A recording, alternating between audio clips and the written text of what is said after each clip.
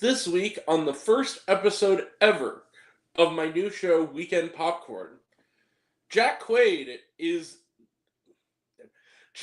feels no pain, which makes him surprisingly a good action hero. We have the early review for Novocaine. Plus, the Prince classic, Purple Rain, returned to theaters. We got the retro review for you. Plus many others, including Mickey 17, the long-awaited Bong Joon-ho follow-up, and more. So that's coming up, and follow-up comparison. That is, all that and more is coming up on this first episode of Weekend Popcorn. Hi everyone, it's me, Grant, the movie and TV guy, and you're probably wondering, what's going on here? Grant's been gone like a week. More than a week, actually. What's happening? Well, I'll tell you what's happening. So, I decided that we are going to take the channel, for now, in a new direction. This is kind of a situation of, I was feeling cute, probably gonna maybe change it here and there. There will still be regular reviews from time to time if I feel justified, but I feel like consolidating all the films we review on this channel into one show will open the door in this relatively new year to sort of do other things as well, video essays, TV reviews more frequently, and just sort of, basic stuff that is out of the movie review category. I want to kind of expand the scope of this channel. That is to say, not completely, we're still going to see just about everything that comes out, but we're just going to consolidate into a once-a-week show where we are going to basically round up all the reviews into one. And this is the Siskel and Ebert style. And this is sort of the first episode of that. It's been in the works for me for a while. I decided to finally bite the bullet and just say, fuck it. We're going to just make this show the review show for a little while. If not, indefinitely. So that is what we're going to do. And lucky for us, this could not be a more perfect week because we have a packed show today. I also felt like this show could incorporate, similar to At the Movies, and Siskel and Ebert and stuff like that, could also incorporate other stuff that we don't get to talk about as much on this channel. Movie news, stuff, TV recommendations, live Q&As with viewers, all that stuff. So that, I really wanted to do that. It's sort of a hangout stream / review roundup. So that is what we are doing here, and I'm really, really excited for it. So yeah, this is our first show. We are going to review, it's going to be a packed night tonight. We're going to review 12 new releases. Well, okay, 11 new releases and 1 re-release, and a couple of the new releases are new for the United States. For those who are my international pals, some of these you will have seen at festivals. Some of them have been out for a bit where you are. This is just new for the U.S. region. So, yeah, welcome everybody. This is Weekend Popcorn, and we're just going to jump right on into it.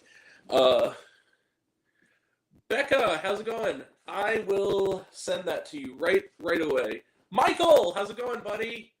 How's it going, pal? How you doing, bro? So yeah, we're going to get this started. I'm going to very quickly, in fact, let me do that right now. See if I can put that up on the screen here.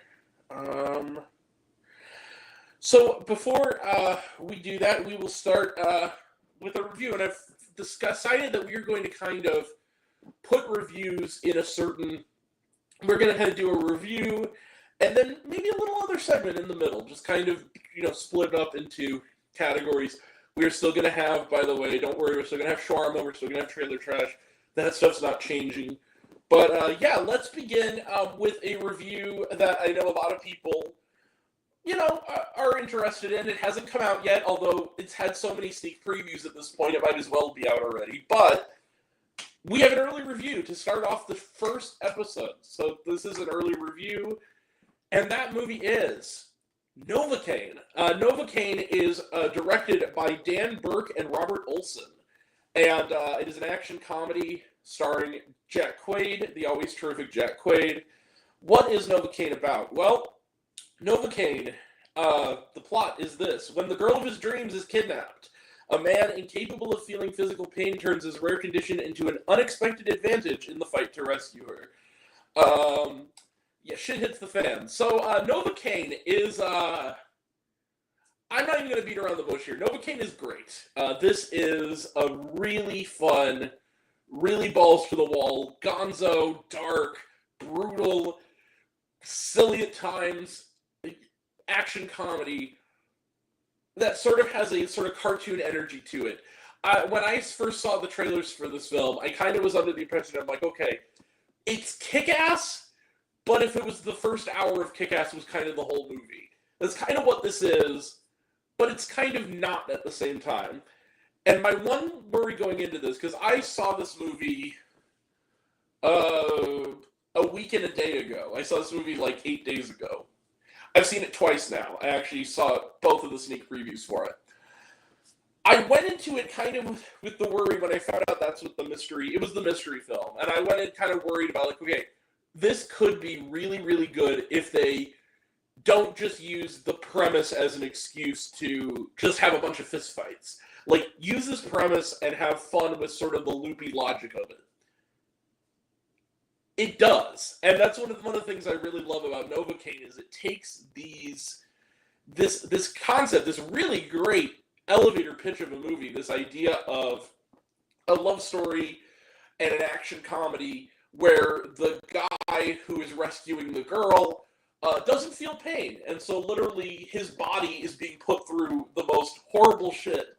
And it doesn't faze him. So, like, he'll get into fights and he'll get literally a literal arrow to the knee and not know what's happening. And that's a lot of fun.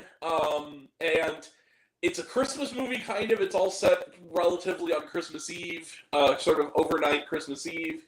For the most part, most of it anyway. Jacob Batalon has a nice supporting role, mostly, phoned in, literally, but then later he does show up as Jack Quaid's friend, who is sort of friend in video games, who kind of is sort of, doesn't really want to help him, but is sort of forced into helping him. Amber Midthunder, who was so great on the TV show Legion and was also terrific in Prey, which if you've not seen that, it's great. Go check it out. She's really good here as his love interest, who is more than you think she is at the beginning. I'll put it at that. There's a little more to her. She's no damsel in distress. That is what I will say. She's more than the trope you think she's going to be. This movie is fun. It's subversive. It does a good job in the early going of sort of setting up who these characters are, and then when the action hits, it's full speed ahead. It's paced perfectly. I had a blast with Novocaine, you guys. I really loved it. I'm going to go pretty high with this. And here's the thing. When I first saw it, I gave this movie a 4.5 stars. I thought it was just kind of... It was good. It was good. It was really good. But I was kind of sitting there like, I feel like there are little issues I might have with it that I think I need to see it again, and so I did go see it again. And I had an even better time the second time, to the point where I upped my score. So I decided, no, this movie is great. This is the second time this year already I've done this. I did it with one of them days too. I upped the score. I'm going to give Novocaine one of these. Yeah, you see it. Bang. 5 out of 5 stars plus. I had a blast. This was just a fun movie. My few flaws with it kind of went away the second time. I really enjoyed it. And also Jack Quaid, that dude's a movie star. Like, he's going between this and Companion and Scream 5 and The Boys. This guy's the real deal. He is not just a Nepo baby. He really has something. He's great. Novocaine, terrific. Really good flick. I really enjoyed it. Go check it out. And now we get to trailer trash before we end the first review. So, trailer trash. Let's talk some trailer trash for Novocaine. bear with me. There is a lot of movies that I have trailer trash for, so let me find the right guy here. A little more up there. Okay. Magazine Dreams. We've talked about it. It looks good. Spoiler alert, we will be talking about it later in the show. Yes, we will be having another early review for that film later today. So yeah. Mickey 17, we will also be talking about that later today. The Rule of Jenny Penn, we will be talking about that today in the Lost Lands. I'm pretty sure everything in the Mission Impossible: The Final Reckoning. Okay, everything but Mission Impossible we will be reviewing today. So just FYI. And was there shawarma? No, there was not. All right, that is it for Novocaine, and we will be right back. But first, with more reviews. But first, we are going to begin what I call an ad break, kind of, and it's what I call Grant's One to Watch. And there is a show that I have recently caught up on that I really think you guys need to check out. I think a lot of you have. Severance. Severance is fantastic. If you have not watched it, it is one of the best shows out there. It's great. It's funny, and it's creepy, and it's imaginative, and everybody's terrific. Adam Scott has never been better here. A great show. It's on Apple TV Plus. Go check out Severance. It's really, really great. It's as great as people say. All right. Now, real quick, we will move on now to our next film. And that film is a retro review, everybody. We have a retro review today. A retro review of none other than Purple Rain. Purple Rain returned to theaters this week. It premiered at for 1 or 2 nights, I believe, in Dolby Atmos. I saw it again on the big screen. I've seen it now twice on the big screen. Let's talk about it. So, Purple Rain is directed by Albert Magnoli. I hope I'm saying that correctly. As always, I always say that, but I really do hope I'm saying this correctly. Sorry if this first episode is a little rough around the edges. We're still getting the feel for what this is going to be, so bear with us. It'll get better, I promise. So yeah, Purple Rain, what's it about? A young musician tormented by an abusive situation at home must contend with a rival singer, a burgeoning romance, and his own dissatisfied band as his star begins to rise. That doesn't really tell you what the important thing is, which is that this is a film really about Prince, the late great Prince. He is the kid. He is this sort of, he's part of the band called The Revolution, and he's dealing with the other singer in this case is Morris Day, whose own band The Time is very prominent in this. He falls in love with a young woman named Apollonia. And it's mostly a plot that is there to introduce the song numbers. Now, here's the thing. Purple Rain is a great movie. There's no doubt about it. If you asked me, does it work better as a music film than it does a narrative film? Yes. That being said, I don't think the plot is bad. I think there are elements of it that are dated. I think that especially the female portrayals are a little bit, I don't know, a little dated. But I think this movie is really well done. I don't think it's going to be a quick segment on this one. It's a great film, Purple Rain. And for that last 20 minutes alone, it is 100% worth seeing this on the biggest, loudest screen you can find. It's electrifying. Prince was just great at this. He's a great performer. He was a great showman. He was a genius. And it's worth seeing on the big screen just for that. Morris Day is a lot of fun as sort of his rival. And it's just a good time. And the music, of course, the music is spectacular. So, yeah, Purple Rain. It's out there. It was back in theaters. Go check out Purple Rain. It's great. And I'm going to give it one of these. Yeah, you see it. Bang. 5 out of 5 stars plus. This is a terrific movie. And, yeah, go check it out. So, yeah. Trailer trash. Let's talk some trailer trash for Purple Rain. And then we will move on. We are going to take a minute after this one so I can send a link to somebody, a certain someone. So bear with me here.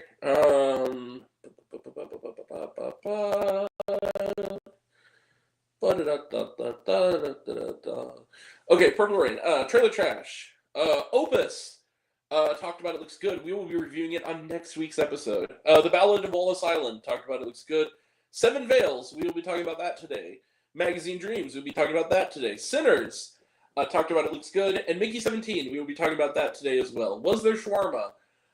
The beginning of the credits, yes. It is worth it for... There's sort of like a musical montage at the beginning of the credits of all the songs. That's worth sticking around for. But yeah, that's it. We will be back with a review next for Mickey 17. Mickey 17 is next. So we will have a review of that. And before we do that, let me just get this going. We will have a quick intermission, and we will be right back. So stick with us. Okay. We're going to stay on screen. Stay with us. We're just going to be some dead air for a second. Got to take a little break. Still got a lot to cover. In fact, while I'm at it, I'm going to add this to the chat as well. So anybody who wishes to join can. Let me see. Guests are always welcome on this show.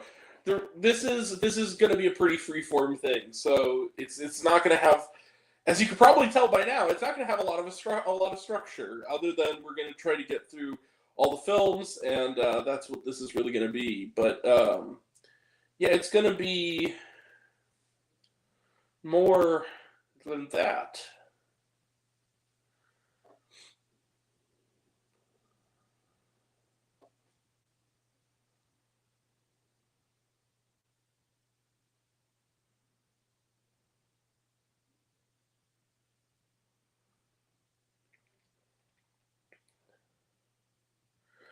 All right.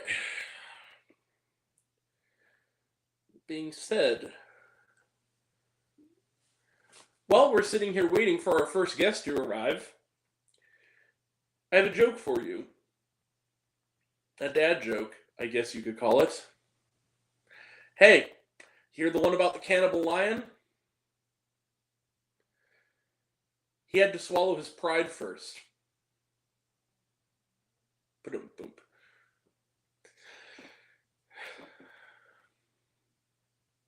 Hey, so two muffins were sitting in an oven, and the one muffin said to the other muffin, "Is it hot in here, or is it just me?" And the second muffin said to the first muffin, "Holy shit, a talking muffin!" Ba-dum-bum. Shit, that makes it on the moviegoer show. Let's go! Weekend popcorn, to be exact. So, Becca, we will be reviewing movies. We'll be talking to our audience here. I believe that there's at least one movie we'll be talking about today that you have seen, and we will get to it in the order. Yeah, your list. It's only one. I've only seen one movie on that list, but I saw it like a year and a half ago, so it'll be interesting to talk about it. So, for those who don't know, the film we're going to be talking about later is a Canadian film, and therefore it is already opened and left over there. So, it was at a bunch of festivals, and then they started screening it at other places, which I'm surprised it took so damn long because he's a big name, and the fact that no one bought distribution for it until like a lot later surprises me because everyone knows Agoyan. Like, there's like two of his films in the Criterion Collection. Like, he's like a big name. Well, when we get to it, I can describe kind of what the vibe was, because I think the thing is that it's getting a relatively wide release in this country, which is kind of amazing, considering I feel like it has to be because it has Amanda Seyfried in it. Because I just feel like it is a very artsy experimental film. It's not like an escapist movie. But we will get to that. But first, we have to go in the order. We have a set list, okay? So next up on the docket, and I will, with the exception of the two bad movies we'll be talking about today, I will keep this relatively spoiler-free because, Becca, I have a feeling the next movie we're talking about is probably on your watch list. What is it? That movie would be Mickey 17. Thinking I'll see it. I think that it's weird because I've heard people either say it's the worst fucking thing they've ever seen, or some people saying, "Wow, he likes it again." So it's like, yeah, I'll see it. I just don't know when. Yeah, you sound a little bit like you're on a mountaintop or something. You're kind of far away. Christ, that's so fucked, bro. So Mickey 17. First and foremost, I'm not one of those people who thinks it's the worst thing ever. Mickey 17 is directed by Bong Joon-ho. This is his latest film. I believe his first film since Parasite. I don't think he's done a film between them, like feature film. It's weird though that he hasn't. I'm surprised because and this to be a follow-up, I think is a little wild. After he won Best Picture. Mm.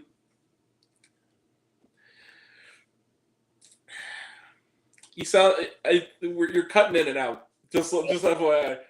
Let's see. Let's see if I can. Do you want to tap out and try again, maybe? Yeah, maybe I will. Yep. Okay. While we wait for her, Mickey 17 is based on the book Mickey 7. This is the latest from Bong Joon-ho, as I said, who did Parasite, Snowpiercer, what else? The Host, Memories of Murder, so many good movies, too many to name. Mickey 17, known as an expendable, goes on a dangerous journey to colonize an ice planet, which I think, quite frankly, is the worst description I've ever heard for this movie. He's a clone. There you go. He's a clone. This is not a spoiler. Basically, does that sound better? A little bit, but you're still kind of far away. That's insane. I don't know what's up with this shit. I'm gonna put this in front of me and see if that there you go. You are so clear now. Why the fuck is it doing that? I have no fucking idea, dude. Anyway, so Mickey 17 is about this is not a spoiler. IMDb bungled the description, so I'm just gonna say he's a clone. Everybody knows he's a clone. It's basically the future, and Mark Ruffalo as Donald Trump. I mean Kenneth Marshall. Donald Trump. Playing Donald Trump, and that sounds fucking awesome. He's literally doing a Trump impression. He even has the dude in the trailer who wearing a pigeon suit. He literally is wearing a MAGA hat, basically. Oh shit! Okay. The whole thing feels like his revenge for Trump's reaction to Parasite winning Best Picture, and I mean that as a great aspect of this movie. So Mickey 17 is basically, how do I describe it? It's a satire about basically in the future.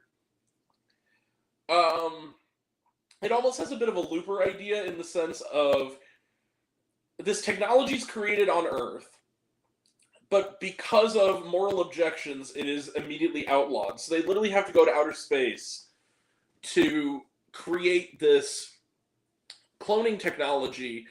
And basically, if you are Robert Pattinson plays a guy who his worst friend, played by Stephen Yeun, convinces him that macarons are essentially the hamburgers of the future, and they are in debt to a mobster, and who's going to kill them because their thing went under. So they escape to outer space, and without reading through the manual, he puts himself on as an expendable. What that basically means is, not only are you expendable in a job sense, you will constantly die, and we'll just print you out again. Essentially, this is the 17th time this poor schmuck has been brought back.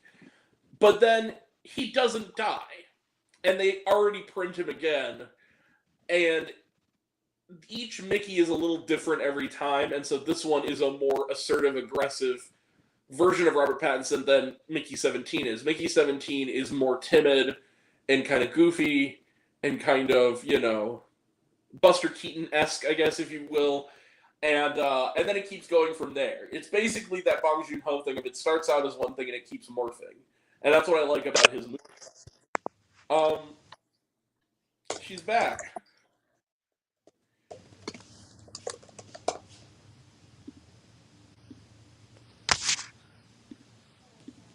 Hello. Yo. I'm switching over. Yeah. I'm switching over. So, I will say this, just on the review side of things. Mickey 17 is terrific. I really love this movie, and it is going to be a divisive one. It's not... I will say this. If you are somebody who only knows Bong Joon-ho for Parasite, that's not this movie. This is Bong Joon-ho in Okja Snowpiercer mode. 100%. And you have to go into it knowing that this is him being weird and unsubtle Bong. You have to know that. It's a big, boisterous, goofy comedy. And, okay. Al, what the heck? Gosh. Okay. Wait, why the fuck is the audio not working now? What the fuck? They need to get What's weird is I can together. hear you. I can hear you. Not you, me. Input into the AirPods, yes, and an output into... No, Rob, that's what it is. Going? Output into that, input into microphone. What the fuck?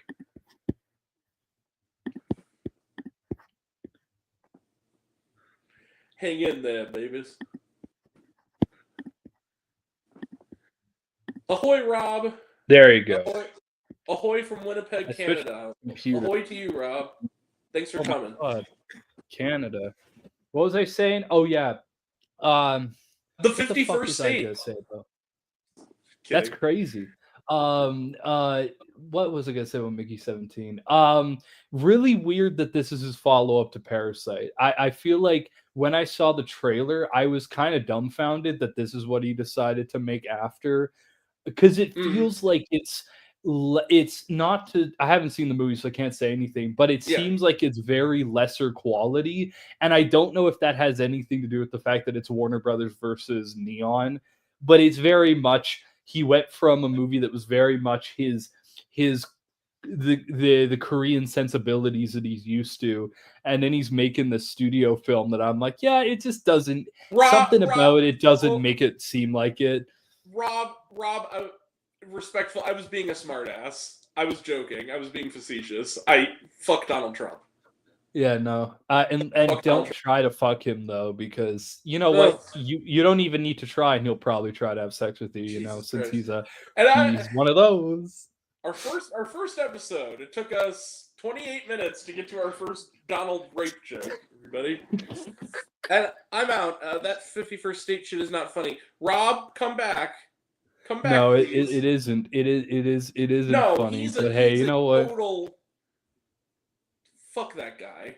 The problem is that he thinks we need him, is what I think is so funny. It's like, but we don't though.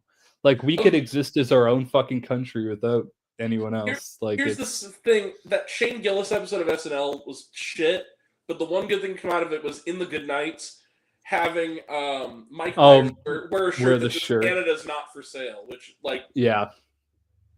blessings. No. Canada will not become the 51st state, and it shouldn't become the 51st state. Fuck that guy. But, no. For those who are relatively new to this, we are not friends. We here at the channel are not friends of the Donnie Boy. Just FYI.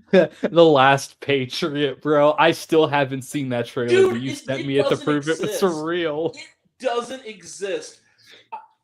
Either it was a money laundering scheme, or it just was like, we're good.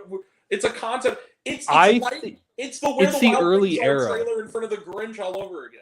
It's the early era of the 2000s where they started dropping trailers to maybe get hype, and then if people didn't care, they just never made the movie.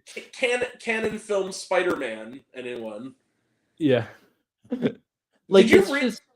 just wow. No, but in response to what you said about Mickey 17, the thing that it looks, I guess, lower quality in the trailers. What I think works about Mickey 17 is that they basically gave. And look, I'm also no friend of David Zaslav. That's one of the reasons I'm going to see Looney Tunes this weekend at least twice to fucking stick it to him. But the other thing is more like this.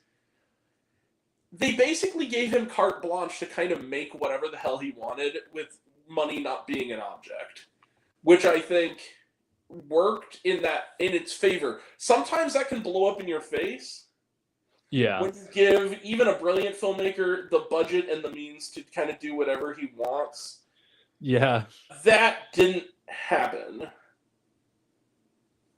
Oh shit, Rob unfriended me on Facebook. Rob! Whoa, that's insane for one joke. I've made jokes about it too. I think it takes away the real negativity of it if we can make fun of it, you know. Hold on a second. That's crazy. No, but it's one of those things where it's good that it gave him carte blanche, because I feel like sometimes they don't. Like, these filmmakers will win awards and then they're like, oh, but we still have to control you. It's like, no, but they literally just won an award. Like what do they have to prove to people to say that they don't need people telling them what to do? Well, and the thing is, like, that's the Babylon shit all over again, where it's like they gave him carte blanche and people are like, the movie sucks. It's like, no, it doesn't. You just don't know how to have fun. No, the fact that you wanted Joe Public, and the thing is, like, the movie got a B cinema score, so it didn't like bomb with audiences. Like, audiences generally seem to be fine with it. But I just think it is a risk. It's one of those films that, like, it's a risk to make a movie like that. Mm-hmm. In this climate, which is, I think, I encourage it. I encourage it. Yeah, I encourage political movies in this era. Like, fuck Donald Trump. No, but also movies that also, like, are blatant in the sense of, like, yeah, this is, we're not going to say it is, but it's about Donald Trump. Like, well, because it's clearly a movie about treating regular citizens as a disposable income. Clearly is what that movie is trying to say. And it isn't. Without giving too much away, essentially it also becomes sort of about how dictator types, they kind of want to encroach on other cultures. So, like, those alien monster things, they're basically actually not evil, which I think a lot of people could gather from the trailer. They actually are. So there's a really great line in the film where Naomi Ackie is finally saying what the audience wants to say to Mark Ruffalo's character, because he's such an unbelievable bastard the whole movie, which is like, you fucking idiot. They're not the aliens. We invaded them. We're the fucking aliens. Yeah. Which is great. Which is like, that's great. And again, it's not subtle, because it's Bong Joon-ho in the Snowpiercer vein. But I think that's what makes it interesting. Also, can we just now come together as a film society and agree that Robert Pattinson is, like, one of our greatest actors, and we don't deserve him? He's good. I think that I don't know why people say he's not. They always think about the Twilight movies, but he's had so many projects that are like art house films where he's given such a wide range of performances. I don't see how people don't like him. Like, people who saw Good Time and they're like, no, or even like High Life, and they're like, oh, he's not good. It's like, I don't know what you're talking about. Him and Devil All the Time is fucking crazy. I don't know how. The Lighthouse, and the thing is, what I love about him in this is, like, he also is really good with, like, violent slapstick. Like, there's something about his timing in those kind of sequences that is really, really, really wonderful. And, like, there's a scene kind of in the middle of this film at a very, very, very bad dinner that goes very, very sideways, where Robert Pattinson essentially is doing Buster Keaton on steroids, kind of. Oh, yeah. Where he's fallen over shit and is, like, grunting and physically, like, convulsing on the ground, and it's just hilarious.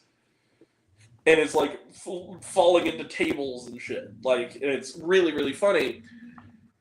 I do think the problem I could give this movie, because I'm going to go really high with it, it's one of the best films we've seen so far this year, is I would say that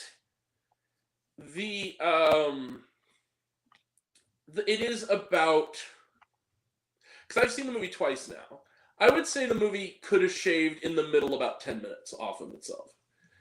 It's a little too long. It's almost 2.5 hours. It kind of doesn't need to be. But even then, my goodwill was strong enough that even that's not that big of a flaw for me. And I think a lot of what holds it together, even in that 10 minutes that isn't needed, is Robert Pattinson. I really think he brings so much to that movie. Yeah. That, and also Bong Joon-ho's very, very unique sensibilities. Nobody's really making movies like this guy. He really has a vision and he goes for it. He's not afraid to really... There's a certain aesthetic in Korean cinema that I think is more human than American cinema. And it's always cool to see them make, whether it be Korean films or American, like, films with their bend.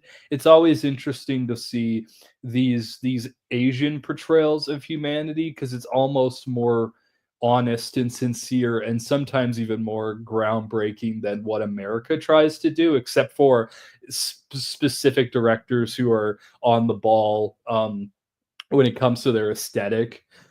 But no, it's cool. I like his stuff. I like, in the same vein as like Park Chan-wook. I think that both great, crazy filmmakers. I think, though, that I would argue, I love Park Chan-wook and I love Stoker, but I have to say, I do think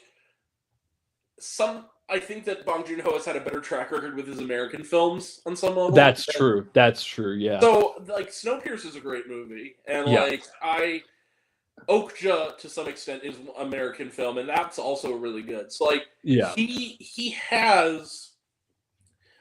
a real sensibility. I love this movie. I'm going to give it one of these. I'm going to give it 5 out of 5 stars plus. This is one of the best films so far this year. I'm going to have to see it. I love Robert Pattinson, and I love Mark Ruffalo. Some people say that he takes them out of it. He and Toni Collette. I think they're great. They are playing... Bullshit argument I've been seeing on social media that he's a bad actor, and they're using clips from Poor Things. I'm like, no, he's not, though. He's like really fucking good. Too. Like, they're like, oh, he's almost laughing the whole time. It's because the fucking performance is insane. That's why. Yeah, no, he's great. He's great in Poor Things. He underplays it. Well, sometimes. In that movie, in this movie, he sure as hell didn't. But he's probably one of the better, if we're talking the Marvel actors who are doing stuff outside of Marvel, he's probably one of the better ones right now. Because he's actually doing good performances. Well, and even when he's playing a normal guy, like, You Can Count on Me is a great movie. And he's really good in it. Like, 13 going on 30, sorry. I have a soft spot for it. It's certified hit classic. So Mickey 17 is a 5 out of 5 stars. It's really good. Go see it. It's great. We're going to do some trailer trash. We are going to do one second, let me get it up. I've had a lot of trouble with getting it up these days. I was about to make a joke about it too. That's what she said. Okay, so we got Until Dawn, which looks like fun. It looks good, yeah. The Accountant 2, which I almost forgot everything about the first one, except that I saw it with my dad. And haven't seen the second trailer. Don't really remember the first one. He's autistic and he works with like a bunch of hitmen. That's all I remember. It's like the accountant for a bunch of mob dudes. I remember the first one being like good. I don't think it was like a bad movie, but like I've heard from South by Southwest that this one is actually a little bit better than the first one. Maybe. I'm not surprised. When they usually premiere sequels there, it's usually because they have some level of, quality over it, it seems like. Yeah. Not the big movie. It's not the big movie at South by Southwest I'm hearing, though. The big movie, which I don't know if it'll even come out because of copyright issues. Is it Nirvana, the band, the show, the movie? Yeah, it's kind of hard to I'm release a so- movie when it's 80% Back to the Future. It's kind of hard. I don't know how they'll be able to do it. I did hear talk though that they are in discussion with American distributors, so I hope That would be cool. I think it should. I love think the show. it should get the IFC treatment, or it should get the neon treatment. I feel like Oh yeah, it's been a long time coming for him, and they should he's one of our greatest exports when it comes to film right now. So they gotta at least give him something. I'm pretty sure that BlackBerry for 2023 It was IFC. Yeah, it was IFC in the US, and I'm pretty sure it had on a per theater average a pretty solid per theater average. It was. They did enough because he said that basically they told him that if BlackBerry did well, they'd give him carte blanche for his next one, and it did well enough. So it sounds like they just let him do whatever the fuck he wanted with this one. So that's cool. Which he turned around and made, I guess, one of the most ambitious movie spin-offs of a TV show ever. Critics are literally saying 5 out of 5. I'm hearing so many critics say 5 out of 5. I'm like, is it really that good? And Dude, people are like, no, Your it's like Movie fucking Sucks gave it a fantastic. 5 out of 5. Yeah. Which is insane, or 10 out of 10 or whatever his score is. No, that's cool. So yeah, Mickey 17. Okay, sorry. Still on the trailer trash. This one is not even online yet. The Life of Chuck. This looks great. I'm hearing it looks good. The latest from Mike Flanagan, who I love. A lot of people I know who saw it said it was very, very good. It won People's Choice at TIFF in 2020. And it doesn't look like a horror. It looks like he's not. It's no, it's not a horror. Yeah. It's basically peppermint candy, where like you're watching this guy's life play backwards, and you're learning him like why he was important to people. It's like it's kind of twisty and turny in that extent, but it's not a horror from what I heard. It looks stunning. I mean, the trailer, it was a teaser trailer, so there was like almost no dialogue, but it was like, I think it was shot. I think it's gonna be an IMAX because it was full IMAX when I saw it in that format. They probably would. I feel like they'll go all out for it. This is a big movie for them right now. Yeah, and I'm pretty sure Dr. Sleep was released in IMAX. I think. Yeah, because that was shot with IMAX cameras. Yeah. Yeah. So that was good. The Woman in the Yard, which looks promising, kind of.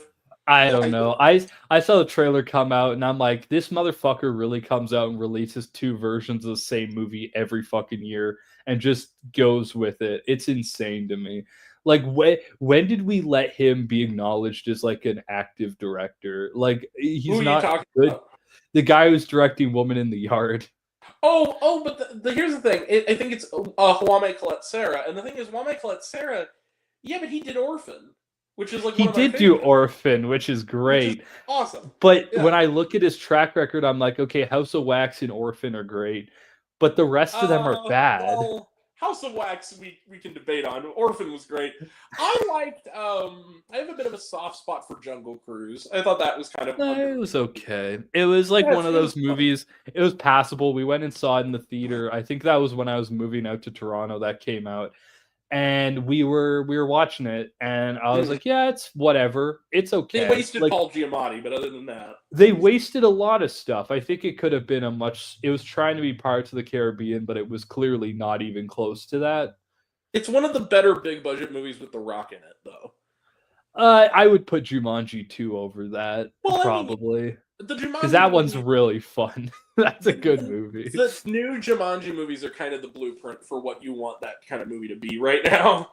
Yeah, not Minecraft the movie. That's a different story. Which here's the reason I think I might enjoy it is Jared Hess. I have a little bit of a soft spot for Jared Hess, even his not great movies. Like I like Gentlemen Broncos more than some people. Napoleon Dynamite is like a bear. Napoleon Dynamite and Nacho Libre are like 2 of the greatest comedies of their era. They are. So I can see why people are interested in it. Yeah.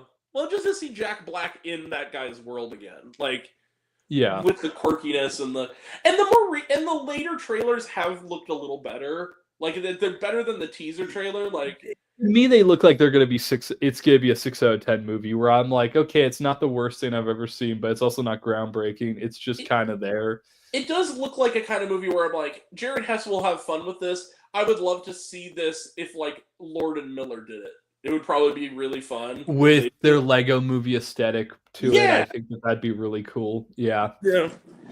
But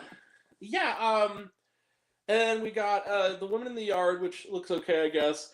Novocaine, which we talked about. It was really fun. The Amateur, which I don't know. It's a movie my aunt, rest in peace, would have really liked. So what is it? I have not heard of this. It's this new like Disney Fox thing where it's like Rami Malek is oh, it's that one. Where he's like a spy, but he's not a spy, he's like a desk jockey, and then his wife is murdered, and it turns out he uses his brains he becomes to like kill all the bad guys. Yeah. And Rachel Brosnahan looks like she's there to just kiss him and then die, which is kind of a waste of Rachel Brosnahan. Yeah, I saw that trailer pop up and I watched about 5 seconds of it, and I'm like, this is not my vibe. I probably will never see this. It looks kind of like Diet Jason Bourne, kind of. Yeah.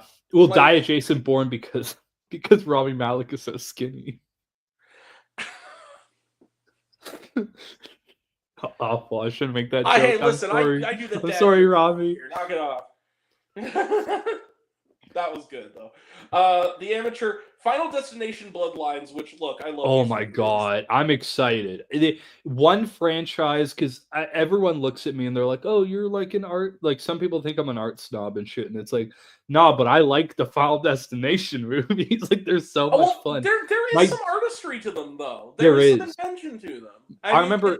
It was literally the franchise that my dad was so high on that he's like, you have to see these movies. And then I ended up seeing them because my dad talked so highly of them. And they're so fucking good. Like, they're such good movies. Well, they kind of, like, the last Final Destination movie was, like, the best one. The fifth one. Thematically, how it looks, it was shot really fucking well. Some of the best 3D I've seen in a movie. Yeah. Like... And I would say personal favorite is probably 3. 3 goes crazy with their transitions. 3, I have to say that, like, I have my issues with it, but man, that opening like 15 minutes is perfect. Yeah. Like that's actually kind of scary. Like the tanning bed cut to the fiery tanning beds to the fucking graves cut is so good. Like which is the one where the barbecue explodes? Is that the second one? Yeah, and that was awesome. Yeah, and then the piece of barbed wire hits the guy and cuts him into like 3 pieces. Yeah. Well, that's the one with the logging truck that make it's so scary to drive behind logging trucks now because of that fucking movie. This is why if I lose my sight, I'm not getting laser eye surgery because of the 5th movie. Because of the 5th movie. God, that shit. Well, okay, I'm really interested to see what they do with this one because the intro. Part. Because this tattoo thing, it's like, I have a tattoo. I'm going to get a lot more. I would love to. Piercings, sure. I'm not scared because of that fucking scene now to get a nose piercing, bro. I'll still do it. Like, I'm wondering if my age, and because I've seen the franchise, I'm worried that this film will not hit the same way for me because I'm like, well, I'm not like 12 anymore, so it's not really scary. It's just I'm not scared of any of this bullshit right now. Like, but I think that they've kind of the thing I like about the Final Destination movies is that after a while they said they're one of those franchises like fuck it, we're gonna just be funny. We're just gonna kill people in funny ways.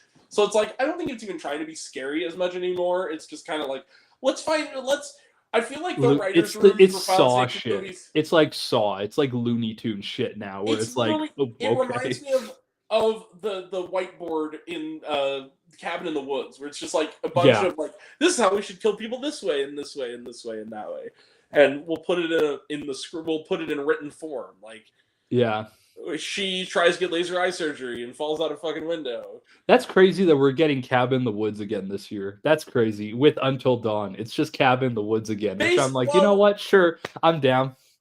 It's Cabin in the Woods crossed with Happy Death Day. Basically. Yeah, which I'm fine with it. Like it looks cool. I like the game. It's clearly not the game, and I'm kind of happy that it's not the game. Piss off the fake fans who only want to see, oh, show me the full adaptation that is the one I want. Like, yeah, I gotta be honest. I feel a little bad now. So I'm sorry, Rob. I'm not a chud. I promise. I know I look the part. but if you're still watching, like, I'm not. Come back. It's okay. That's crazy. And that's the thing too. I'll make that joke too. I'm directly affected by understand on that some joke, but level, I'll like, make it. I it's get it. understandable too. It's when it's in the world like it is, and just the constant talk of it. It's hard to know when people are kidding and when people are serious because it is such a toxic environment kind of in the movie review sphere right now, and it's also I just world think out but it's always been toxic in the movie Yeah. realm because even all the way back to like the Snyder cult's beginning, you know, Gamergate, it's always been like that. It's just Yeah. I find it more appealing to make jokes about stuff because I feel like it it demystifies things. Like every time I see a Cybertruck drive by me in town, I always make jokes about it, like, oh no, there's the Nazi mobile again. Do you ever roll down the window and start going, "This whole nightmare will end. Thank God for Elon Musk," and the shit No. post memes? Nah, man, because I don't even think that like he'd be able to hear it because I don't think the windows roll down in those. I don't think that. What the fuck happened to the new norm? Like, I thought that was going to be a show, like a thing, and it kind of. I love because I think the problem is that most people saw it the way we did, where it's like a fucking joke. Like they were dumbfounded by the fact that no one, even the conservatives, were like, "This is fucking stupid, bro. What are you doing?" It is the least funny show I've ever watched, and I want to remind everybody, I was one of the poor schmucks who watched Dads, the one season they had of that with fucking. Oh yeah. So I'm a pretty easy laugh. The new norm.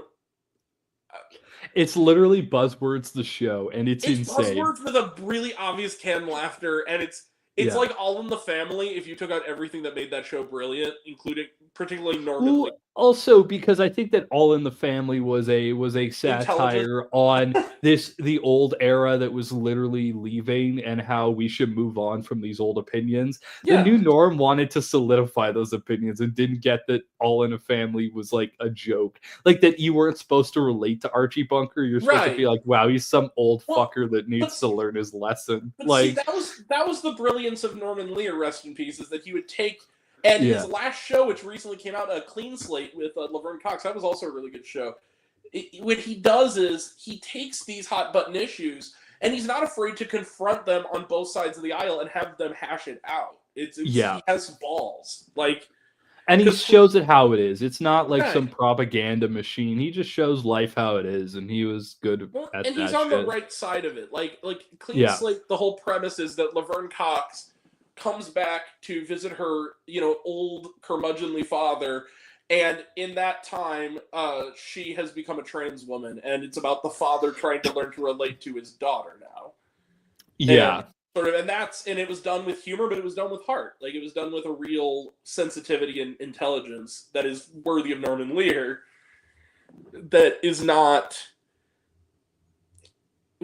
nuanced. You know what I mean? Like, for both sides. Oh, it's on Prime Video. Okay, I might watch it then. I didn't realize that was his last project. That's kind of cool. Yeah, it was kind of on a and show it's for a sitcom. Yeah, probably was. Well, because he passed, and they were probably like, "What do we do with his assets that aren't out yet?" That kind of happens. Yeah. I'm not. Well, actually, not the first time, Ethan. I did actually start a podcast. I barely call it a podcast. It lasted about 10 episodes, and it was mostly just me talking into a microphone. But that was me. I had one like that, and then I had the one with Janelle that lasted about 18 episodes. We don't do it anymore because it's kind of hard to organize that. You know? It is. And that year I did it, I saw Bodies, and I kind of was just sitting there like that line that Rachel Sennott says about podcasting is hard. And it's like, damn, sure is. No, I love that movie because I literally, my parents didn't get it, but they're a little too old to understand the humor. So I get it. They're not the demographic, but they're like, it's fine. It's not great. No, but I was totally Rachel Sennott. That's just how it was. I related way too hard to that fucking character. Kate listens to your podcast. Yeah, I love it. I love it. Anyway, and then the last trailer was Sinners, which I think looks like fun. Fuck them haters. Yes, I feel like I understand why they flipped it with Mickey 17 because clearly Yeah. Sinners is going to actually do numbers because it Yeah. looks good and it's a type It of does. movie people want to see. And I've heard a lot of the people, it's not been like the Chud Brigade, but it's been a lot of people like, I thought it looked really interesting until I realized it was going to be vampires. I'm like, no, I think that's even better. I like that. No, it's cool because it's like a From Dusk Till Dawn After Dark situation where it's like, okay, we're going to this journey, and then half the town is vampires who want to like have sex with you and eat you. Like, I love that. Yeah, I think that's really cool.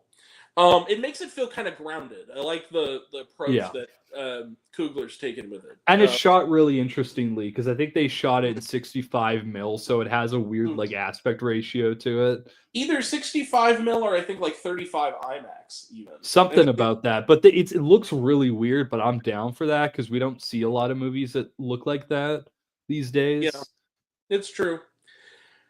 Maybe the fact that Anora won Best Picture will be like a turning point in bringing film back into like for different types of cinematography. I hope so. I hope that people get experimental because we always see with the Oscars, whatever wins Best Picture almost dictates what's going to happen for the next 5 years. Oh yeah, absolutely. I would love to see small, like the A24 independent stuff where they just let people do whatever the fuck they want. I kind of hope that comes back into fruition because that's what made the 70s so good for film for me is all these like interesting groundbreaking films that never would have got the green light under the old Hollywood system.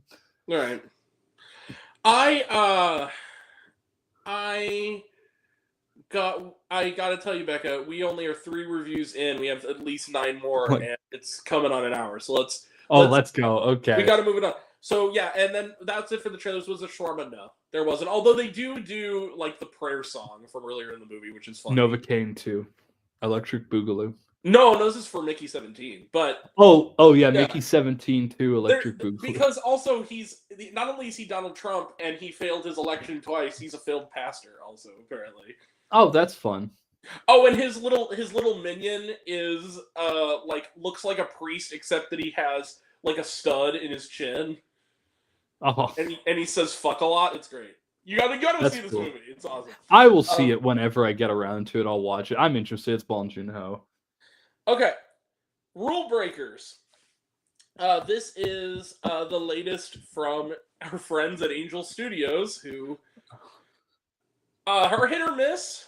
When they hit, it's surprisingly good. When they miss, it's Homestead. It's really bad. Yeah. It's really bad. It's like disgustingly bad when they miss sometimes. We were like, guys, you didn't have to touch this one. You didn't have to do this. I think that the Angel Studios wheelhouse is at its best when it's pumping out movies that are uplifting but aren't extremely religious. Like their last film. And they're not aggressive, yeah. No, like their last film they did was Brave the Dark, which was actually really good. It was this like, it was a formula movie, but it had enough like real moments in it because it was about like a troubled kid and his friendship with his teacher who kind of is, takes him in and adopts him. And it's one of those kind of movies, but it was a really good movie. And like Jared Harris plays the teacher in it. And he produced it and his brother directed it.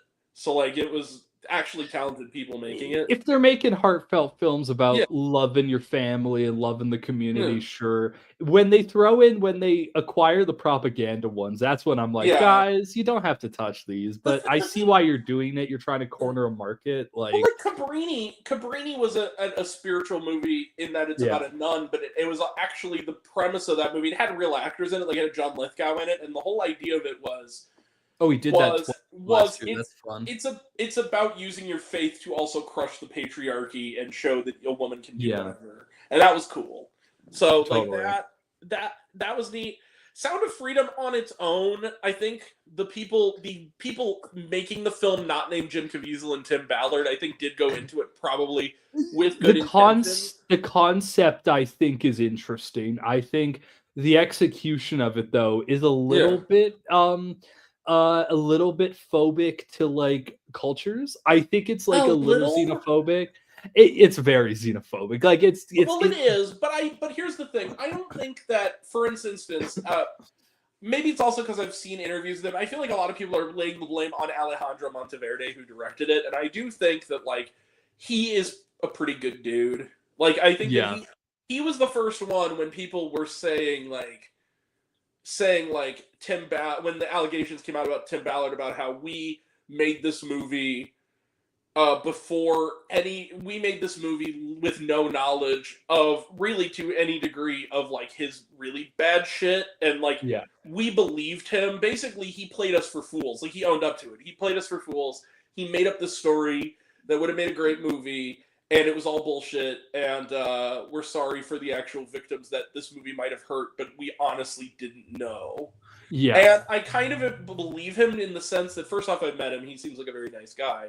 But second off, every interview I've seen with him, he seems to be a pretty progressive guy. He doesn't seem to be he's also, from Spain. So I think that I think he is, and he made Cabrini. His next movie was Cabrini. And okay, really well, good. You know what? That's a resurrection of his career. Then I feel like I can give him a pass for that, because if we watch his filmography and it just keeps becoming these really great spiritual films, I'd be like, you know what? I don't have an issue with him. I just have an issue when clearly there's a motive behind it, and it's not, because that's the problem. Is that there's some movies that have had weird opinions before, but sometimes the directors can hide behind the film. These ones you can't really hide because it's so in your face about what they're saying. I think that the other thing is, if you know the production issues with this movie, you kind of further believe him, because the whole idea is that a lot of people didn't know. Tim Ballard wasn't really a known figure until Sound of Freedom came out and started doing well. Yeah, the thing is because he wrote a book or something. It was like a book came out that he wrote. But it wasn't like a big hit outside of his circles. And so when you're a Christian filmmaker, and I believe this guy is, then you approach this idea of like, we're going to make a sort of religious tinged movie about human trafficking and rescuing victims of human trafficking, right? I think that this guy basically knew, all he had in his head was this guy helped human traffickers, and he took him at his word.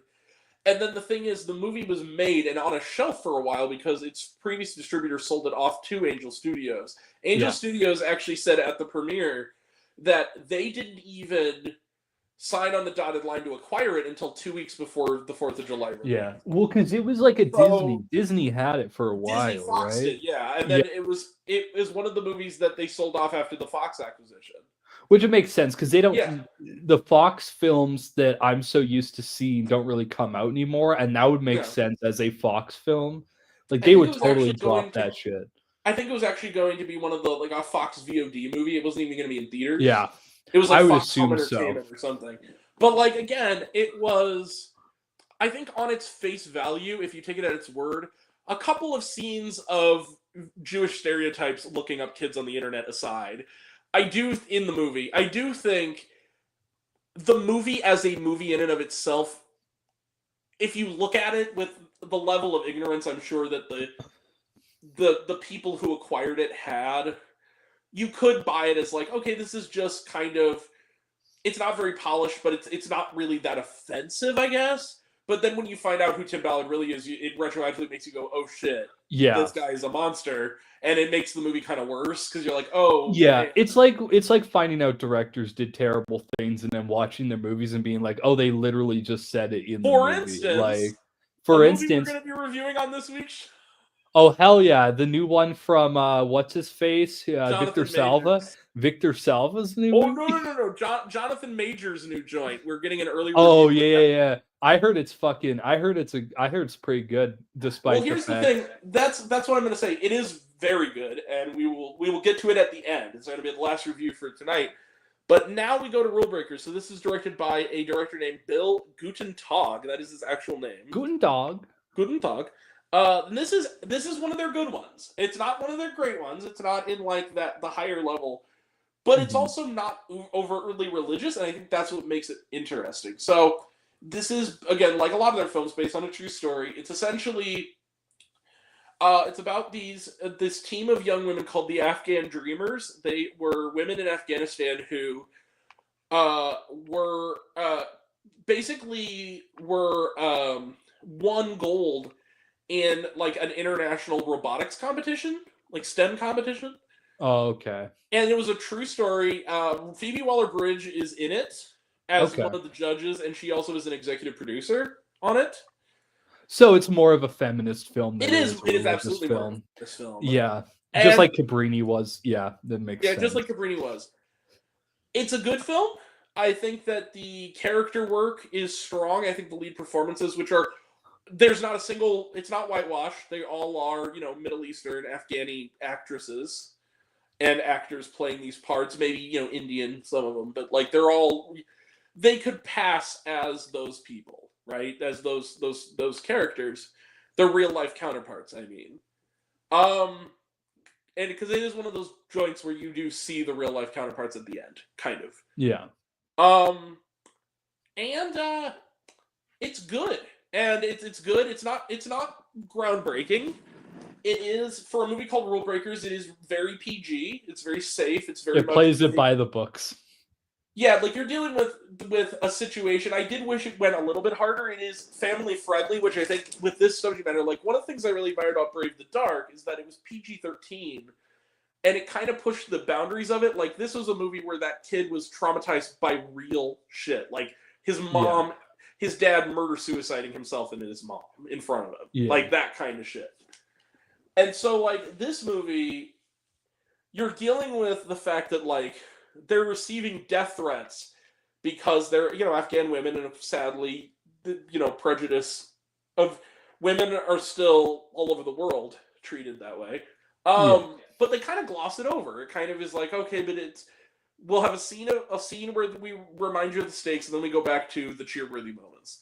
And I do think that tone is a little bit off sometimes. I do think sometimes it's a little bit, but at the end of the day, if I had a kid, especially like a daughter, I would want them to find a role model in these young women. And I think that on that basis, the movie works. I think it's entertaining. It's rough around the edges. It's a low-budget movie, but I liked it, and I'm going to give it 4 stars. I think it's a solid 4 out of 5. I think it's a solid... It's what you would call in Siskel and Ebert parlance a moderate thumbs up. Like, it's a... Yeah, that makes sense. It's a good family movie. It's not going to light the world on fire. No, it's not going to be remembered as an era-defining film, but it's one that if you find on Netflix, it's probably a good time. I would assume it's the kind of movie, like, it's one of the better, like, it's almost like the one of the better, like, Disney Plus original sports movies, like something Safety like or something like that. Ken Dunk, like what's his face can dunk. Chain like, Can Dunk, although Chain Can Dunk I thought was a little better than average. I actually really like Chain Can Dunk. I thought it actually had more to it than a lot of Disney movies, period, let alone it. But no, it was good. I enjoyed it. Well, I think something like $1 Million Arm or something like that. It has that kind of vibe. It that works. Makes sense. Uplifting, and it's totally vacuous. But you know what? Sometimes you just want to smile at a movie and be inspired by a movie, and it does the job. It's a good movie, and it's not offensive or alt-right propaganda. So that's always a plus. So yeah, good movie.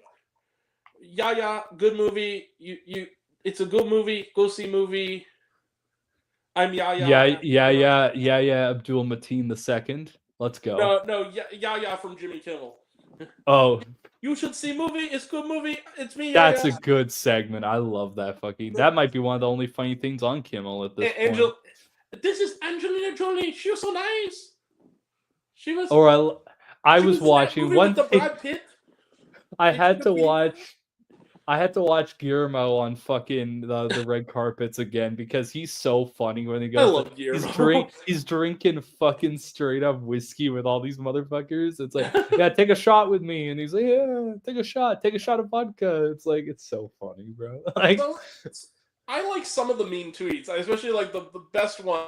The one that I think is, people said, like, what's the best one? Because I've seen all of them. The best one, bar none, is because of the response, is Kumail Nanjiani. That dude is fucking ruthless. When they do the tweet is, so, quick question. He goes, is Kumail Nanjiani's dick multiple colors? And then there's a long pause. He goes, yeah, sure is, bud. Every shade of your mom's lipstick. And butthole. I'm like, damn, Kumail. Oh Fucking no, the Kumail joke killed Nanjiani. Becca. No, I'm alive as no. Wait, what?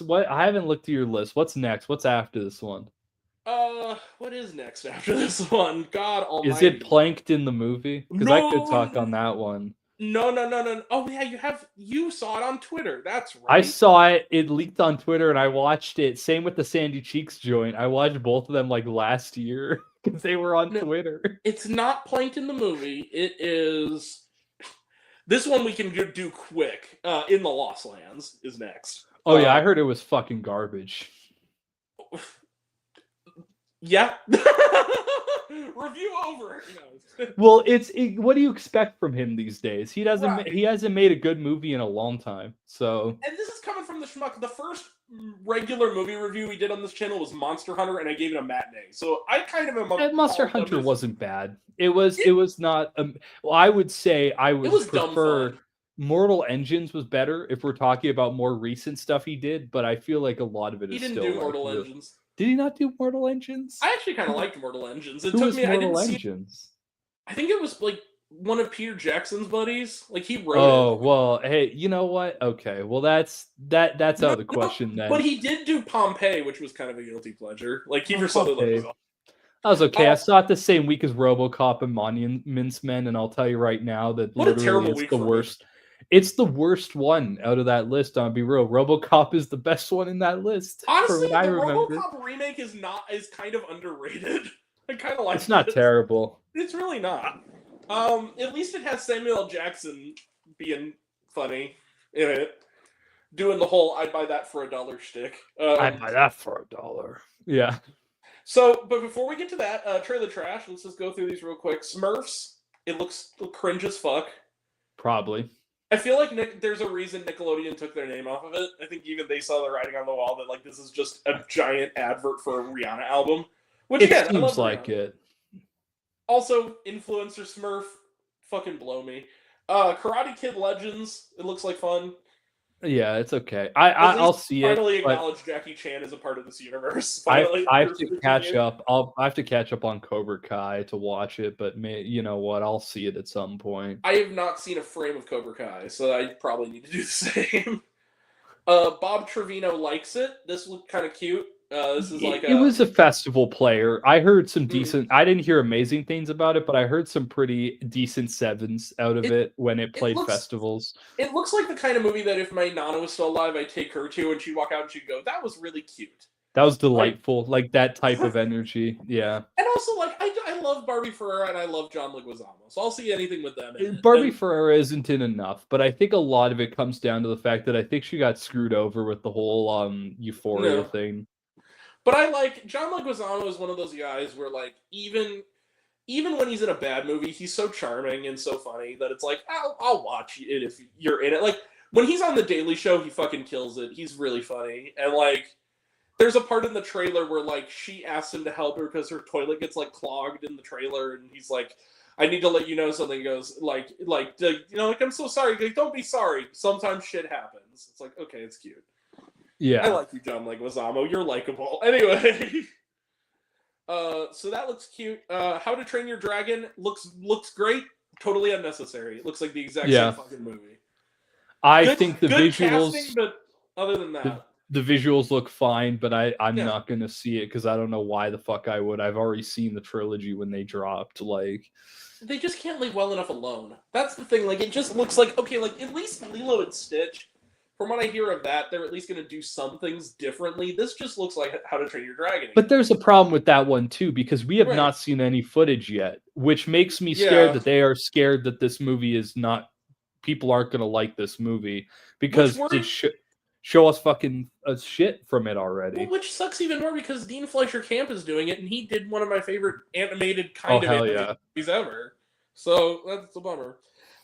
Snow White, fuck them haters. This looks like fun, except for the fact that the dwarves look like absolute trash. And dwarves look awful. Other than that, I want to see it because I think I have a soft spot for some of the remakes. I liked Beauty and the Beast. I liked Cinderella. I liked Cruella. Cruella was a banger. Awesome. I loved Cruella.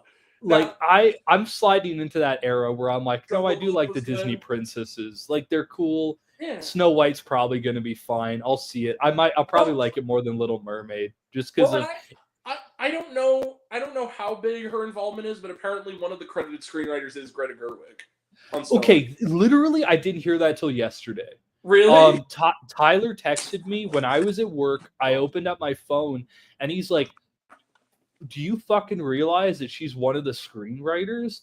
And I was like, no. He's like, no, she's like on this fucking movie, which makes me think that there something's going on because that should be acknowledged. And he even admitted that like that should be something they should fucking be telling us because that's a big selling point. Well, the woman who almost won for Barbie is writing Snow White. Like that. Well, it's like that's not even a year after Are You There, God, It's Me, Margaret, I saw Ordinary Angels, and knowing nothing about it other than it was a Jesus movie, and then it said written by Kelly Fremont Craig. I'm like, that explains why this is actually good because it's written by somebody who knows how to write a movie. I don't know why, and that's what I like about this new Thunderbolts trailer is at least they're like, look at all this creative cast, so it's not just look who's in it, it's look at all these creative fucking people that worked on good movies that are on this. I think that we should do more of that because, I didn't know that Greta was on it till yesterday, and that kind of made me want to see it more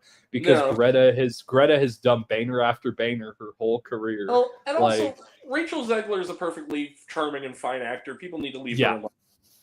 Fuck you, chuds. It's just the way that the industry treats women and men on the internet treat women. It's just something that people have to get used to, I guess, because it's not going the fuck away. Yeah. Anyway, Snow White looks good. The Last Rodeo. This looks. I had one reaction to it. It's the latest Angel Studios joint. I'd not heard of it until seeing this trailer. It basically looks like you're too old to ride a bucking bull, Neil McDonough, but I must. My baby's dying of cancer, so I need to raise the money. And it looks. Oh, it's one of those movies. Okay, well, that's not terrible. It looks perfectly harmless, except for the fact that at one point, like Neil McDonough is in it, and then like. I guess, like, either his friend, it was hard to tell from the trailer if it was his friend or, like, his rival, is Shooter McGavin from fucking Happy Gilmore. I'm like, wait a minute, they're the same fucking person? I always thought they were the same fucking person. They seem like they look like the same person, except one of them has a different hairstyle. That's literally, they're the same person. By the way, speaking of fuck them haters, one of my most anticipated movies of the summer is Happy Gilmore 2. You all can fuck off. I'm delighted to see it because I think the first one's funny. I have a feeling it's going to be one of those Netflix movies, like how I feel about like Hubie Halloween, or even like if we're talking sequels, like Pee-wee's Big Holiday, where I'm like, okay, it's not something that I would consider a masterpiece in filmmaking, but it's just fun, and that's all it needed to be. And I think that's what Happy Gilmore is going to be. And Adam Sandler has had a bit of a renaissance of late. His recent work has actually been pretty good. So, like, after Uncut Gems, I think that people started to realize that no, he's good if you give him the right stuff. Uncut Gems.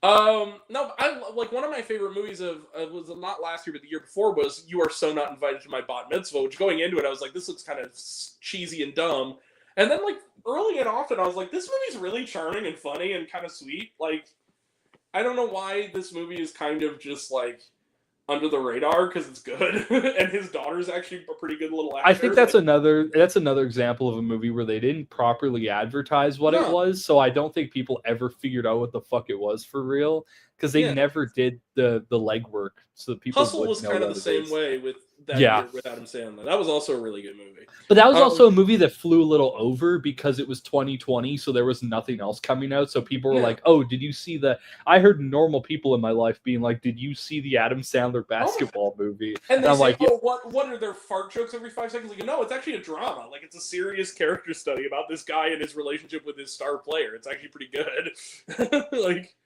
it actually is kind of like thoughtful and moving. And funny. Like, there's funny parts in it. It's not it's not bleak, but it's like it's more serious. It's Sandler in Reign Over Me mode more than it is Sandler in Jack and Jill mode, and that's a positive. Like, it's funny people, Adam Sandler.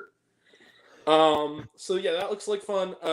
The King of Kings, which like I'm all for animated movies about the Jesus with Oscar Isaac as the Jesus, but like, Oh, it's one of these ones. People are why do we need the framing device of the kid being told a fucking bedtime story? Like, fuck off. like it's a Princess Bride. Oh no, it's literally like this kid is like I'm a little shitster, and then his dad gets mad at him, and his wife's like, you should apologize to your son for being for yelling at him for being a shitster. I'm going to tell you the story of the Jesus, and then the kid is like invested, And then everybody's like, it turns out that they're all vegetables. dude. Now see, if it turned into that, VeggieTales is fucking awesome. If it was another VeggieTales movie, I would see it. You know what I mean? No, they pull a split where Jesus is resurrected as the pirates who don't do anything. Now see, that's a movie. I would go see that movie. No, like I'm all down for these Elvis Under animated Half an Hour, movies. My problem though is like a lot of these animated movies, not just the Christian ones, but a lot of these low budget ones, you can tell that they don't put any effort into the animation. And it's like, Not I don't really really. want to watch this though. Like there's a lot of them that will release where I'm like, this is so low budget, and they definitely rushed to get this in a theater. And I think we're spoiled because there's so many good indie and foreign animations that come out. Like, Yeah. Ni Zhao 2 was one of the best movies so far this year, and and I didn't even see the first one. I just went in completely blind to it. And it is a Mandarin language, like 2.5 hour animated movie for kids, and it's awesome. Yeah. It's and 3D, best 3D ever. Like it's like almost too much movie to have in one movie, but it's so inventive and fun and sweet. And yeah, and it's well animated. Like it looks good, and like Yeah. it looks huge, right? And so this is just it just looks like a Sunday school. Like it doesn't look like it's going to be offensive or anything because it's basically just the story of Jesus. But it's like it just looks like it's going to be. This would be really fine to You show put at on in Sunday school. Yeah, to show on TBN at like on a Sunday morning after video. Yeah, something that kids will be distracted by for a little bit, but if you're over the age of 5 and have any or 7 or have any mental understanding of film, it just completely is nothing. It's devoid of anything. It is kind of what I call, it has sort of rock dog syndrome, and what I mean by that is that for the movie the cast is kind of insane because like the cast list is like Kenneth Branagh and fucking like Roman Griffin Davis and Uma Thurman and Oscar Isaac. We're talking that food fight Dougal energy where it's like, what is this cast? Like watching Dougal, I was as an adult, I'm like, wait a second, is that fucking Jon Stewart? What the fuck? What are you doing in this movie? Why is I don't know. I feel like a lot of it is a paycheck. I think that sometimes these actors just need a paycheck, and it's an easy one to go into a booth and say a bunch of lines, and then you basically don't have to do any advertising for it. Like it's one of those. It's Zookeeper.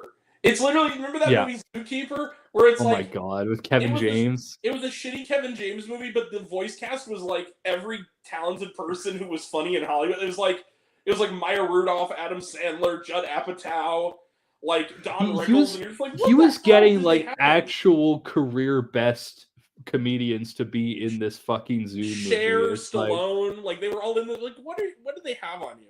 Like seriously, like. I think a lot of them I just think wanted to make a movie for kids, because that's another thing too, is sometimes these celebrities become parents and then they're like, okay, I want to make a couple kids movies for my kids, because a lot of these people are people who are not making movies necessarily for children. There are a lot of it's like Joe Pesci in Home Alone, where it's like, you made one for the kids, I get that, but it's also like when Chris Pratt makes a movie for his kids, he makes the fucking Lego movie. When you make it, you make fucking. That's true. Kids. It's kids movies are good. Kids movies are out there. You shouldn't be so. You should be a little more picky with your, like Lupita Nyong'o's kids are gonna have The Wild Robot to watch. Like, come on now. They're gonna have us. They're gonna have us to watch. Yeah, exactly. Mom, why are you literally a freak? Like, That movie, man, that ending has got to be one of the most like chilling, existentially chilling endings to a mainstream. That's my mom's favorite of his 3, and I find Oh, it man. fascinating because it's my least favorite. But Yes. that's also not saying a lot because he's never made a bad movie No, then. he So hasn't. like, and he never will, Yeah. probably. So the cast list for this movie: Kenneth Branagh, Uma Thurman, Mark Hamill, Pierce Brosnan, Roman Griffin Davis, Forrest Whitaker, Ben Kingsley, and Oscar Isaac. What the fuck? What do they have That's on you? insane. And it's like a no budget independent cartoon. Like, do they? Kingsley Benadir's like, oh shit, I didn't win for the Bob Marley role. I guess I'm gonna do an animated God movie now. Oscar Isaac, and you know what's funny is the only thing this kind of feels like it'll have any memory for is as a trivia question. It's like, what biblical character did Oscar Isaac play and then later play the adoptive son of said biblical character? It's like Oscar Isaac played Joseph in the Nativity Story and then played Jesus in the King of Kings. You win! And he played God in Ex Machina. He did. A vengeful, groovy dancing god. Dancing God. I remember the first time I ever saw that movie was in high school. And my teacher, it was insane. It was the first time I saw an A24 movie. It was before Moonlight. My teacher in school was like, we're talking about robots. So we watched Ex Machina, and it blew my fucking mind that a movie could be like that. Like, it was so good. Well, because it was before I saw Moonlight. It was before I saw The Witch. It was like that early era where like A24 wasn't this big thing, but people who knew it. And I didn't really started gaining momentum, yeah. After Moonlight. So like I watched this in school and I'm like, this is like really fucking good. Like, holy shit. I feel like good. Spring Breakers was sort of the first one to make people realize, oh, this A24 thing is kind of cool. Yeah. It's kind of cool. Then The Witch made it respected, and then Hereditary made it like a force in Hollywood, and then everything. Well, I think it was the Hereditary, it was Moonlight, it was kind of the combination of them winning Oscars. Midsommar, kind of. Yeah, but then also bringing in directors who kind of are redefining the genres, and then now it's like, okay, if it has that title, then people literally will buy a ticket, even if they don't know who the fuck is doing it. Like. It's I hope the filmmakers at this point. Oh, it has an aesthetic now. It's a good version of the Marvel formula, where it's like, oh, people are buying into this because of the cult thing of it, and Neon's getting that too now, which I'm like, good for them, IFC's coming up next. IFC, get them. Oh, yeah, get Utopia, get Utopia that shit too, and then people will just like buy into that shit. Hell yeah. I just I'm seeing I'm excited because fucking the rad double feature is coming up. Speaking of Utopia, holy shit, that's gonna be awesome. Anyway, rad double feature. So yeah, the King of Kings, Rule Breakers. There was stuff during the credits, not a lot of stuff, but there was stuff. Okay, now, Jesus Christ, we are moving on to In the Lost Lands. We are gonna keep this at a crisp 3 minutes at most. So In the Lost Lands is directed by Paul W.S. Anderson, and here's my response. Hey kids, do you like Rebel Moon? No. Do you like this Asylum knockoff of Rebel Moon? No. What about this knockoff of the mockbuster of a movie that was a knockoff to begin with?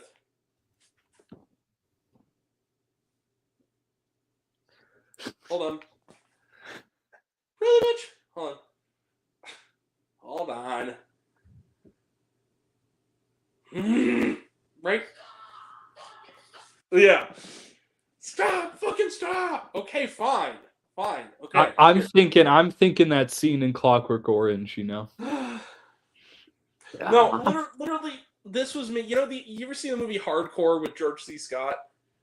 That's you in the theater going, literally, oh my god, that's my daughter. Turn it off. Turn it off. So, what is this movie about? That's a great movie. Side note, I first saw it for the first time last year. Fucking absolute masterpiece. Hardcore's great. However, for movies that aren't great, ask me, Becca, what's In the Lost Lands about? Is it about?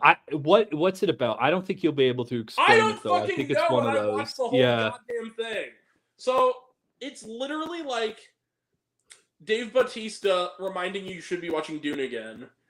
And Mila Jovovich, who has the acting ability of Driftwood, Which is sad. which Because is she's disappointing. amazing, like Fifth Element. What is The she Fifth Element lost and Dazed all? and Confused and Zoolander. Like, she has the ability to be in other shit, but she just keeps working with her husband. She's like Melissa McCarthy. She's great when she's not working with her husband. Like, if she's But working then with they drop a shitty movie together. It's like, oh. Yeah, like Melissa McCarthy, when you work with Paul Feig, you are aces. And when you work with anybody else, especially your husband, you are bad. Yeah. And in this case, unless you're doing like drama, unless it's like Gilmore Girls or something, you're bad. And so in this movie, Mila Jovovich just seems like she's. When I say everything looks like it's on a green screen, it's like imagine 300 if technology never passed it, and it's literally like somebody smeared dog shit on the screen and lens flares. This whole movie is like, what's the plot? So the nightmare scene in Zack Snyder's Justice League. Dude, this movie makes Zack Snyder's worst movie look like fucking 300. Like it's so bad. Like, it's literally, okay, what's the plot? Okay, well, spoiler alert, I don't give a shit. Mila Jovovich is some witch, some, like, supernatural, witchy type character in this fantasy world that's kind of the future, but kind of medieval times, and then the queen, who's pregnant, sends a bounty hunter, played by Dave Bautista, to catch the witch and bring her back, but then the witch hires her and pays her more to be her backup, and then it turns out the princess was impregnated by Dave Bautista, who is also a werewolf, and she's going to have a werewolf baby, and there's political intrigue because people within the palace want to kill the princess and kill Mila Jovovich. It is a clusterfuck. It's one of those movies that's like an hour and 40 minutes, and you can tell that it was based on a short story. They took the first page of it and then cut out everything else, or the last page of it. So you're just sitting there watching. It's like watching somebody play a really shitty Dune video game for like an hour and a half. It's terrible. And also, of that hour 40 minutes, like 13 minutes are credits. It's like 87 minutes long. And it feels like a lifetime. It's the type of film where he should issue an apology on his social media for having to sit through it.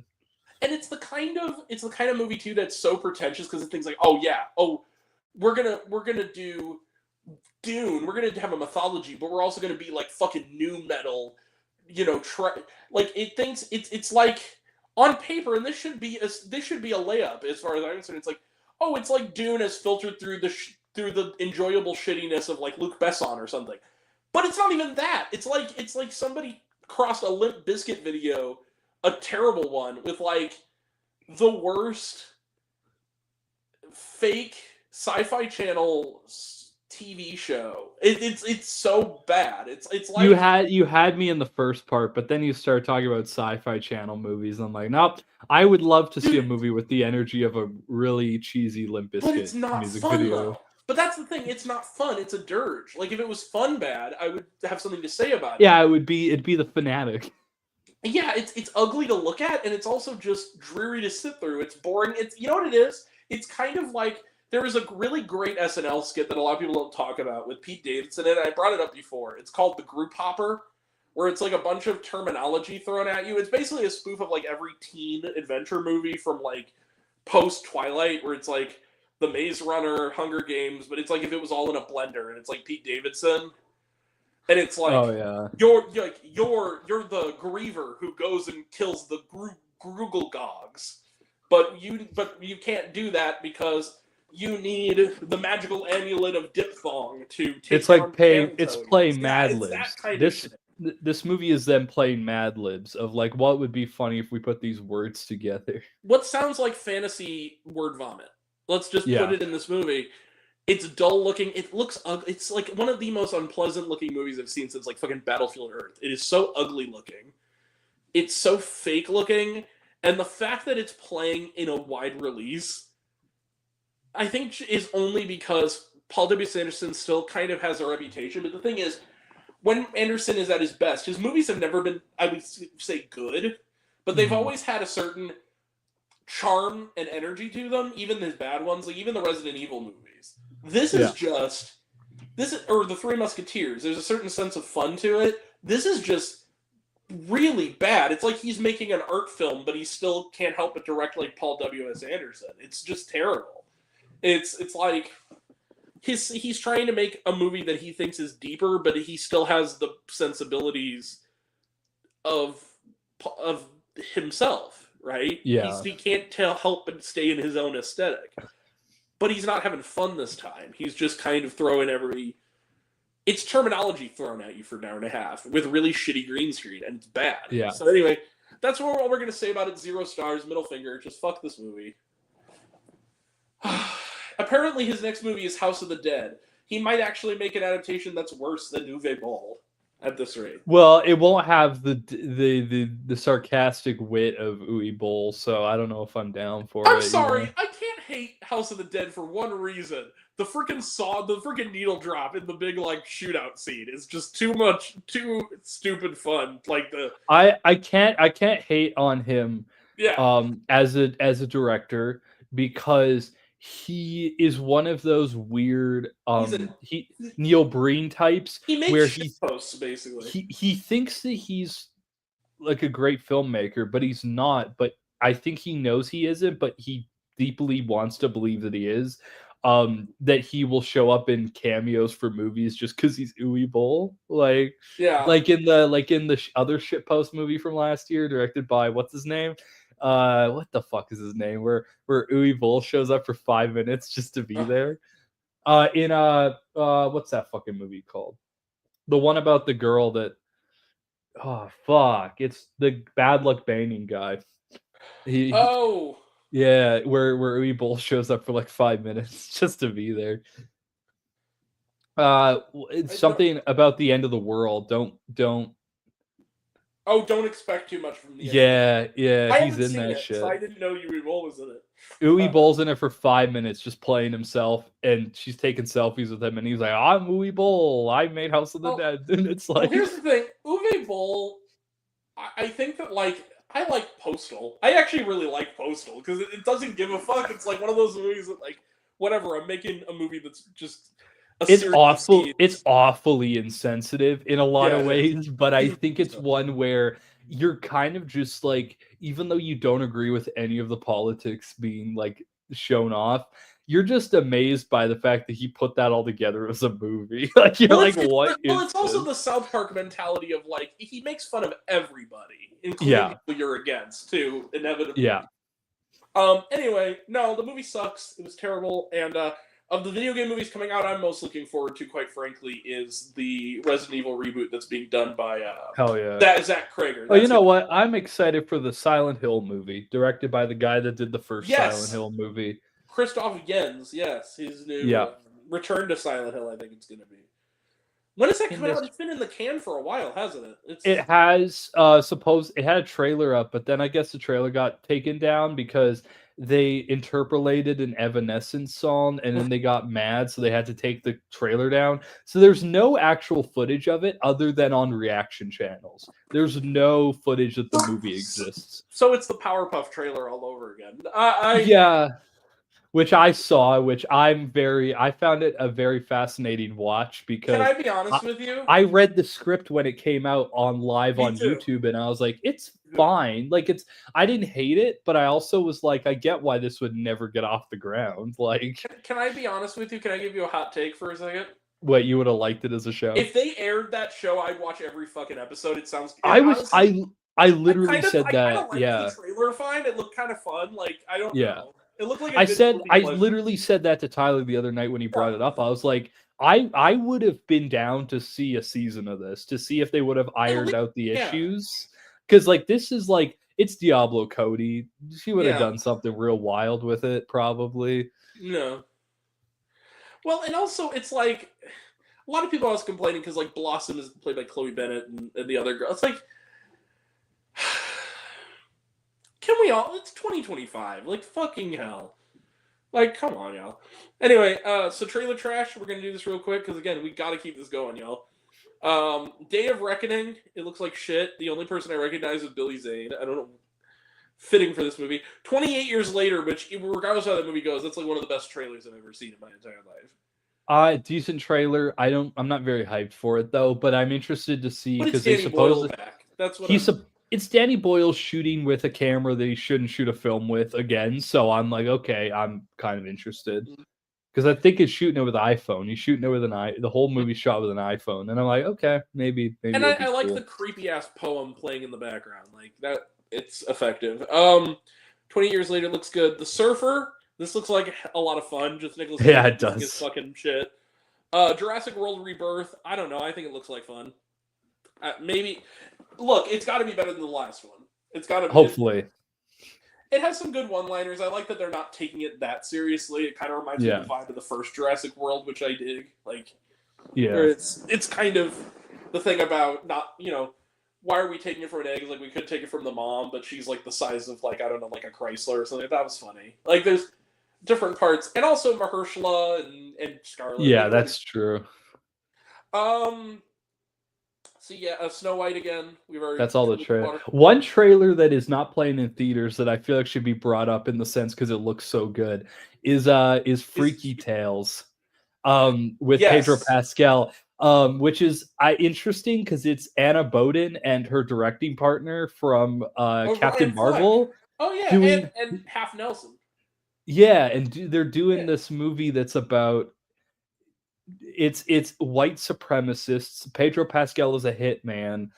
Black kids who want to be rappers, and it's in like the 80s, but it's like one of these like Southland Tales type movies. And I saw the trailer like 2 nights ago, and I'm like, I actually think this looks great, even though people said it was a mixed bag at South by.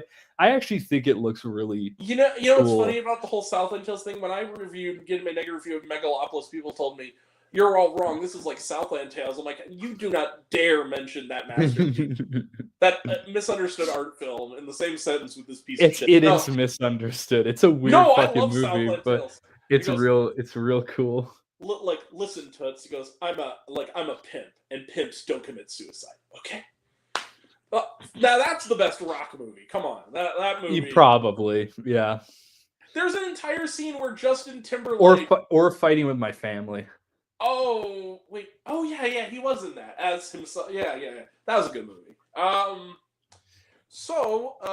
There was Novocaine, which we've talked about, and then Sacramento. This looks really sweet, kind of charming. This is like a Speaking of people I thought were the same person, Michael Angarano and Michael Cera.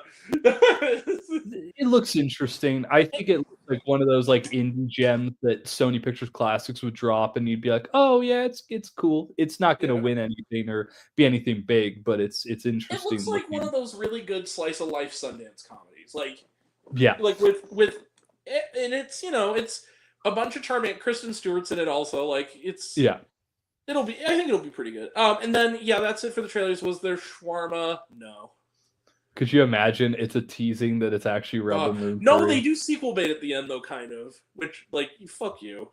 Anyway, next, and then after this one, after this one, we're gonna have both the movies you've seen.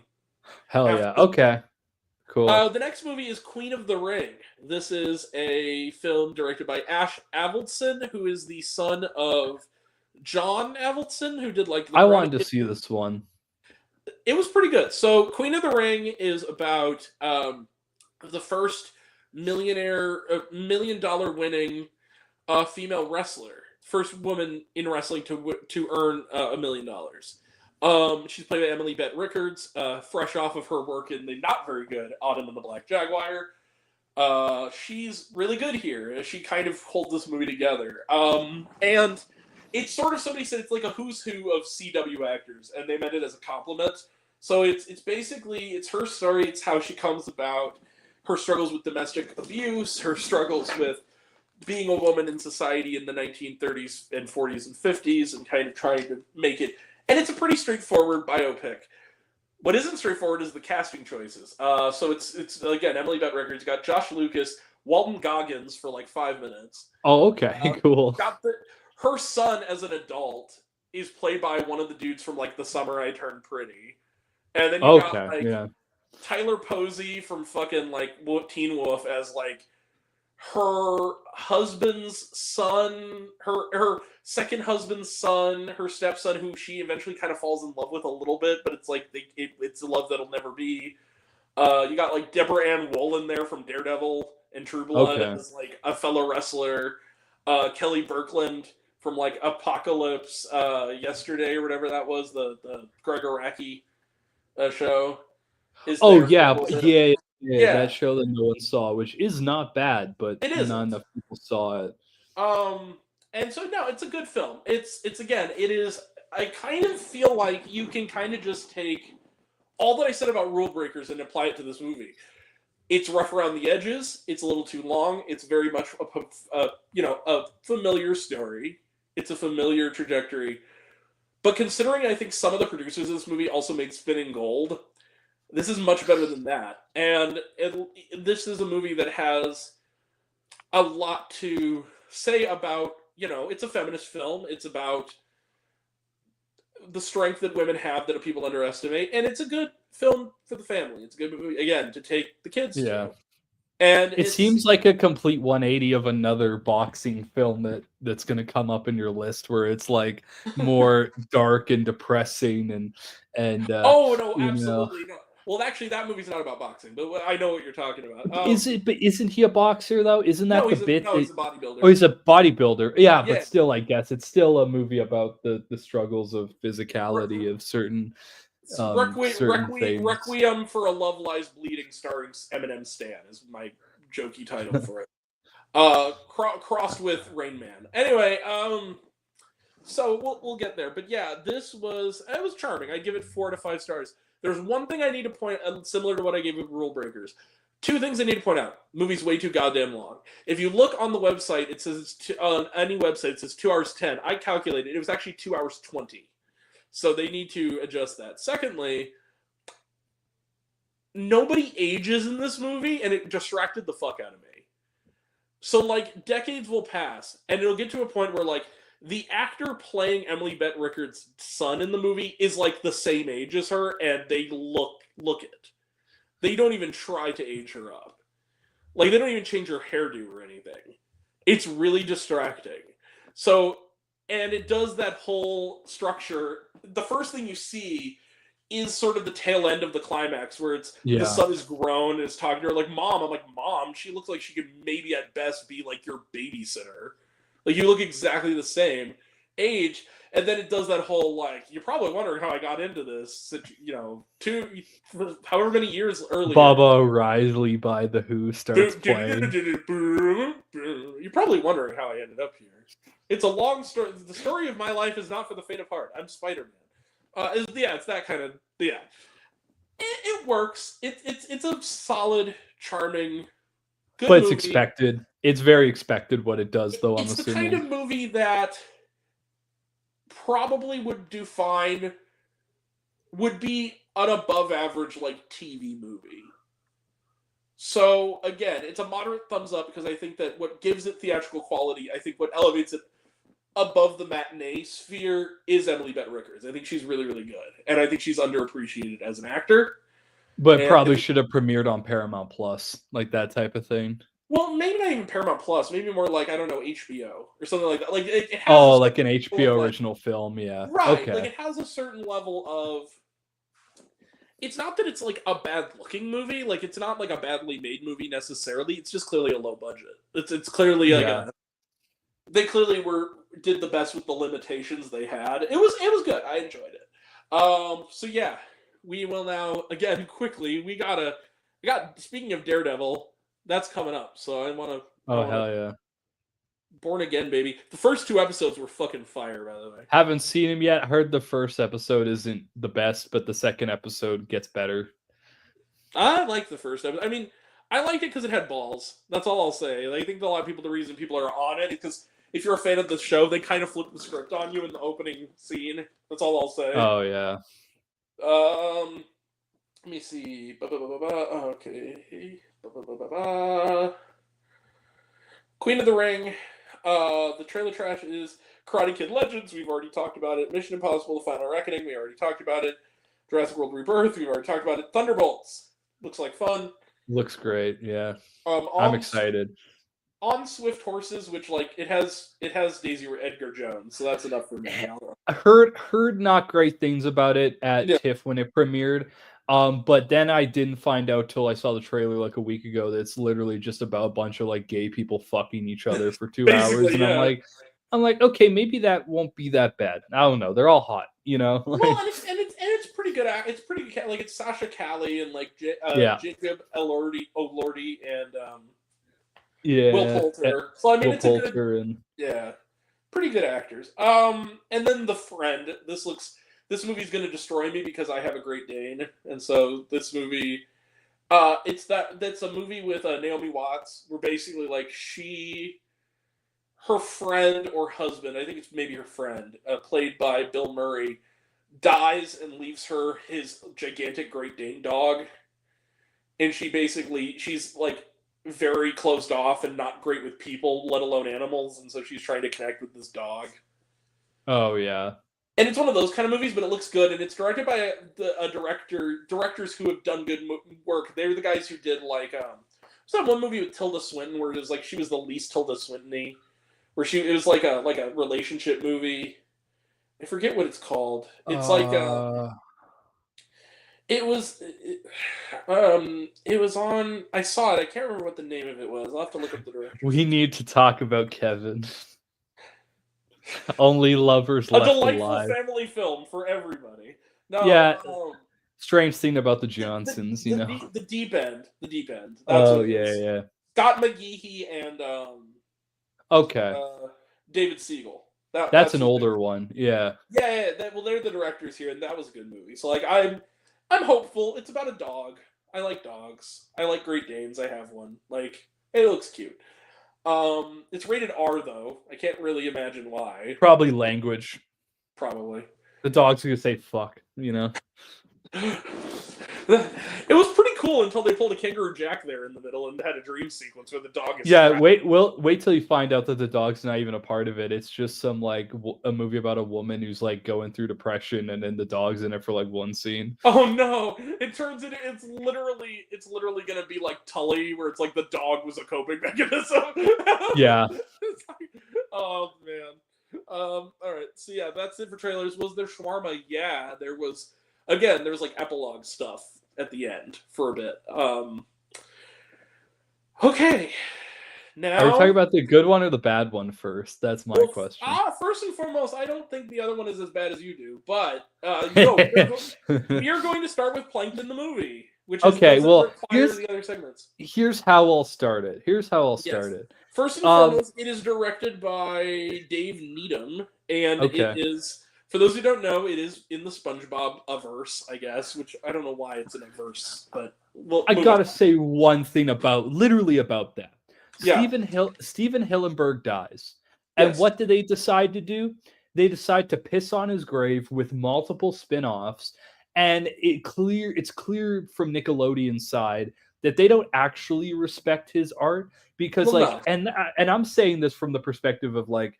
Even like the last era of SpongeBob when he was alive wasn't as good as it was, you know, previous. But clearly they were waiting for him to die so they could like do things with the IP, and everything they've done since his passing has not been good. I like it's just how it is. I agree with you with one major caveat. Yes, most of the spinoffs have not been that good. I will also say this, that though I think the Sandy Cheeks movie had its moments, I don't think it was great either. That being said, I kind of liked this one. And I think I have a good... First off, I like the premise as a SpongeBob fan. I think the premise is actually pretty funny.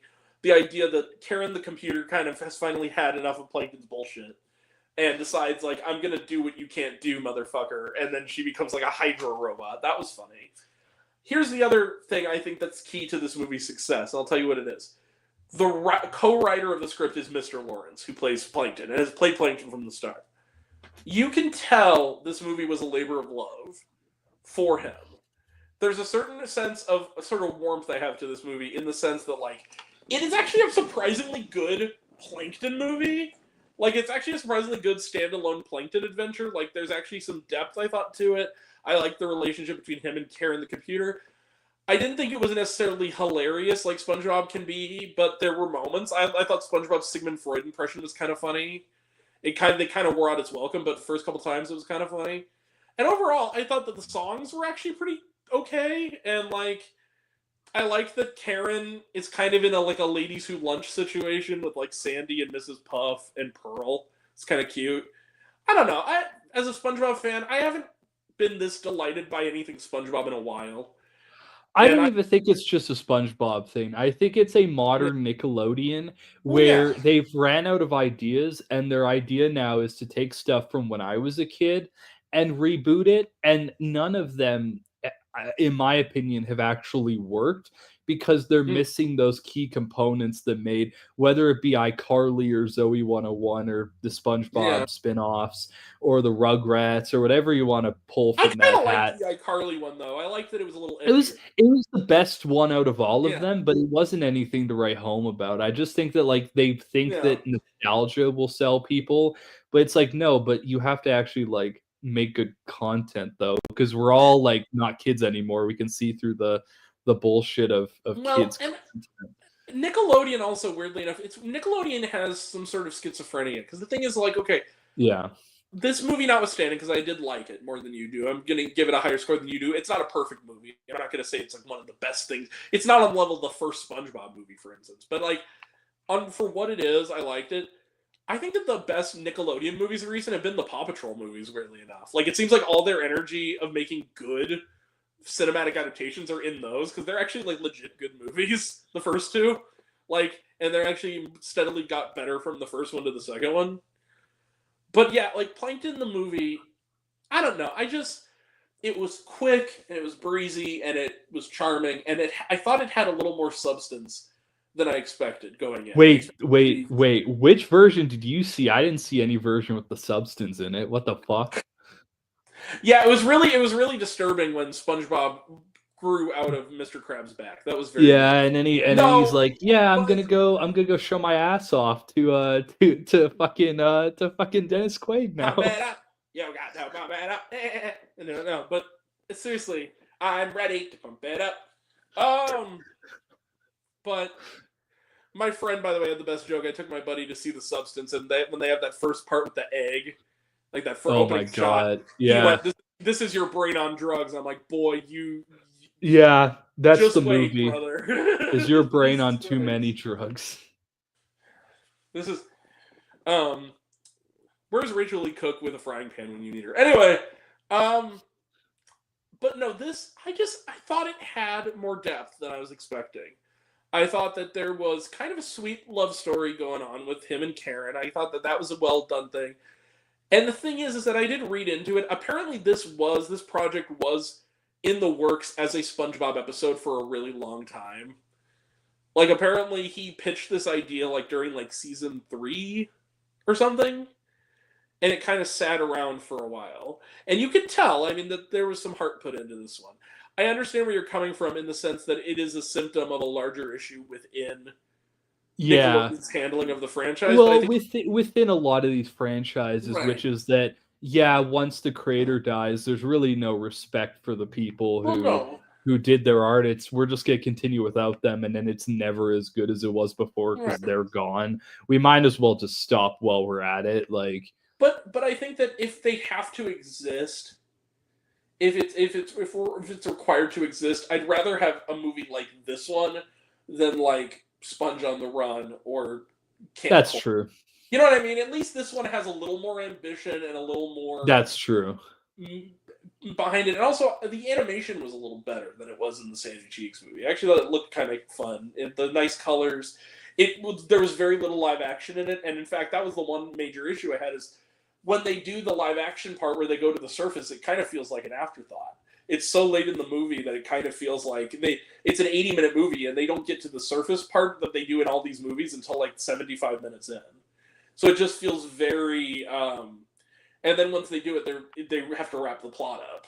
So it just feels very like, okay, you just wanted to do it because all the SpongeBob movies did it once, right? Yeah. But other than that, I did enjoy this movie enough. I'm going to give it a 4 stars out of 5. I'd say nicest way to say it is 2 stars. I think that like it's not the worst one that has come out. It's definitely a lot more watchable than Sandy Cheeks was. It's just, but it's a part of a symptom. It's a symptom of a big problem, which is we need to stop making these fucking movies. I agree, but at the same time, again, I'm kind of looking at it from the perspective of it is a symptom of it, but you have to kind of look at it as the film it is in and of itself, and without all of that, I know it's difficult, and I feel that. I understand completely where you're coming from on it, but to me, it's just like, if we have to have these random SpongeBob side characters getting movies, the Plankton one was at least, I went into it kind of cynical, like, oh god, we're doing this again. And when it was over, I was like, you know what, that was actually kind of a moderately pleasant surprise. Considering once I was able to kind of forget that I was watching just another spin-off. Did you hear that we're getting another spin-off after this? Yeah, of the Hash Slinger? We already did. It was called the fucking Bye Bye Man. Stop it. We already got They did, you're right. Damn it, we already got that spin-off. It was called Nosferatu. God damn it. Oh my gosh, that is true. The guy from wow, that's insane that the guy from SpongeBob fucked Lily Rose Depp. That's crazy. And he wasn't even attractive. Like, people who are trying to tell me the movie was horny, I'm like, no, he just looks like a 70s sex predator. I don't see how he's attractive at all. He looks like a 70s sex predator that has a bad habit of turning on and off the light switch in the middle of the night. Yeah. A hooligan. Anyway, no, but yeah, Plankton the movie, 4 stars. I liked it. Again, it's a moderate thumbs up. I'm not saying that it's any kind of a masterpiece. Because honestly, I love the first SpongeBob movie, and you put it in my head of like, watch it again, because it may just be that you were a kid at the time, and I did. I watched it again. I just really love that movie. I don't know what it is. I just think it's funny. I think it works. It feels like the sort of the last gasp of this Hillenburg era, and it has that spirit to it. And it's I love how just batshit weird it is, and kind of creepy and messed up it is. I don't know. I just kind of like it. It kind of feels like a product of a type of spin-off kids product that just kind of doesn't exist anymore. The first SpongeBob movie, like Rugrats in Paris. Well, like, or even like movies that are really dark and messed up, like Dougal and the Blue Cat or some shit, like Cry Baby that Lane. kind of thing. Well, even like Paw Patrol, like the Paw Patrol movie is like, what if it was an episode of Paw Patrol that had like actual fucking stakes? And it was like died. about PTSD. Like, I'm not kidding you. The first Paw Patrol movie is like, Chase the police dog is struggling on the job because he's not taking mental health days seriously. I'm not joking. That's what the movie's about. Oh yeah. And Mayor Humdinger is Donald Trump. Huh. It's actually a pretty good movie. I recommend it. Anyway. I'm not. Well, I if I haven't already rated it because I watched it at one point and forgot, I'm probably not going to watch it. You know, maybe if I was like 4 years old. You know what I mean? God damn it. Anyway, so no, I enjoyed Plankton. We're kind of a split vote on it, if you will. Yeah, trailer trash. We don't have any, but during the credits, I think there is something like at the very end, maybe. Or no, there's stuff at the beginning of the credits. There's like an extra bit or something. I don't know. I thought it was cute. I think we're gonna split the vote more on this next one. Oh, it might be surprised, Becca. I'm just kidding. I know what you thought about this movie. I think if anything, I'm going to be even a little more enthusiastic than you are, but it's still probably.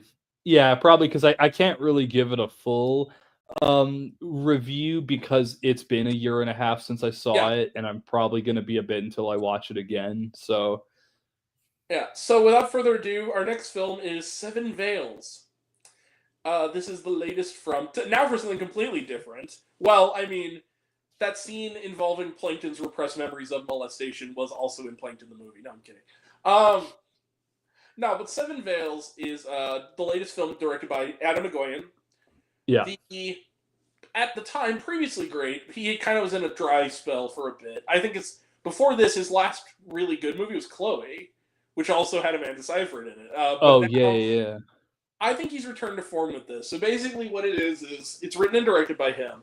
It's kind of experimental in the sense that it incorporates real footage from like actual like operas he's directed, like filmed for like the Canadian Opera Company, I think. Yeah, and it's Very also cool. it's shot at one of the opera houses, which Yeah. what I found fascinating was when they first premiered it, my screening wasn't in the opera house, but the Mhm. first screening they did, they showed the movie in the opera house that you're in pretty much 90% of the film. And I feel like that's probably some atmosphere that probably would have like been my favorite movie of the festival if I saw it that way, just because I feel like it would have been you were trapped in this world. Because it really is Inland Empire, but like with an Adam McGoyan touch where it's like, yeah, this person who's a part of a project and then their life gets intertwined with the project and then you start to lose sight of Well, what's real and what's a part of the project. And I have a bit of a different take, actually. I'm gonna be frank with you. I agree with a lot of what you're saying. I think what it is, and this is why I think it resonated with me so much, is there's this old adage, and I forget who said it, about how all art you create as an artist, even if you're adapting somebody else's has a work, part of you in it. is about you. What I Yeah. think it is about a woman who has severe repressed memories of abuse, Mhm. and is putting on this performance. And yeah, parallels Life Begins to Imitate Art, for instance, but also the art creates revelations in the person and unlocks those avenues that That's they've true. buried in the back of their mind about how hurt they were. And so, like, the things that this movie's gotten some controversy for, like the scene where she says they don't need intimacy coordinators, that is a symptom of the normalization that abuse can cause in people. I think that's more of a... Yeah. And that's not an endorsement by Adam McGoyan. That is a part of the pathology of Yeah. the Amanda Seyfried character, because she was severely abused by multiple people in her life.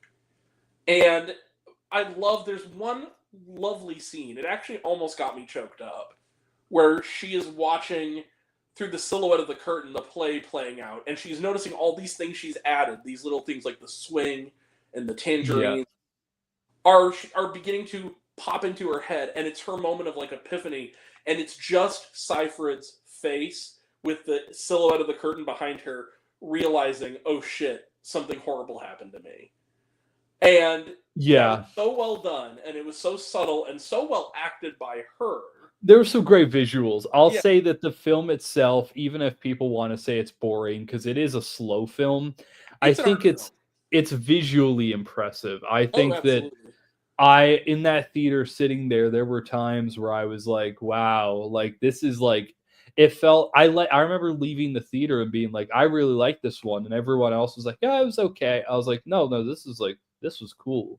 Now, this if you're is a great somebody movie who is turned off by movies that are quote unquote pretentious, this will not be for you, because it is a little no. But it is, yeah. And it's pretty inaccessible. Like, I think you undersold how accessible it was. But I will say this: I took a friend of mine who is open-minded, but is more like he's not as into art films as I am. He liked it. He was like, "Oh yeah, this was really good. It was fucked up, but it had a purpose." No, it's great, and I think it's a return to form for Adam McGoyan. I don't know why in the U.S. it's getting like an actual rollout in like multiple theaters. I think it's kind of a strange choice. It seems like the kind of movie that would go straight to streaming or, at best, play in art house theaters. It's very strange. I think we're going to see a lot of that in the future, especially after the Honora win. I think what we're going to see is that, which I'm loving, which means that we're going to go back to the era where a Varda or a Cassavetes could play it like a multiplex, which I think we should be rooting for. So I'm totally down that this is getting a wide release, because maybe it'll open up a lot of people's ideas of like what a film can be, because there's so many filmmakers doing things that are not typical, but that doesn't necessarily make them terrible filmmakers. I think that they're almost the more bold of our era. I just love seeing, because that would be great if I could see a film like Husbands or Woman Under the Influence in a multiplex when it comes out. Like that's a vibe. Like, that's cool. It's also a movie where it's like, you gotta, if you're gonna go see it, you gotta know that your horizons are gonna be broadened a little bit. It's not gonna be It's true. an escapist movie. I also want to shout out another actor in the film that I can't help but mention. Her name is Rebecca Lydiard. I hope I'm saying that correctly. Yeah, she plays the girl that gets like. She Yeah. is fantastic in this movie. She is really great, and she kind of has the secondary plot, kind of, but it weirdly is as important as Seyfried's is. Well, because it's both about trauma through sexual abuse in the industry, and the Me Too, post Me Too world, and being in the entertainment world in the wake of that. And it's a really well done. She isn't in a lot, which is insane to me. When I looked her up, all I could see is she was in Elias Grace. She was in the Elias Grace show with Sarah Gadon and Zachary Levi. And she was also in that Doug Ford movie with the kid from Aladdin and Damian Lewis playing Doug Ford or Rob Ford, about like the scandal that like he was smoking crack and shit, which is another Canadian film. So it's interesting that she's in mostly Canadian stuff right now. Well, but she should be in more. She was good in it. Well, and if you watch to the end of the credits, in the very special thanks, they do credit very special thanks to David Cronenberg and Don McKellar, so it's very much... No, this was a good one. Actually, it was better than good. I think it's one of the best films so far this year here for the movies coming out in the States. It's a gem. You should seek it out. Just know it's not going to be for everybody. Let me put it this way. We were also the only ones in the theater. So yeah. It's a 4.5. It's a 4.5 out of 5 in the sense of I really like movies like this that sometimes put style over substance, but it works. I don't think this for one me. does though. Because this one does 100% work too. I think in the same vein as I just watched The Neon Demon again last night. I like movies like that where it's like you get it's a simple plot and you get the plot, but then it builds its like energies and its emotions through the visuals. I think that Agoyan has always done that, and Seven Veils is a really great like modern example of like how to do that, to do visuals that almost tell you more about the story than just, oh, in the script we said this happened. Like you can, and this is something where a subject matter where you don't want to like necessarily say too much because it's so disturbing. What amazed me about this movie, and I think this is going to be up for debate with people who like it or dislike it, is that there's sort of a tricky tightrope that Agoyan has to walk with it. And the thing is that Agoyan, talk about how Bong Joon-ho's style isn't subtext, it's text. Agoyan's is all subtext. And so if you're going to engage with this material, you better make damn sure you have something to say and you illustrate it properly and do it without it feeling like you're just doing it to be a pretentious douchebag and just show it to people like, look at all this abuse. You have to have a point of view. It's like when I said in my review of No Address, where I said, this movie has nothing meaningful to say about homelessness other than, God, that's awful. That's not good. Yeah. And this movie, there's more that it has to say about abuse than just, God, it sucks being abused. There's more to it than that. And it's the dynamics of how the human brain will almost react to certain things and build itself up around like it's fascinating. From what I remember, I really liked it. Well, and which is not what everyone else felt, which I get that completely. Yeah. I was also heartbroken by the irony of her character's mother, who was basically like, she knew what was going on, she was kind of complicit in it, but she can't even have the luxury of having that conversation with her mother because she's in the grips of dementia, and you see how that's affecting Amanda Seyfried. Because there's that one scene, if I remember correctly, there's one scene where she goes, I think it's in this movie, she goes and she talks to her mom, and her mom is like, no, that didn't happen. That's a scene in this movie, right? Yeah, we're like, she's so adamant against like, she doesn't believe it happened. I think you're getting your wires crossed a little bit. A similar type of scene happens. I think you're thinking of Memory. The scene in Memory. Oh yeah, I am thinking about Memory. Which is also a great movie. Which is another great movie about how the brain will twist things. That is the one I'm thinking of, because that was the same festival too.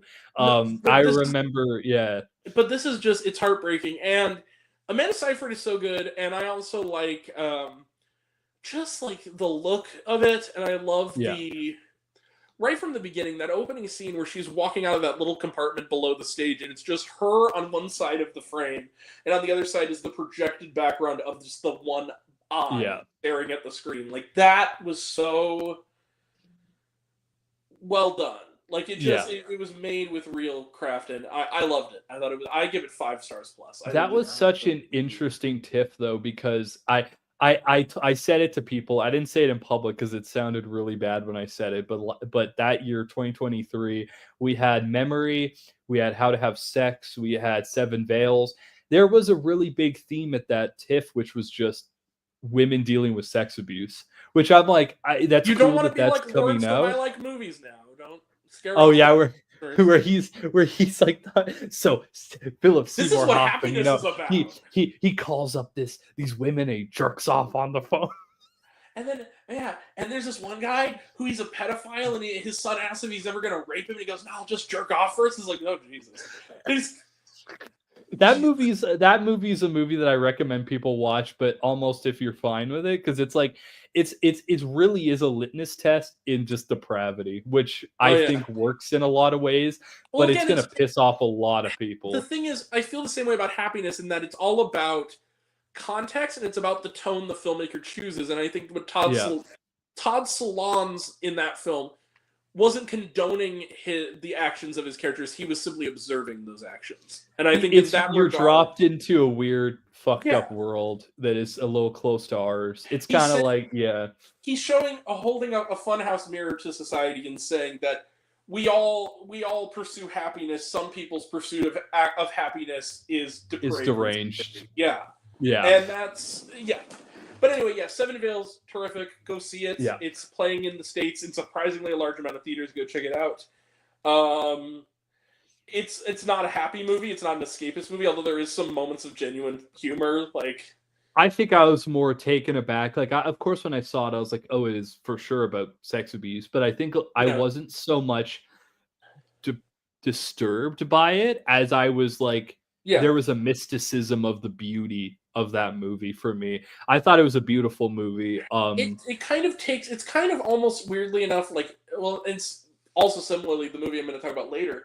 It's kind of like Elephant too, in the sense of like. That's true. Yes. It takes the exploitation out of violent acts by draining it of all life and energy and just showing. I want to shoot a film like Elephant. I've always wanted to. The way that like. You'll meet two characters and then the perspective will shift. That's such a brilliant that's his best movie. That's Gus Van Sant's best fucking movie. Easily. But anyway, so that's Seven Veils. Trailer trash, we got On Swift Horses again. We talked about that one. The Ballad of Wallace Island, which looks like fun. The Woman in the Yard. Again, we talked about that one. This Sinners, we talked about that one. The Amateur, we talked about that one. And then was there Shawarma? No. There wasn't. The shawarma is she's going to do a show called 8 Veils. That's a great idea. It's the Arrested Development ending next time on 7 Veils. Like this is pretty good, but maybe 8 Veils. Ron Howard, she's in Ron Howard's office. Like this could be a really good idea. Anywho, so this next one we are going to breeze by because if I talk about. It's not even a movie. I Am Living Proof, it's called. It's directed by Bob Maddox. Oh, is it that documentary about how God is real? Because they always make those all the time. No, and they never prove anything. It's somehow worse than that. So it's directed by Bob Maddox, who is a pastor. This is his first feature film. And last. And, hopefully, dear God. And to call this movie a film is with great charity. You could call this a film. This is a repetitive 82-minute public service announcement for the tent revival church service of an insane Trump-loving election result denier who is trying. I'm not kidding you. So this movie, I'm gonna just name names. Mario Murillo is the focus of this film, and what it is it's basically this really artless documentary. About basically these people who have serious illnesses, like muscular disorders, cancer, and Okay. they are led by this charlatan who comes in their town with a tent to make a tent, a tent revival, whatever it's called, Yeah. and convinces them through his snake oil tactics that, like, doctors don't know what's good for you. You don't need chemotherapy. Just pray and let me touch your head, and and God will touch your soul. I went to a church like that. It's all bullshit. It's all depraved bullshit. Like, it is an experience of like 82 minutes of watching the people on screen and the people sitting around you in a theater losing their minds. It's like watching it's surreal watching this movie in a theater, but it's even more surreal watching it because you're like, this is not even trying to hide the fact that it is absolute bullshit to anybody with a brain cell. Like, it is such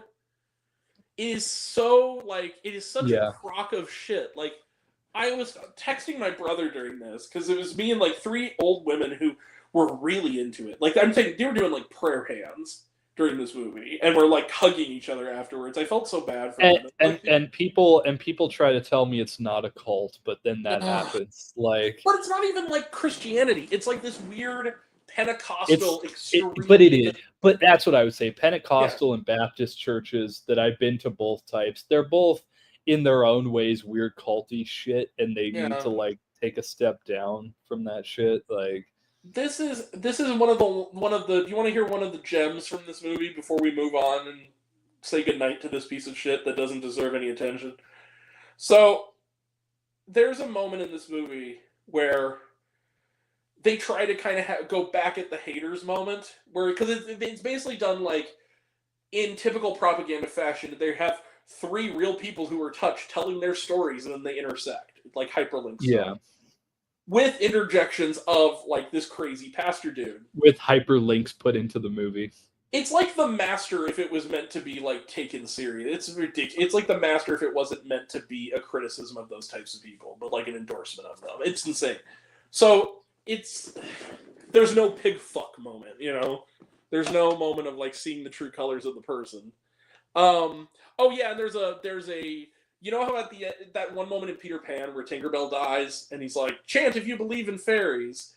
There's kind of that, except he's chant if you believe in Jesus. No, he's literally yelling at us to pray with him. Like breaking the fourth wall. It's kind of sinister, I'm not gonna lie. It's kind of fun. To me it just sounds like I'm going back to terrible Pentecostal services, and I would not want to do that. Like, it's literally 2 steps away from Scientology. Like, do you want to hear a line from this movie? This actual line that this is said, aka them giving the game away in the movie. Yeah. They have a moment where they're talking about like, people are going to ask us, is this all a hoax? And they're also really full of them. So like, they're like, this, we're doing the Lord's work. It's the Christspiracy shit all over again. On the opposite end of the political divide. It's just pretentious. But there's a part where he goes, this guy, one of his like cronies, is like, I know people are thinking like, oh, what if this is a hoax? He goes, well, here's the thing. Counterfeit bills, counterfeit money is out there. Does that mean we stop using money? So he's trying to make the argument that just because there's a huge number of bad factions of Christianity, the thinnest straw you can make a straw man out of. Like the easy to break. Like just the most. You're not even trying to hide the fact that you're full of shit. Basically, it is like the most It's what a stupid person thinks a smart person is. It's like. Rapists exist, so should we stop using men? Maybe we should. No, it's like saying that like, it's like when people reject like, it's like saying that, trying to justify like Me Too behavior because they say that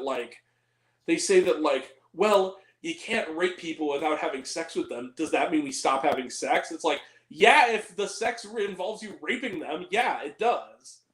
Like, that is such a non-argument. Like, if it's non-consensual, yeah, you should stop having sex. I think movie theaters should start. They should start not letting these things be played in theaters. I think that there should be a clause which Yeah. states that like there are deep boundaries on what you can put in a movie theater, because I feel like in a lot of different, not just this, but in a lot of different frames, things are getting in the theater that are not movies, and it's like, but Yeah. why the This fuck would really you was go not. see that? But beyond even the ideology, on a filmmaking level, this is really poor. Like this is barely above the level of like a 3 a.m. infomercial for a church. Like it Yeah. really is that quality. Of, The Kenneth Copeland shit where he's like, "Oh my god, donate to us," and then the next shot is him screaming and flailing on the floor. dude, it's literally like it's like imagine if like Infowars got a movie. That's literally what this is. The only thing I've seen that's about the level of artless that this was like that Absolute Proof movie. Oh, that was the one where it Oh. was like, "Oh, God exists," and then they don't give you any proof at all to like back up their statements. That was the Mike Lindell. The libs are. Oh yeah, Pillow Man, the Pillow Man guy. Yeah, No, that was the one that I think the best review came from. Do you ever watch the YouTube channel Cinematic Excrement? I think so. Yeah, It's Sean the Smeghead. Then he goes like yes, and like, and for those who don't know, he goes like Donald Trump lost the 2020 election. I will repeat, Donald Trump lost the 2020 election. Dead pause. yeah. I was like, exactly. Like I feel like I believe in pushing the narrative that we need to start bringing actual movies back to the movie theater, and then maybe they would actually succeed as a because we all know that movie theaters are dying and they're making complaints about it, but it's like they're not really fixing the real problem, which is that people don't want to see bullshit at the theater. So stop bringing bullshit at the quote the late theater. great Sinead O'Connor, "Fight the real enemy." Yeah. Jesus Christ. Anyway, so yeah, I'm living proof. There were no trailers, and there was nothing during the credits. It fucking sucked. 0 stars. Except the phone number for his church so you could donate.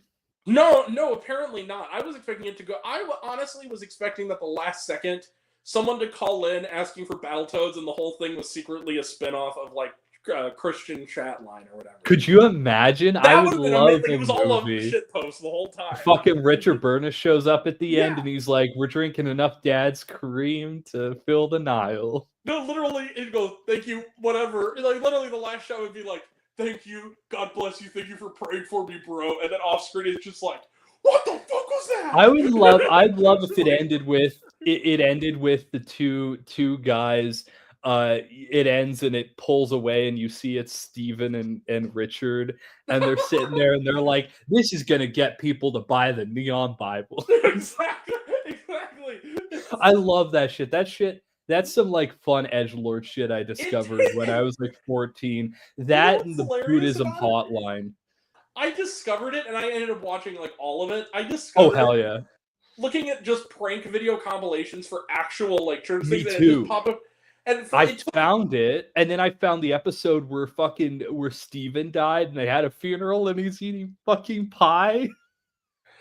I literally had this thought, like, for the first 45 minutes, I'm like, is this sincere? Is this real? Because when they would keep cutting to commercials and they had that really bad, like, stock music, Yeah. it was kind of...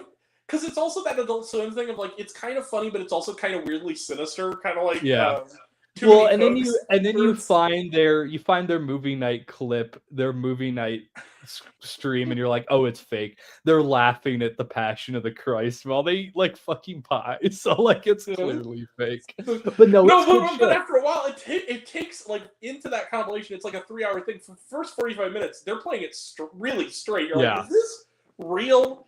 And then they get to prison and they're like, we need your money so that we can buy drugs to ward off the criminals. And you're like, oh yeah, this is like bullshit. The house burns down and they're like, we got to find our pastor, Ball Harry. Like, it's a good fucking show. It's great. I recommend people check it out. It's like fun. It's fun. It doesn't take itself seriously. Should have been on Adult Swim. It should have been. So it's like, What's your question, my child? We'll take questions from the audience now. What's your question, my child? Music is a lot like love. It's all a feeling, and it fills the room or the ceiling. I see miracles all around me. Fucking magnets. How do they work? It's all astounding. Water, fire, air, and dirt. Fucking magnets. How do they work? One of my favorites. One of my favorites is where they're trying to test his like knowledge, and he's like, "Why don't you give us one of your favorite Bible verses?" And the caller's like, "Okay, I like to get on my knees and say this little hymn," and he's like, "Lord, thank you for coming inside me today." I like the just get on stage. It ends with Eric Cartman introducing Faith Plus One. Like, I'm gonna get down on my knees and stop teasing Jesus. Gonna feel His salvation all over my face. Anyway. Now that's the type of religious stuff I love watching. I love watching shit where it's like clearly a parody that's making fun of everything. Like, that's why I watched the Buddhism Hotline for so long, because I'm like, it's funny because it's like a joke. Like, it's not like, it's people having fun. I've called into that guy too before. So that's always fun. I like the one where this is actually a real like service. It's not them just being smartasses, but the joke is the guy calls in and it's like, it's one of those crazy like Southern like, you need prayer. Oh yeah. And he talks about how, I need you to pray for my brother. He goes, what happened, my child? He goes, he had a stroke. He had a stroke during penile implant surgery. I've seen that one, yeah. They're trying to or there's one that they did where it was like there was a guy who was like a singer and they kept calling in and they're like, do you purposely sing out of key? And he's like, nah, it's just I wasn't birthed with that. Just didn't give me that shit. I like when he calls in and then after he calls in, he's like, and then it just comes to the guy and he's just so serious and he's just like, my son, you're gonna regret you called here tonight. You're playing games with God and you're gonna die like a fool. No, the best of all those public access things is when they did that like punk show that used to be on Austin TV. Yeah, you're talking Raw Time. That's like the best one, where she just talks shit at everyone because they keep calling in and they're like, you suck, bitch, and she's like, yeah, you swallow. And it's like, no, they let her do whatever the fuck. He goes like I want to shove my ramrod in your ass. He goes, I don't think you can afford it, honey. Like. It's the sassiness. I like their sassiness of like, you know. I like when the one dude calls in and calls the one guy the F slur. They're just like, that's why we love him.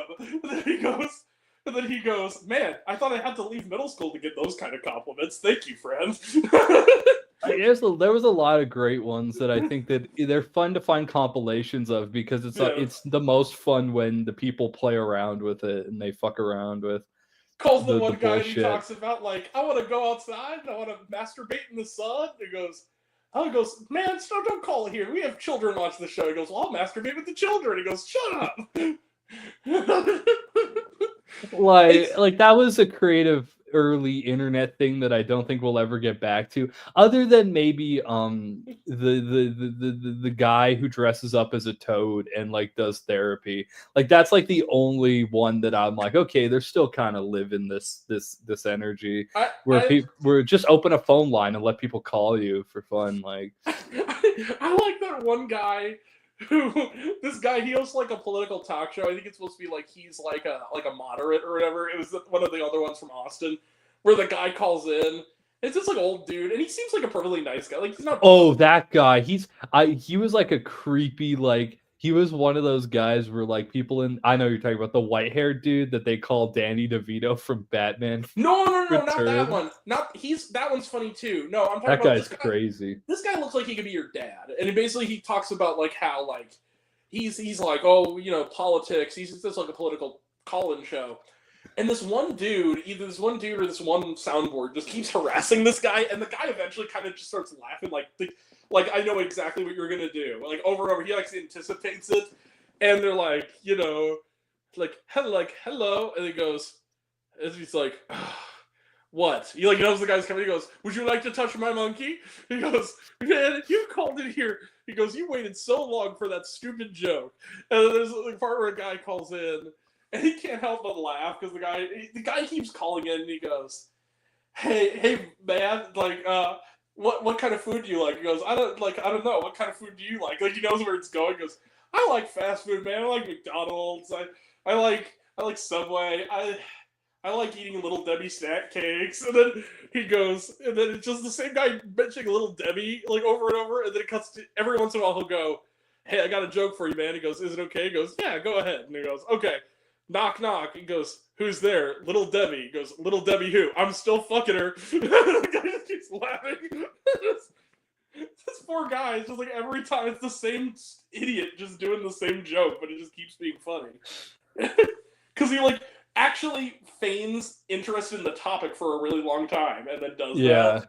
I love the ones where people build characters around it, and seeing like specifically Steven is the one who would always play into the shit where he would be he would do inquiries on that shit where someone would start telling a story and he'd be like really fascinated with it, and then it would end with like a really terrible fucking joke, and he was like, aw.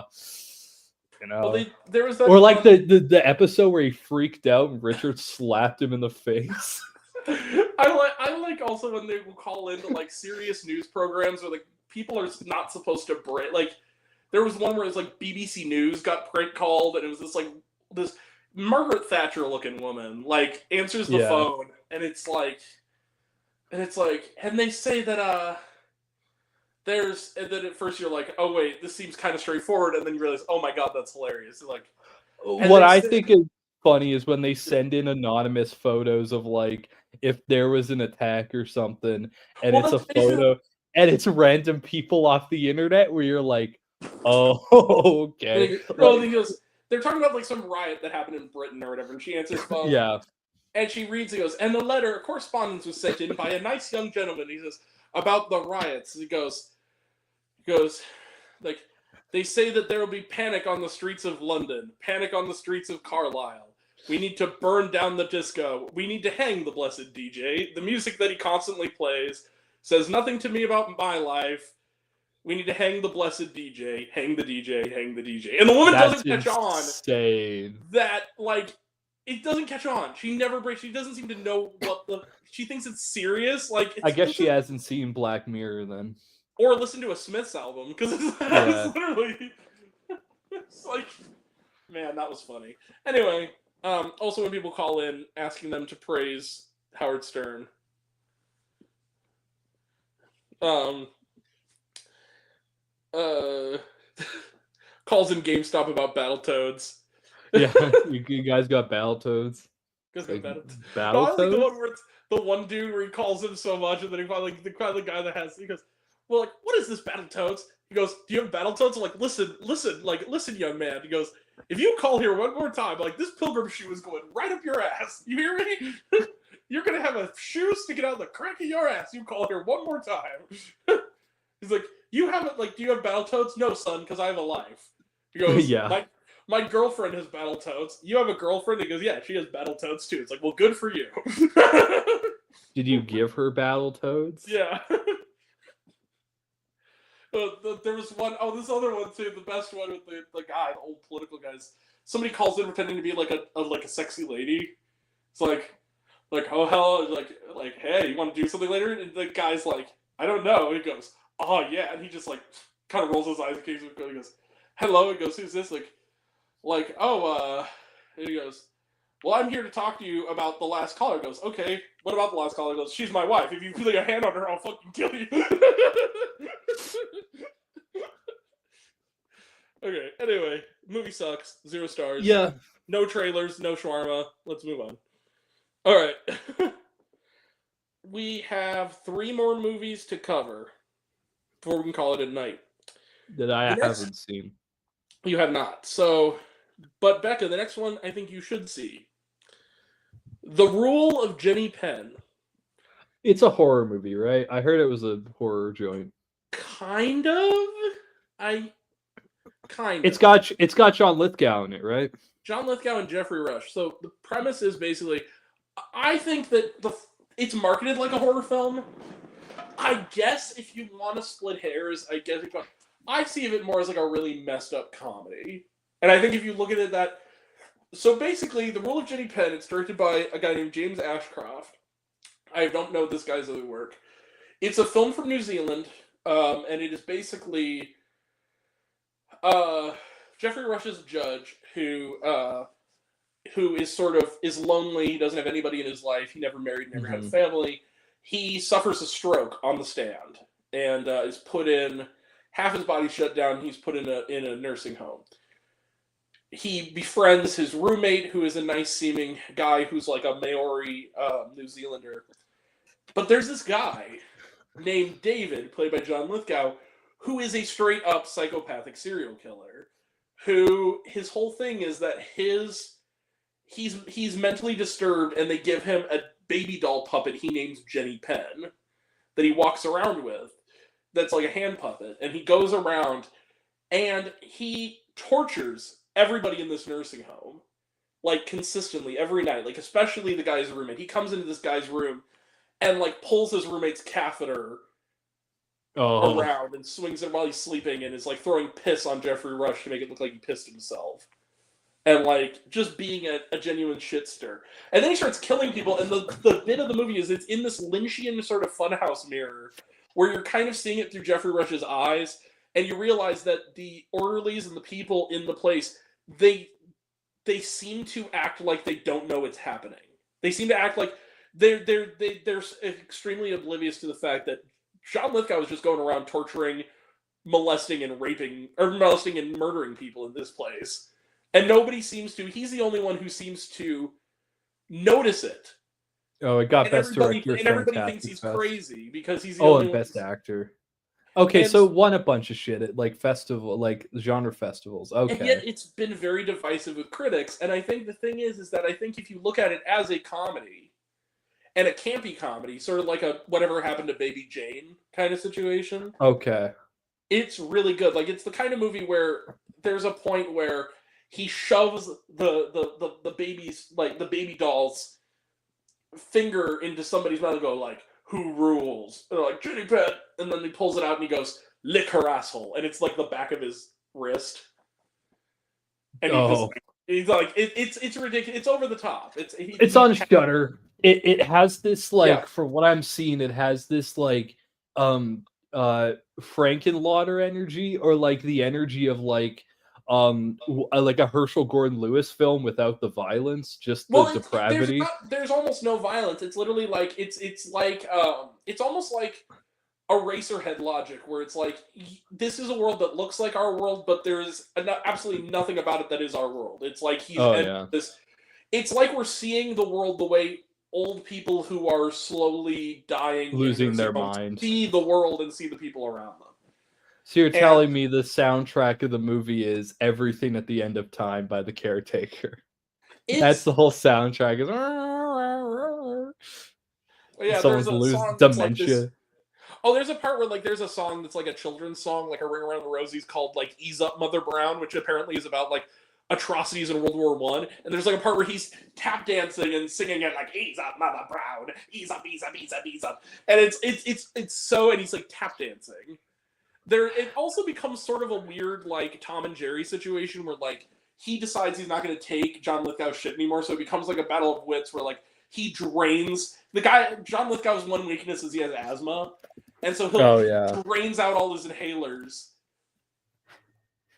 when he gets alone, so that the guy will like die, get at him as revenge for like tormenting him.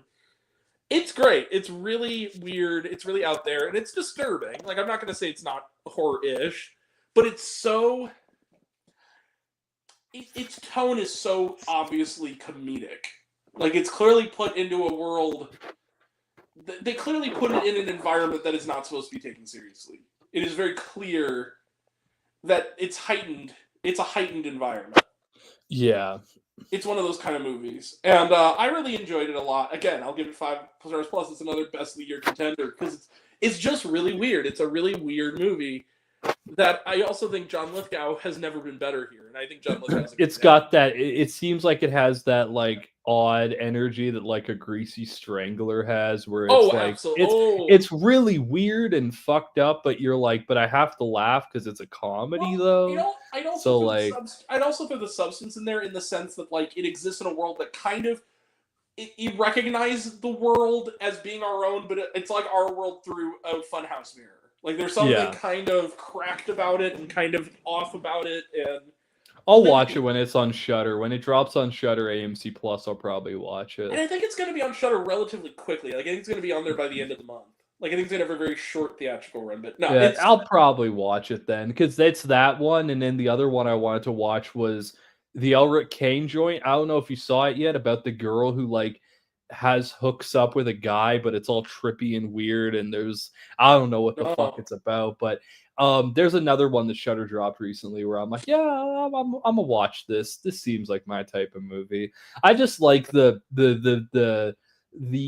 boldness of a lot of these Shudder exclusive originals is that they're finding these directors and they're funding them to be like whatever the fuck you want to make, you color can outside make. the lines and will encourage. Yeah. And that's what I think we should do with films these days, really. And also, Rule of Jenny Penn, because it's IFC and because it's Shudder, getting a surprisingly wide release in this country, which is great. Yeah. So yeah, I mean, a lot of movies this week that are kind of inaccessible to some extent, but that you should go see. So yeah, the trailer trash, we're going to talk about it. Hell of a Summer. I think it looks like fun. I'm going to tell you right now, it's kind of mid. Really? It's like a 3 out. It's a 3 out of 5. It was one that like, okay, that year for the festival we had Aggro Drift, we had Kill. We had I think okay, it was Kill, it was Boy Kills World, it was Riddle of Fire, it opened with Dix the Musical, and Hell of a Summer was in the middle. And I remember we left and we were like the most normal movie. Yeah, it was like right after The Blackening, I think. So it was like the night after. So at that point we were like, okay, Hell of a Summer might be the worst one that I didn't see Blackening at that point, but Hell of a Summer, I was like, this might be the worst one just because of the fact that like it felt like a first movie and it felt like Finn Wolfhard just wanted to make a Friday the 13th movie, and he did, but it wasn't as interesting or ingenious as the rest of the films that were around it that we were seeing. So I kind of wasn't invested. Maybe if I see it again, I might like it more. But when I have it up against like Riddle of Fire and Aggro Drift and Boy Kills World and Kill, and I'm just like, nah, it's like not even close.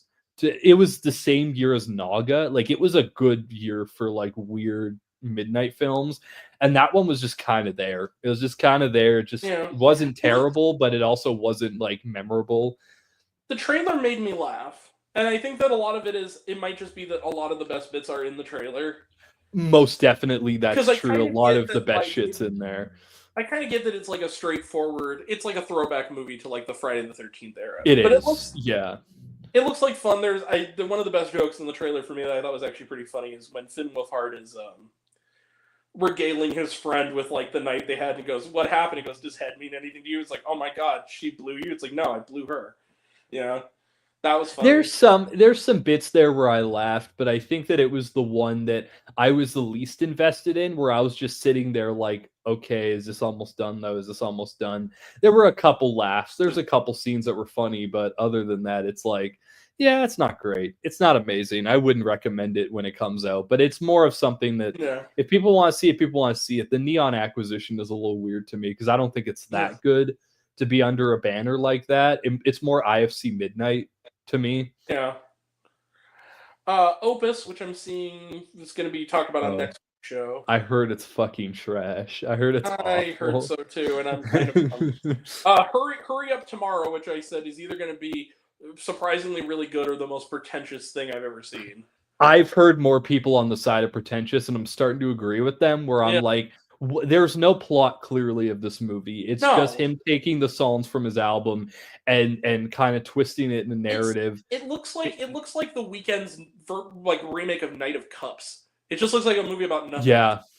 It's but of course, around LA and fucking girls and like music, and that's like which is unfortunate watching it because Yeah. it's like it's directed by Trey Edward Schultz, and Trey Edward Schultz's Yeah. last movie was brilliant. Like Waves was a brilliant And movie. it comes at night too, and like Kershaw, and like he's a great filmmaker. I just think the common denominator of these issues is the weekend. He goes into projects and he doesn't know what the fuck he's doing because he's not a film person, he's not a TV person, and he's like, "We're gonna create what I want to create," and everyone else is like, "Yeah, that's not gonna work," and he's like, "Whatever, I'll pay for it." I'll say this: it looks good. Visually. It looks like it's shot well. Yes, it looks like a Trey Edward Schultz film where it's shot really well. It's just, I think, thematically, when it comes to the story, there won't be any substance in the slightest, probably. Yeah. Well, it'll especially be weird when Jenna Ortega crawls out of the weekend's back, but that's that's true. Hurry Up Tomorrow. The Woman in the Yard. Man, they're really trying to get you to see that fucking movie, which I think at this point, because they play it at every movie that has any semblance of a genre, I think that people are not going to see it because they're tired of the fucking trailer. Yeah. Like Locked, which actually kind of looks fun. That's the one where he's locked in the car, right? Bill Skarsgård. Bill Hopkins' car, and he's like, that one looks kind of crazy. That one looks kind of crazy. I might be down for that. This one I did not know existed until today, but I'm really excited. Until I saw it, but I'm really excited. Clown in a Cornfield. Oh yeah, the Stephen King joint. No. Actually, no, it's not Stephen King. It's what's his face. It's the new movie from the guys who did like Tucker and Dale versus Evil. Yeah, but it's based on a Stephen King book. Is it? I think it's based on a short story. Yeah. But man, Tucker and Dale versus Evil is like one of my favorite movies. It's a great movie. I love that movie. So I'm excited for that one. Ash, that looks like fun. Ash looks fun, and it's also because it's Flying Lotus, and Flying Lotus has a fucked up sense of like humor and horror. Isn't he the dude who did the Double Dare spoof on? That was the best segment of that whole fucking movie. Like, bro, he's such a cool dude though, because we started this thing at TIFF where we would stand up and salute the volunteers. This bro, high off his ass, joined us. He awesome. Stood up and did it with us, and we're like, "That's awesome." He seems like a chill dude, and he makes fucked up movies, and I like that. You know? Yeah, it looks like Alien. It looks like Alien if the person who did it took mushrooms before they made it. Which I kind of did. If Panos Cosmatos made an Alien film. Yeah, and then was there shawarma? There was, in the sense that the last scene, which I think is worth sticking around for, runs through like most of the credits, but it's actually like it's worth sticking around to see it through to, because it's like a good time situation where it almost adds to the dimension of the movie. Yeah, not even a little dimension, but it's just satisfying because it's like it's a single shot that keeps continuing, but you want to see. Oh yeah, okay, like Call Me by Your Name energy. Yeah, exactly. With a little more of like a smart assiness to it, like less of a sentimental reason for it and more like this is the money shot. Okay, so we are now moving on to our final two films. The next one I feel like we don't need to talk about for very long, although it is from Canada. Night of the Zoopocalypse. This already sounds bad. Already sounds like it's slot made for children. Fun fact. It's actually not bad at all. It's actually pretty good. So it is a kid's film. Okay. But it is executive produced and co-written by Clive Barker. Oh, okay. Yeah. Okay. That's a weird pull, but that's this cool. This is like one of those indie kids movies like Scary Girl, where it's like it's actually worth watching as an adult with no kids, because there's like there's some imagination put into it, like in the look of it and the style of it. So basically what it is this fox who sounds a little bit like Reba McEntire, although it turns out it's not Reba McEntire, lives on this farm. The animation looks like even more on the drawing, on the art on the building looks like something like you would see on Ren and Stimpy kind of. But so it's like that deteriorated energy of like okay. But it's CGI, the rest of it, and it's basically this lady fox and this mountain lion, who is the only name actor in the movie. It's David Harbour doing the voice. And basically, they begin to, one night, they're kind of enemies. They're not supposed to get along. One night, for some reason, something from outer space. I think it's kind of implied it's something from outer space or something from some nuclear thing. One of the animals gets a hold of it and turns all the animals into these like gelatinous zombie monsters. And so like they're the only ones who haven't gotten infected are this mountain lion, the fox, and this adorable little pygmy hippo named Poof. And they go around and they basically have to survive the night as like. Okay. So it's like Night of the Living Dead. It's but like that. It's like that Community episode, but as a kids anime. As a kids movie. cartoon with talking animals, and it's actually really fun. It's not like, I'll say this: its dialogue is not as great as its like plot and animation, but I think that the plot and animation are good enough, and the dialogue is not shrill or annoying like some of these smaller animations are. Like, yeah. Enough of the humor is kind of okay, like where you kind of chuckle at least, where it's like, okay. You can, and it has a nice sense of demented kind of zeal to it, where it kind of has some balls. It kind of pushes the edges of the PG rating there. Like what anime movies used to do before they lost touch. Yeah. It's not Paranorman exactly, but it's kind of in the same wheelhouse. It's not as good as Paranorman. Okay. But so you're telling me this movie sounds like it's no Oogie Loves, but it gets a pass, you know? Well, very few things can be Oogie Loves. Oogie Loves is a misunderstood art film, but I'm sorry when Milky Marvin molested Gooby Love. I'll be real. One of my favorite things attached to that is literally the double toasted video where he's like, I felt like I was in a porn theater going to see Oogie Loves. Dude, that was me in Jungle Bunch 2, though. Like, literally, I know how he feels because I've been there. Like, the fucking where they follow you around, like, bringing a mop behind you. Like, I didn't jerk off in this movie. It's like, I don't care, we're going to look at you like you did. That's me. That's me if I decide to go by myself to see Looney Tunes when it comes out. I'm going to be like, oh, but it's a kid's movie. But I'm like a full-grown-ass woman in a fucking movie theater going to see a Looney Tunes movie. I don't think they're going to be like, why are you here? Speaking of, we're reviewing that next week too. No, I don't give a fuck if I look like a pedophile. I'm seeing that fucking Looney Tunes movie. That shit looks funny. Don't get clipped that out of context now. Luke Ponto's get clipped that out of context now. Oh no! Luke isn't the one who's gonna put it out of context. It's one of his. Someone else will. They'll be like, this guy. Luke at least still likes me. Okay. This guy hates on Frosted, and now he's admitting to being a PDF file. No, I said I was the guy who liked Unfrosted, and then it's What? Sorry, excuse me. No, but like again, it's. No, I have to say that movie's existence is all worth it just for I'm gonna give me that Oogie Love. It's perfect. Also, how did they get the guest stars? They must have witnessed a murder. I'm not entirely unconvinced that like Christopher Lloyd was like they got him when he was like in bed. Like literally they got him when he was asleep and he just was like I feel like it's the same way that they got like a deer in the headlights. It's how they got him for. It's how they got him for Piranha. They were like, "Okay, we have this big movie for you to do," but and then he finds out good fun. Like that's hard. That's a hard one because I don't think either of those movies are very good in any way. The second one certainly isn't, but the first, I actually kind of thought Piranha 3D was fun for what it was. It kind of knew what it was and it embraced it, and it had a certain zeal about it that I kind of was like, okay. They took my penis. Yeah. The thing at the end where Adam Scott gets eaten by the baby, like that's kind of funny.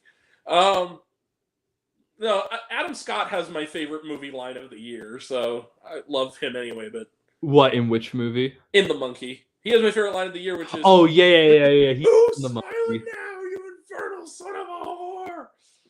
Man, that movie was one where like I saw it and I was like, it wasn't amazing. You didn't like it as much as I did. It wasn't amazing, but it was also not as bad as people were trying to make it out to be. It was one of those movies where it's a comedy. It would have been good if they would have kept the momentum going. What I said, I think the way I described it to people is once that shotgun goes off and blows that woman away, the movie kind of loses its luster because then you realize that there isn't a lot more that the movie has to offer and they're just trying to tread to the end of the movie. If the third act was better, I would have had it higher, but it's just that third act is so bad. It's just, and also it isn't as impressive or interesting as it could be. I think they could have done so much more with this premise, but they kind of just didn't do a lot with it. But it's got some good kills, though. Some of the kills are crazy fun. I like it. And, Tatiana Maslany was great in it, for being in it for like 20 minutes.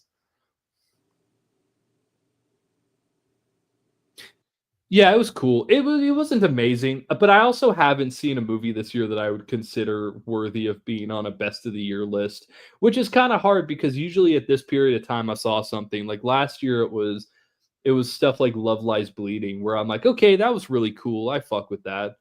But I just haven't seen anything yet this year that's actually, I would say, worthy of acknowledgement on a best of list. But I think a lot of the stuff you've seen that you have has been like stuff that came out other years and other places. Yeah, I agree. I know the movie's fun. I also should point out it's not directed by Clive Barker. They couldn't go that far, but it was directed by Rodrigo Perez Castro and Ricardo Curtis. So Robert Rodriguez, that's crazy. Not now. Speaking of movies that are misunderstood, art films. The Adventures of Shark Boy and Lava Girl. Well, yeah, I could see people saying that. I rewatched it last year, and I was just astounded at how bad it was. No, I'm being real with you. If people wanted to make that argument, I'd be like, go ahead, because like I fucking think it's like one of the worst movies I've ever seen. But like, if people want to make an argument, at least it's a very singular movie though, because it could only come from the mind. It does take chances. It's not like a product. It clearly is somebody's imagination. You can tell though that it was written by a 6-year-old though. Oh, that's absolutely. the unfortunate fact of it is you could tell his son wrote it because it's very intelligible in the sense of like a lot of it doesn't fucking make sense, and it's like, okay, I guess we're going with it then. He ruined my dream journal. I did not. Mr. Electric, send him to the principal's office and have him expelled. Send him to the penis destroying office and get him expelled. I forget what the memes are, but that movie's kind of come back into relevancy because of the memes. I like the meme where they do that scene with like distorted audio, and then when he throws the journal and it hits him in the head, it just cuts to an explosion. So this zombie animal movie that I probably won't see, but it's cool that there's a movie that is for kids that isn't terrible, because we've been getting a lot of terrible ones recently. Again, I feel like this is going to be the common rating here today, but I'm going to give it 4 out of 5. Again, it's a moderate thumbs up. If there's nothing about it that is groundbreaking, but for what it is, it works. It works as a movie. And it works for its audience. I like that there's a good gateway horror movie. We kind of need more of those for young audiences. So I think on some level, that's what works about it. Okay, trailer trash, real quick. Smurfs. Yeah, we talked about it. Elio, which it could be cool. I think it's taken a long time for it to come out. I like the premise, but I'm a little worried that they have not really shown. To me. It looks like a lot. Shown a lot of it. Which, to be honest, I've talked to people before who are into animation. A couple of my friends about Elemental, and they agree with you, which is that the first generation, second generation immigrant story is amazing. But if you take that out of the equation, the movie sucks ass, is what I've heard from at least 2 other people. Well, and even with that equation, I don't think it's that good either. I think that it's a positive in the movie's favor, but it's not necessarily enough for me to like it. Yeah. I've heard a lot of people say those same sentiments of like, it's not a great movie, but it's cool that they tried to make something like that and that they let a director do it who is honest and sincere about it. But that the movie just is like trash though. It's not offensive. Like the guy clearly went into it with heart and really wanted to make something meaningful. And it's like, worth it. Hats off to him. Bless him. Like I hope he comes back stronger, but like it just wasn't my cup of tea. In this, we expect too much from Pixar. Pixar has made so many of the best animated films. But I feel like it's hard not to expect stuff from Pixar when Pixar's early era was the Toy Stories, Incredibles, Monsters Inc., Ratatouille. It's kind of hard to be like, oh wow, and a lot of people aren't gonna like that I'm gonna say this. because of the fact that he definitely did some things that were weird. But a lot of this aimlessness that we've noticed has come after John Lasseter left. But because also, clearly he was the linchpin of that universe, even if he was abusive as shit. He still Yes. brought the energy that people loved about Pixar that they've not been able to get back to since maybe Soul. I agree, but I think that it's less Lasseter on his own because the stuff Lasseter has made since then is really bad. That's true. Yeah. So but again, it might be just the team together.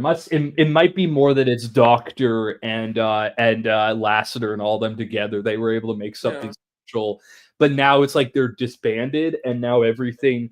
And I'm saying that from the perspective of I actually liked Inside Out 2. I didn't love it, but I liked it mostly for its depiction of panic attacks and mental disorders in young people. I'm like, that's a great expression of that in cinema. But I didn't think it was amazing. It didn't hit me on the same way as the first one did when I saw it. But I was also like 13 when the first one came out. I'm kind of the opinion of like it's not as good as the first one, but very few things are as good as that movie. Mm-hmm. So it's like that's true.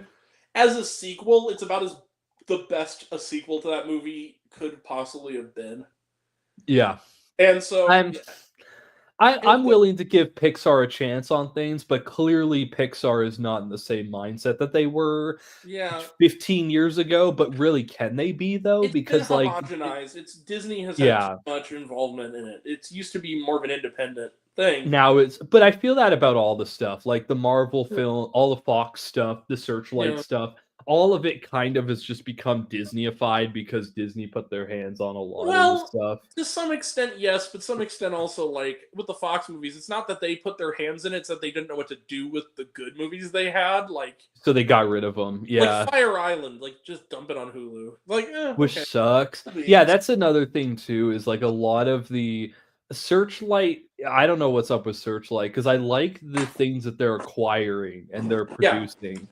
But they don't know how to market them to people. I feel like enough people haven't seen A Real Pain yet. Enough people didn't see Rye Lane. I feel like there's a lot of films that they kind of just released a little bit and then they never talked about again. Where I'm like, no, these are great movies. It's just they're maybe not the big Poor Things for them, because clearly Poor Things is Searchlight's big movie of the last 5 years, and it probably will be until they get something else off the ground that really hits. I feel like Searchlight is sort of, especially with movies that are also not made in the U.S., like British films, I don't know what to do. Rye Lane and Good Luck to You, Leo Grand were both really good movies that they seem to kind of not know what to do with it.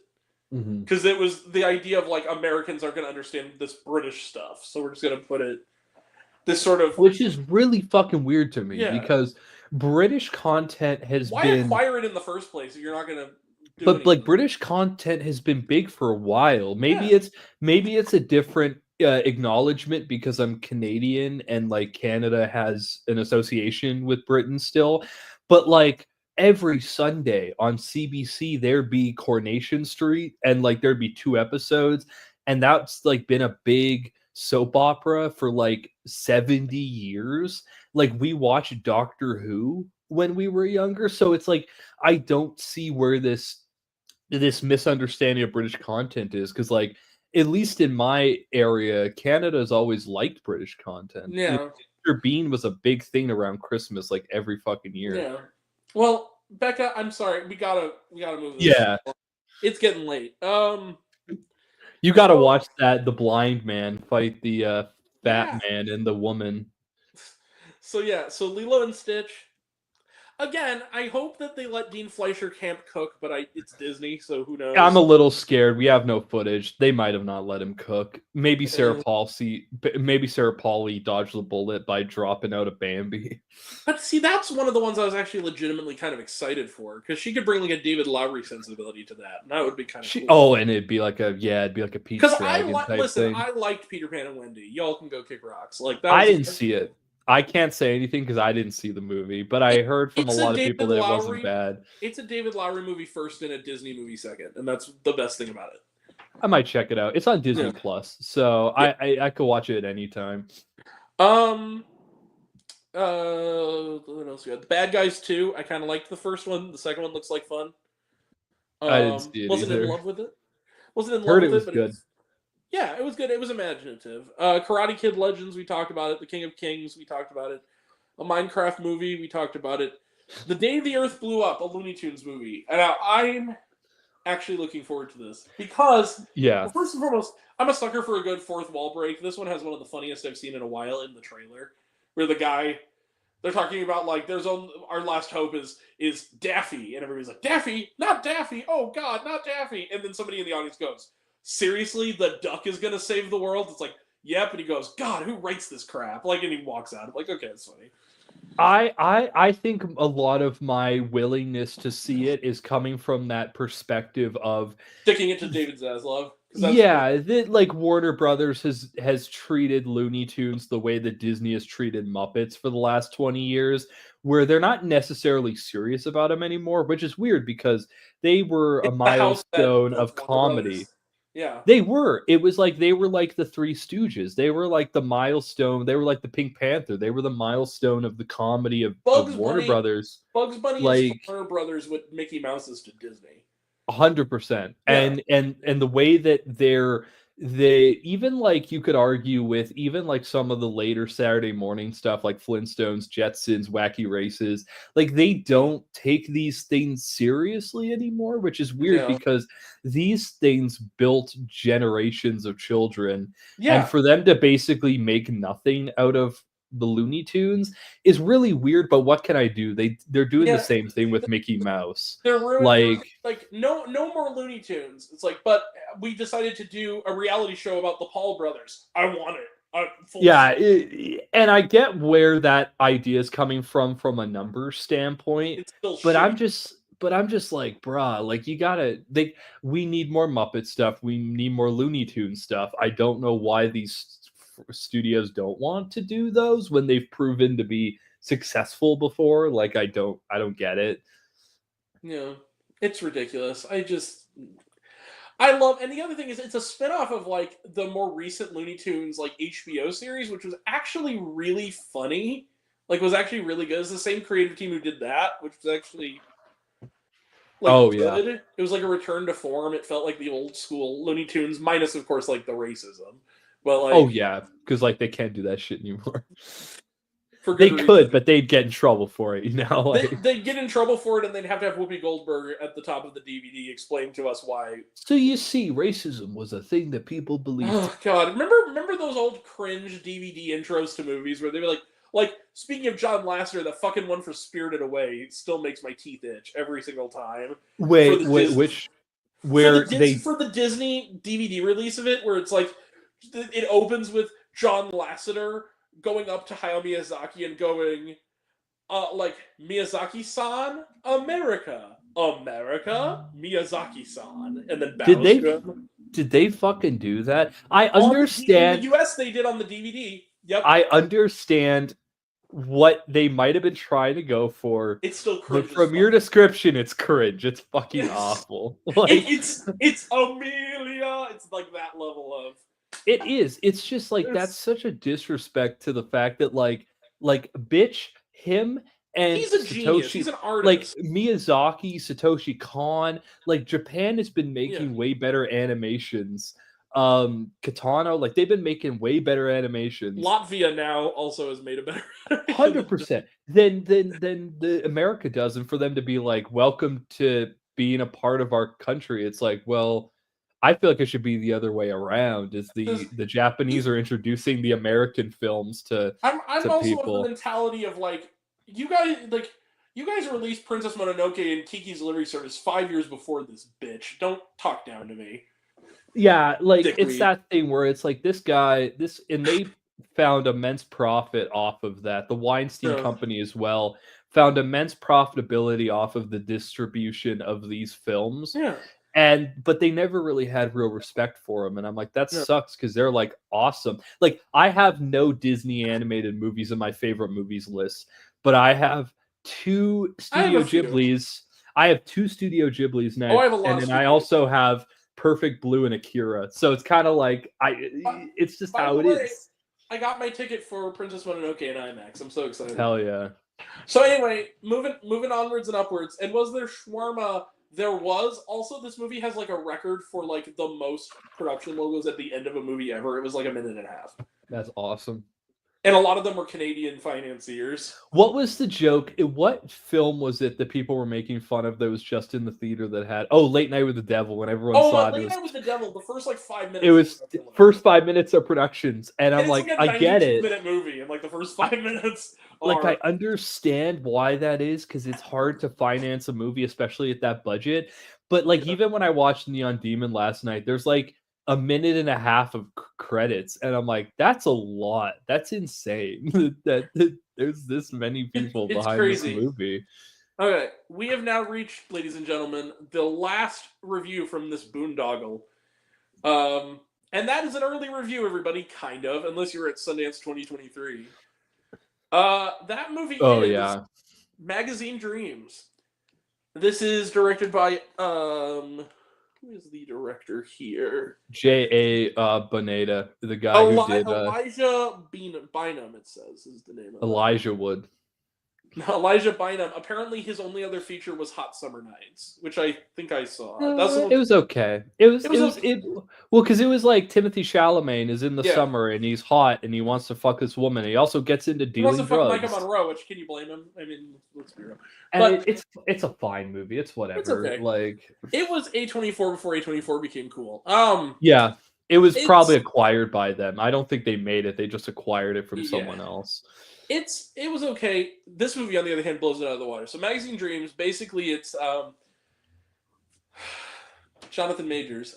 He plays, and Jonathan Majors. Honestly, I see where Searchlight was going for when they originally acquired this to put it out in December, because I feel like I heard it's a fantastic fucking performance, but maybe now pulled too much from reality. Now that we know things, it casts a shadow.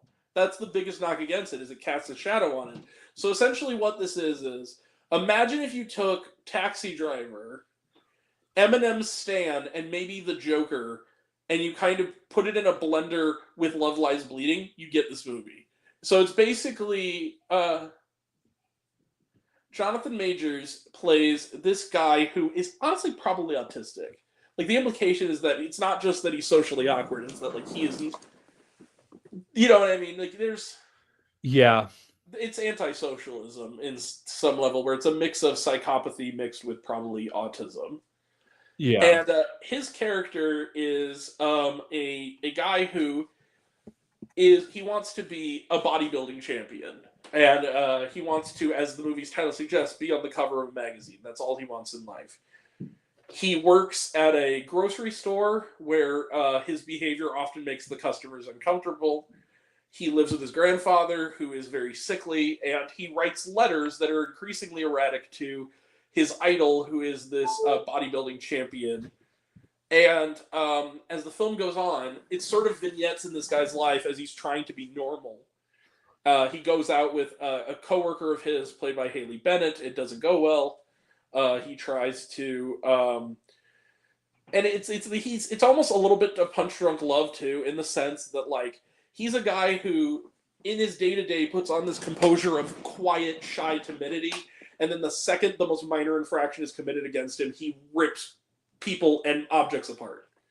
Yeah. Like, he has real rage issues, and he doesn't know how to, and he's also trying to live up to the legacy of his grandfather, who was a Vietnam vet. So in his mind, being the biggest, strongest, toughest guy in the world is all he can aspire to, because he's almost doing that too because he wants control in his life. But then, absolutely, but he's addicted to steroids and cocaine.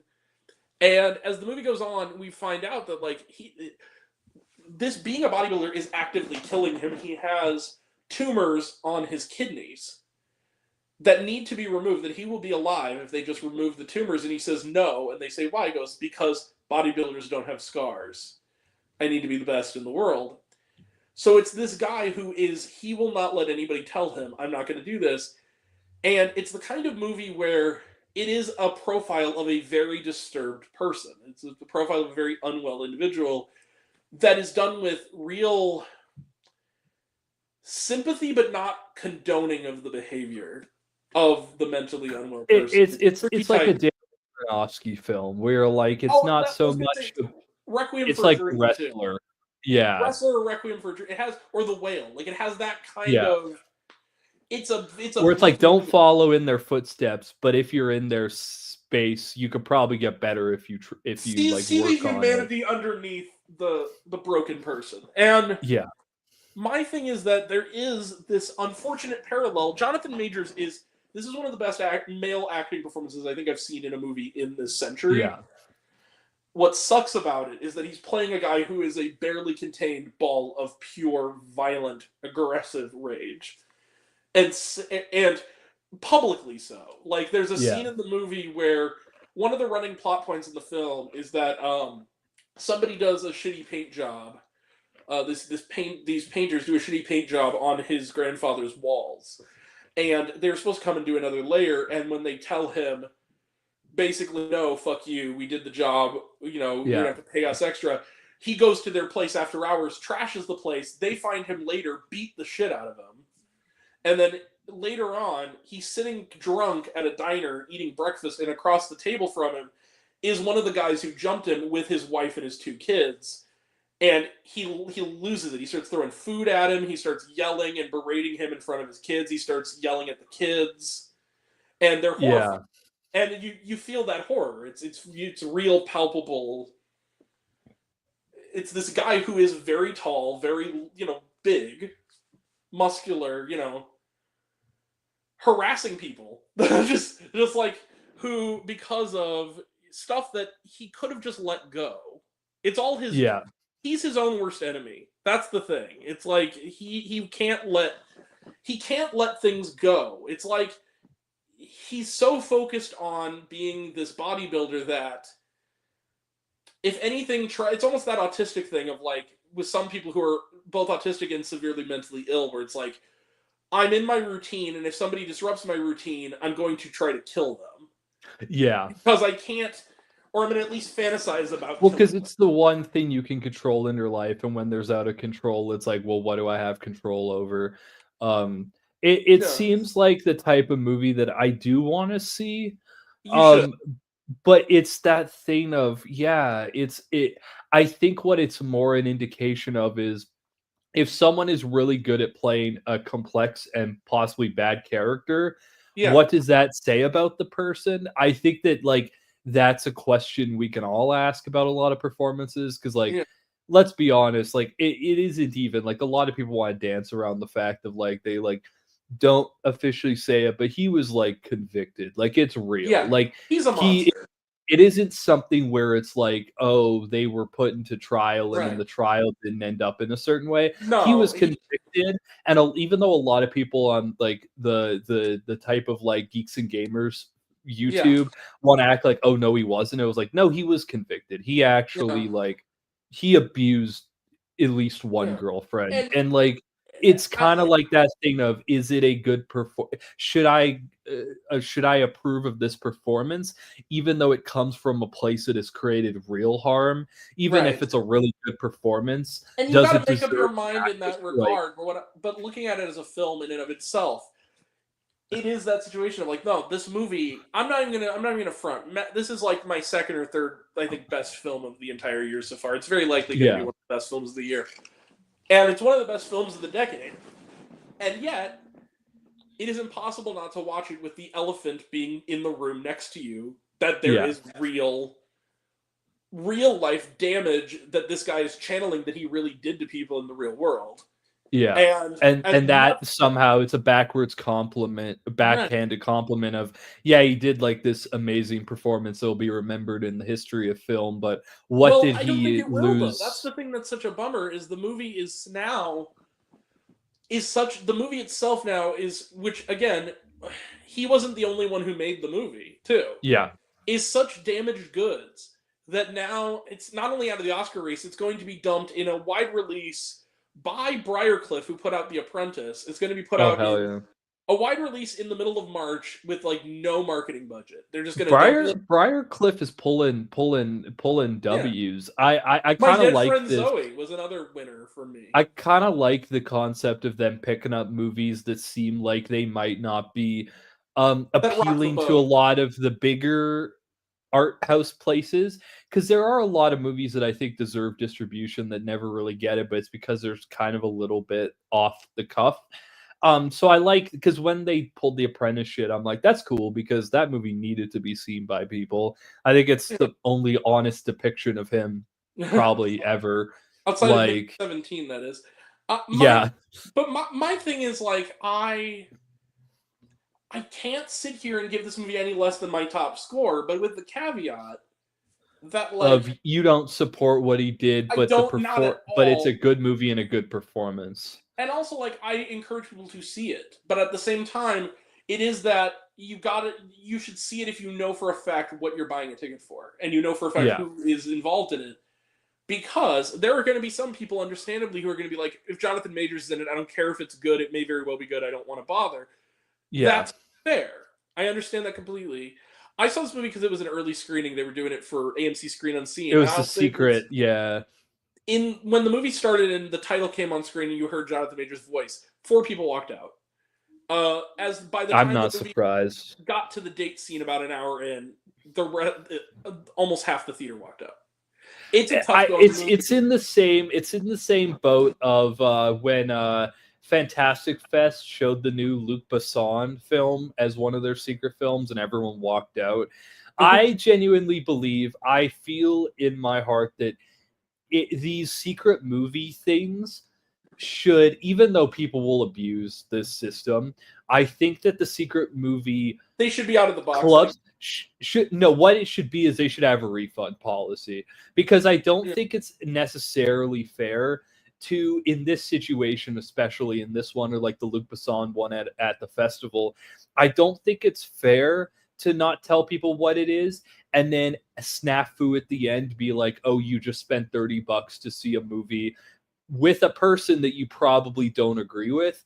I think it's a little bit mean, and they should have a policy where, like, if for movies like this where it's like you can get a refund, because maybe people don't want to spend their money at this, but you just randomly played it for people, which I don't know, it's kind of one of those side to side things where it's like, I get it, but also I'm like, but a lot of people probably don't want to spend $20 on this movie, and you just like, you kind of fucked them by making this a secret thing. Like, I agree, but here's the thing. I do think that also the fact is that there's some people who probably walked out last night not knowing who Jonathan Majors was and just leaving because it was triggering too, because it's a tough movie. And it is. It's not a movie that you show to Joe Public and Jane Public on a Monday night. It's not that kind of movie. Yeah. But at the same time, I'm kind of glad, and that I think that people also who stayed were kind of in agreement of, like, that movie was very well done. It's kind of one of those situations, like, that was a great movie. I'm not going to be in any rush to watch it again. But it was it seems like one of those movies where I'll watch it like a Requiem for a Dream, or like for me, like something like Seven, where it's like, I watched it once, I'm never going to watch it again. I don't want to feel those feelings ever again. It's the kind of movie that says, like, the world is a cynical, evil place that'll destroy you, and you'll destroy yourself too. Also, there are some nice bit parts, but I feel like it's also a movie where the focus is left on Jonathan Majors, but there are small supporting actor roles for people in the movie where they're in maybe 2 scenes, but they really make the most of it. Like, Haley Bennett is really good as, well, she's good in a lot of things. Oh yeah, all the way back to, like, music and lyrics. Like, she's really good as, like, his date, who kind of slowly but surely realizes, like, this guy's kind of terrifying. And then also, she's literally is a cameo. Like, she's in the trailer, but that's like her entirety of her role is in the trailer. There's a stripper character, like a who he spends the night with, like a sex worker character, played by Taylor Page. And I was like, oh, Taylor Page. Oh, nice. Okay. That's nice to see. She's in it for like that one scene and then never seen again in the movie. Because she was in Zola, which she gave an amazing performance. Probably second best to Riley Keough in that movie. Who is fucking crazy. And Coleman Domingo.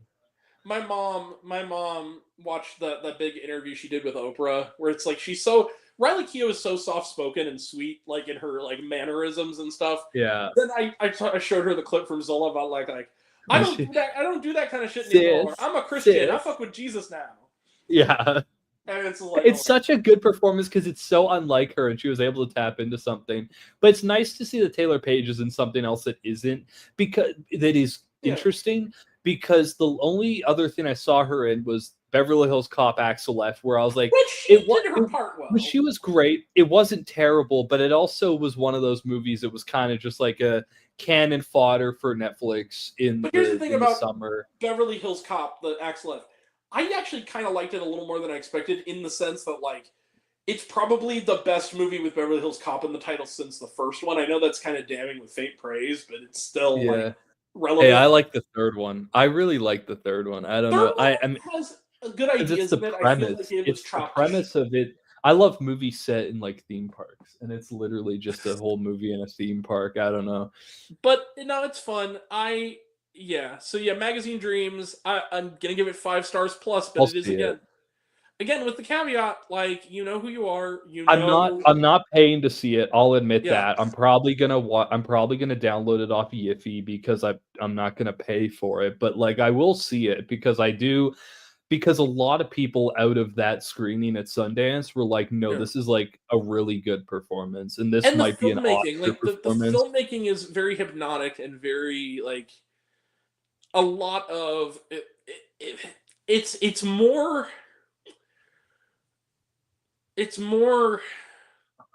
quiet and subtle than you would expect, considering the premise and the performance. Like, it's very. I just have to watch it on a day where I'm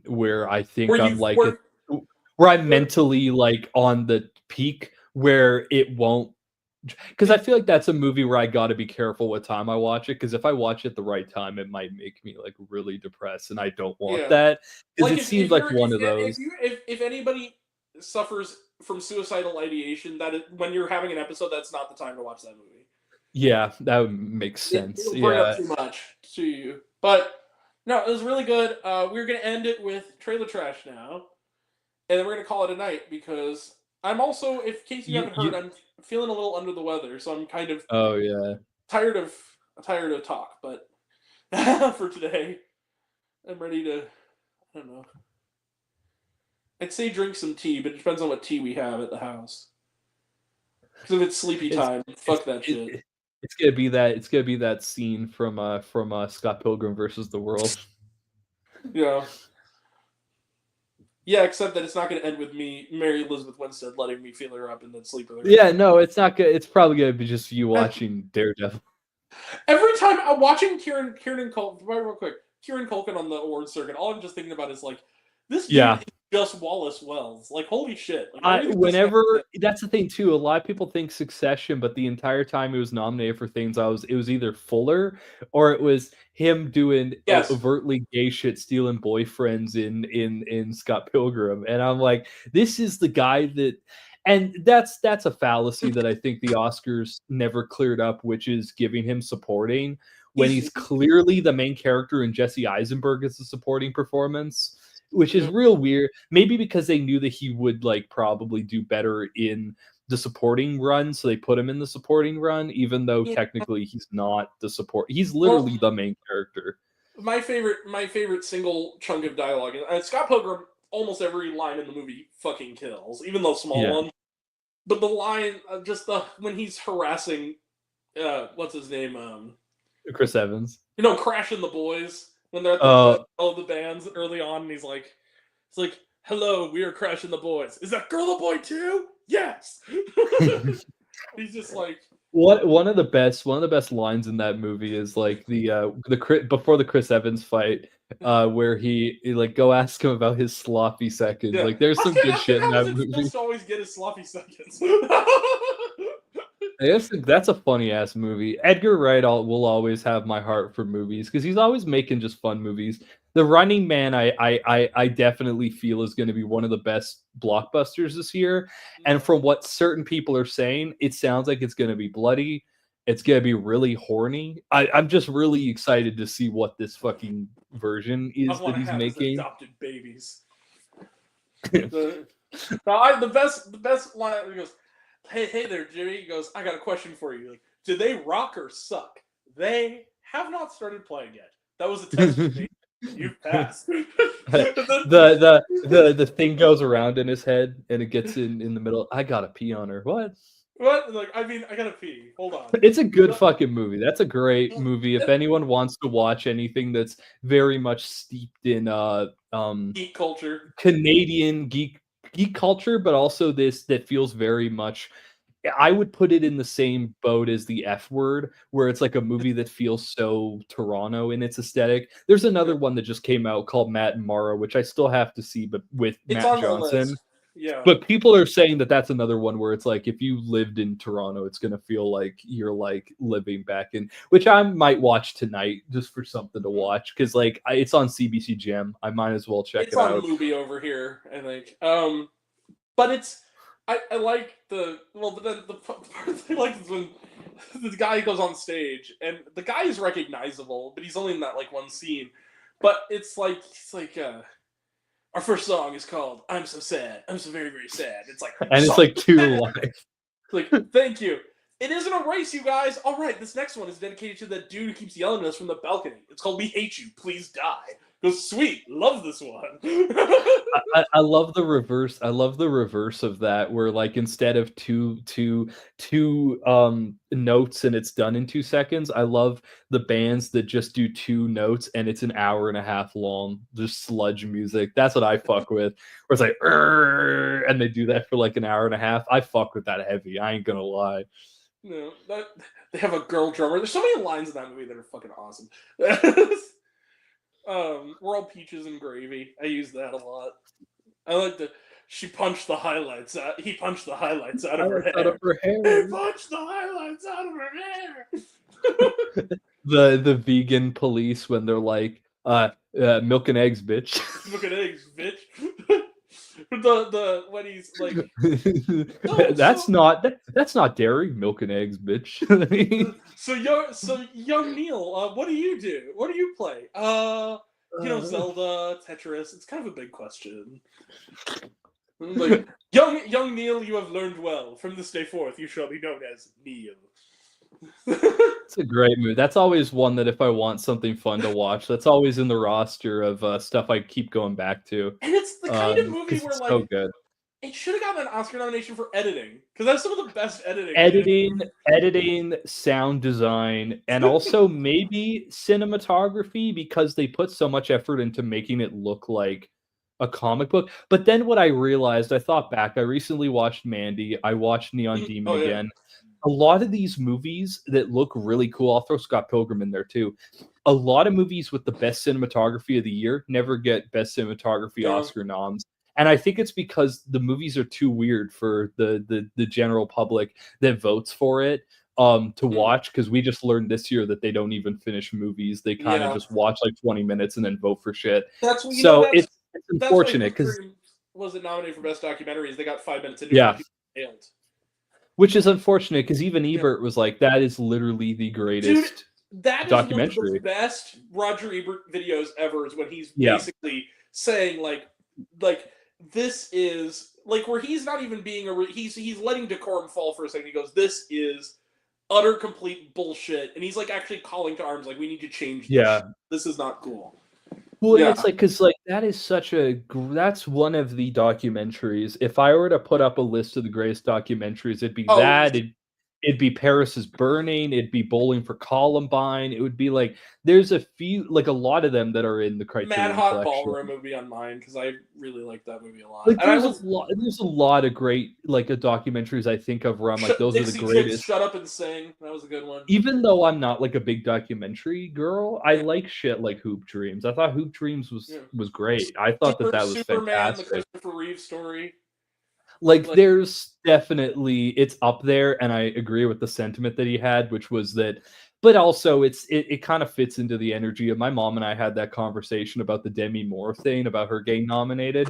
And it's this whole thing of the Oscars are just playing catch up at this point, where they're giving awards to people they should have given Oscars to 20 years ago. So now nothing that deserves to be nominated will be nominated because they're just trying to play catch up and make up for things they didn't do already. And it's creating this like cycle of like, they're never going to actually give things that deserve it the awards, which is unfortunate because there's a lot of great stuff that gets overlooked. And I think at that point, this year was definitely a year, because I didn't watch the Oscars.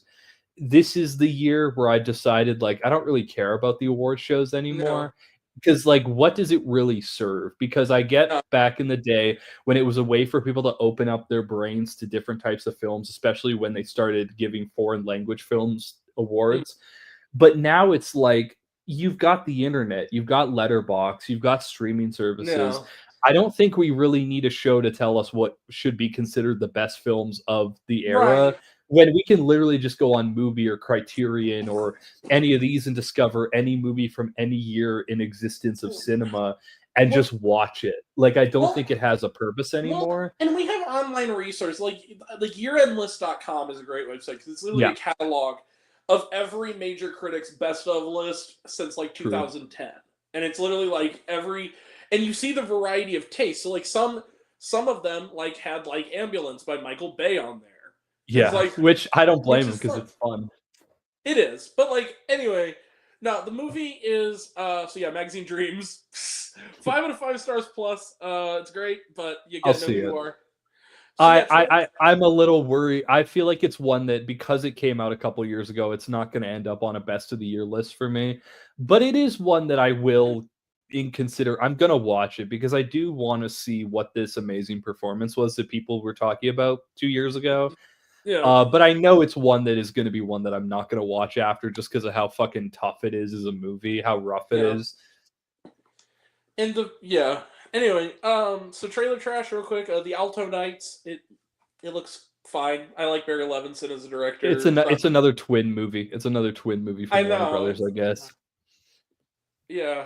Why is Deborah Messing in it? That's my one thing they keep going back to. It's like, the last thing I loved Deborah Messing in was Bros. Was she in Bros? Wait a second. Wasn't she in Bros? Wasn't she the one? No, you know what? She played herself. Because she was playing. No, like, I hate that. She's talking about how she hates it. Like, for 20 years, all the gay guys who are like, tell me how to fix my life, and it's like, I'm tired of all these gay guys trying to ask me how to live their life. Me for life advice. Fuck off. Yeah, that was funny. She was good in Searching too. But she was good in Searching, yeah. Weirdly enough, she shows up twice on this trailer trash. The other one I'm a little concerned about. Snow White. I'll see it. I'm definitely accepting the fact that I really like the princess movies, and I like a lot of the live action versions. So I'm definitely going to see Snow White. Probably because I also like her. I think she's really cool. Not Gal Gadot. I'm not talking about Gal. I'm talking about Rachel Zegler. Here's the thing. Gal Gadot, it's tricky, because I think that Gal Gadot is likable as a person in movies. As a person, as an image, as someone who's like, if she wanted to do modeling or if she was a personality, sure. Or Wonder Woman, But as an actress, not so much. She's not really the acting type. Yeah. And also, as a person, like, she's like some kind of fucked up shit. She's got some weird shit, but it's kind of like that thing of, I'm going indefinitely for Rachel Zegler, because I think that she's been shit on by this industry for some reason, even though she's only dropped bangers. Like, has she though? Shazam! Fury of the Gods. Yeah, she will. I forgot she was in that. I was thinking more like Hunger Games is probably one of my favorite blockbusters of the last half decade. Y2K was deeply underappreciated. Y2K was really fun. Yeah, I really liked it. Even though I think it kind of peaks in its first 20 minutes. I think that after the massacre at the house party, I think the movie kind of. I still think it's fun though, because you have that scene with like Fred Durst where they're like, okay, let's break stuff. Like, and then I literally had that moment of like.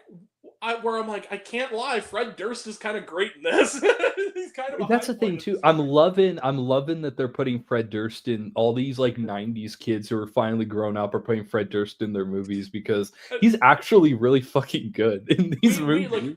Don't despair, Fred Durst. We need Biscuit. Mankind needs Biscuit. And I'm not gonna lie, after I saw that movie, I started listening to the Biscuit albums again. And I'll be real with you, those first two, Chocolate Starfish and the other one that has break stuff on it, and Nookie, they're good albums. I'm not gonna lie. I totally understand why people like Biscuit. And let's also not forget, this is not a new thing for Fred Durst to show up in movies. Of course, he gave us the cinematic masterpiece that was The Fanatic, which has a Oh scene. yeah, where it's Devin Sawa. You listen to some Hey, Limp you Bizkit, live in little man? Oh, we grew up with Limp Bizkit. They rock. This was the shit, bro. Ugh, Jesus Christ. Are you having fun sucking your own cock there, buddy? You know what? I'm fine. You know, Fred Durst is also like, I gotta give him credit too, because last year he went on tour. I had some friends who went to the tour just because he decided to bring Corey Feldman with him for a laugh.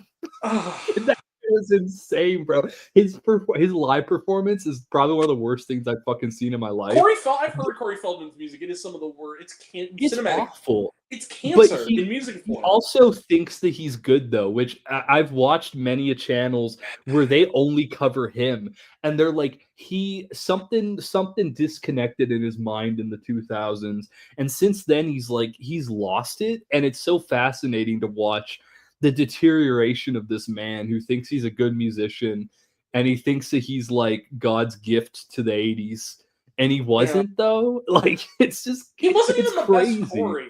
He wasn't even the best. He wasn't though. Like that's what everyone brings up in these videos is like Corey Haim was clearly better at everything, but he's just the one that survived. So he's the one that, well, but also he's been dragging Corey Feldman or Corey Haim's name through the mud. He made a whole documentary about Corey Haim is a sex pest, and it's like, nah, bro, don't do this. He's dead. Don't do this. I have to say, I'm grateful that Corey Feldman exists for one reason, which is for the laugh. No. For the fact that it led to Corey Haim and Corey Feldman being a duo led to, I think, one of the top 10 greatest single Robot Chicken skits ever, which is Corey and Corey Save the Bush Daughters.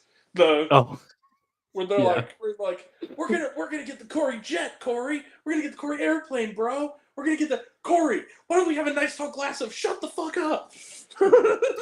I you know what? I can make fun of him all I want, but I'll admit that I find some joy though. Not in the way that it's quality, because it's not, but I find this joy in watching stuff like his Today Show performance where he's just doing some old man Skrillex dances, and you're like, what the fuck? Like, it's an oddity. It's like a fascinating oddity, which I'm like, you know what? It's whatever. It's watching a car crash. It almost seems like, who was that guy who used to do? He wasn't Eric Andre, but like his shit was produced by Eric Andre. He did like Your Hole on Adult Swim. Derek Beckles. He kind of reminds me of Derek Beckles. Derek. Like, Derek Beckles. Mostly Derek for millennials shit. Yeah, I remember I saw that. I started that show like a year ago because I had Adult Swim, and it popped up. And that night, I think I was like really stoned, and I was watching Tim and Eric, and mostly for millennials popped up. I'm like, what is this? And I watched like 3 episodes, and I was like dumbfounded. I'm like, what am I watching? What the fuck? And yet, it's as a satire of that kind of generation. It is, but it goes in places. Like, I think the first episode ended in a satanic sacrifice, and I'm like, what the fuck am I watching? Didn't the second episode end with like, at the last second they have Ann Coulter on there, and she's like looking at her, and she's like, okay. They're like making fun. They bring her on just to make fun of her and shit. It's real weird. No, but like, and then like, there's an episode I remember where like he just straight up dies at the start, and you're like, what the fuck is this show? Like, clearly it was that demographic, but it was like C tier, maybe B- tier. Tim and Eric Andre stuff where you're like, it's kind of funny, but it overstays its welcome. He's kind of the Chris Farley to like Eric Andre's Jim Carrey, where it's like he's funny in his own way. He's only kind of just below. He's not too far below that. No, I wouldn't say he was. It wasn't an awful show. It was just more of a. I can see where the inspiration came from, but it's not doing the shit. Because I'm still fucking with Eric Andre when they dropped that new season. That last season, bro, I was texting people every time that the episodes would end last season to be like, could you fucking believe that he just did that on television? Like, or whatever. Yeah. Where he had like two soldiers 69 in each other, and you're like, what the fuck? did that on television, bro, and he got away with it. Okay. I still like the one where he has Dermot Mulroney on there, and then all of a sudden it's Bird Up, but it's Lizzo, and then it ends with like Lizzo fucking threatening to murder Dermot Mulroney while he sleeps, and then he cuts to him and he goes, just what did you think of that? Oh wow, that's surprising. And then it's like, what do you think, Dermot? And he just sits there and he goes, like, just dead pause and goes, that looks hard. What I'm always astounded by is the people that the new fresh people in Hollywood that clearly haven't seen the show that they bring on and not tell them what it is, and their genuine reactions to like, what the fuck did my like agent Lance just Reddick sign me up for? Freaking murdering. Like, it was like, what the fuck is this, bro? Like, that's the best shit in there is like when they bring people on and they don't know what the fuck is gonna happen, and then they're like, oh, it's weird. Okay, it's like the people you least expect turn out to be the best sports though. Like when Lauren Conrad was on there, yeah, like she put up with their shit for a while. Or like the people who can match his really freak. The people who can match his freak are always the best. Like when Tyler the Creator went on and he was essentially just on the same level as him. It's like, yeah, that's funny. Jeanette McCurdy, like hers is really good. I like the one where it's where for some reason, because it's after Hannibal just quits, where they just have like what was it? For no reason, like it's like the fake "we'll be right back" thing, and they do like a skit, and then it's just like Lakeith Stanfield and like Kid Cudi are the band leaders, like out of nowhere. They just have like appeared. Lakeith is just the new guy. He's the new Hannibal, and they're like, "What the fuck?" Okay, sure. Let's bring that bro in. When he's talking about, I also like because I also love the fact that like Naya Rivera, who died, of course. Yeah. Her last completed posthumous credit was on that as show. Herself on the Eric Andre show. And when I remember when that premiered and everyone was like, what a way to go out is that you're on fucking Eric Andre show. It was like one of the best episodes of that season because like at the end of it, she's actually like kind of likes what he's doing. Like it's kind of endearing, like because she's on the thing. Because she clearly gets it. She gets it, and that they do this wacky, crazy stunt. She's like, "Yay!" Like she knew what she was signing up for, kind of like, "Oh yeah, this is." Because she's like one of the guests they have at the very end when the credits are rolling. That's on for 20 seconds, like. Bro, where they're like, I think that was the same season where they introduced Weird Al as like one of like his dad or something. Oh no, they had one where it was like, what was it like? It was it was like the Kid Leroy came out and he's like you're gonna sing while this dude in his underwear goes over and tases you. He like starts singing and he's like keeping and the dude in this underwear, this like little dude in his underwear just rolls up and just starts tasing the Kid Leroy. I just like that energy. Just if people want to make more content like that. Make some weird fucking content. I'm down for that.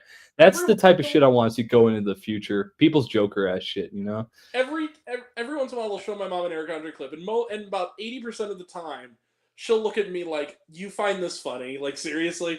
But there are a couple of ones where I show it to her, and she kind of forgets that she thought it was bad. She actually laughs. One of them is when he goes to McDonald's as Ronald McDonald and gets drunk and smokes in front of everybody, like, "You're fired! You're hired!" Crying into the Big Mac. "I'm a failure. I'm a goddamn failure." That one, and the other one that actually got her was when he's dressed as a pizza. He runs into the restaurant. "It's pizza safety time, kids." He like runs in and goes, like, "Hi, I'm Mr. Burrito, the human pizza. We spoke earlier. Listen." Eric Andre is funny. But I think someone currently is taking the Eric Andre spot. Actually, two people currently are kind of taking that spot for me, where they're kind of becoming the new funny wacky person. It's first person's Nathan Fielder, probably because we're getting a new season of The Rehearsal this year, and I'm real excited. And also Tim Robinson. Tim Robinson is like the new Eric Andre, where I'm like, he's kind of the guy now that does the fucking weird shit. Robinson is a genius for one major reason. His style of humor is both surreal enough to be impossible in the real world, and yet also so specific in its the driving crooner. Hey, driving crooner. Oh shit.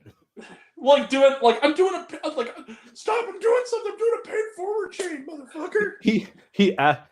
Asking questions at the ghost tour. Like that one, the one that always I found the most relatable, where I laughed at it went on, but it was one of those anti jokes that it goes on so long that I'm just like. Are you talking about the one where he's like, where the dog wearing the Nixon mask? It's like, no, I'm not going to work tomorrow. No, that one's a good one. No, I'm that one's a really good. No, the one with Stephen Yeun, where like, oh yeah, like you ate the piece of paper with the ink on it, you're gonna poop out the. Yeah, and it's like such an unserious thing where it all starts as like a misunderstanding that this gets real fucked up. No, I'm gonna be real right now. My 3 Chads of comedy. If we're okay, if we do a current Mount Rushmore of comedy right now, for me it's who did I say? Nathan Fielder. Yeah. It's Tim Robinson. It's Connor O'Malley, and then it's Rachel Sennett.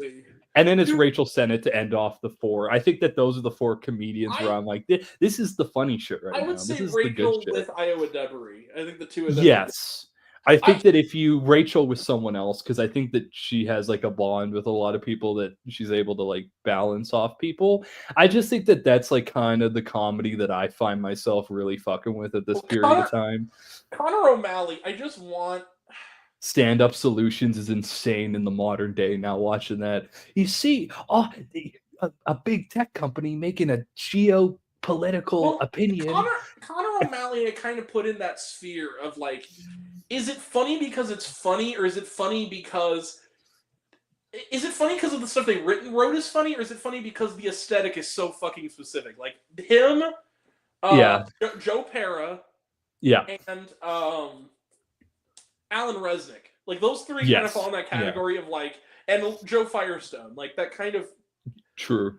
Of like I think for more of them, it's funny, but it's also the delivery. I think it's the dedication to the bit, and that's why I like Tim Robinson a lot too. Is it's a dedication to this bit, even though it's literally going off the rails, you're still dedicated to it. Well, and I think Connor O'Malley created this character around himself that's like this frat bro douchebag frat bro energy. But it's so funny when like he takes that character and then he says really interesting things about current society and politics, but it's being told to you by this like character. I don't know. It's kind of funny. It's the kind of comedy that blindsides you because the aesthetic is so much built in the comedy around that. There's kind of profound undercurrents to it. Like Connor O'Malley, like when you watch Rap World. Oh my god, I love Rap World. People are saying it's their favorite movie of last year, and I'm like, you know what? Sure, go for it. It is. It's amazing.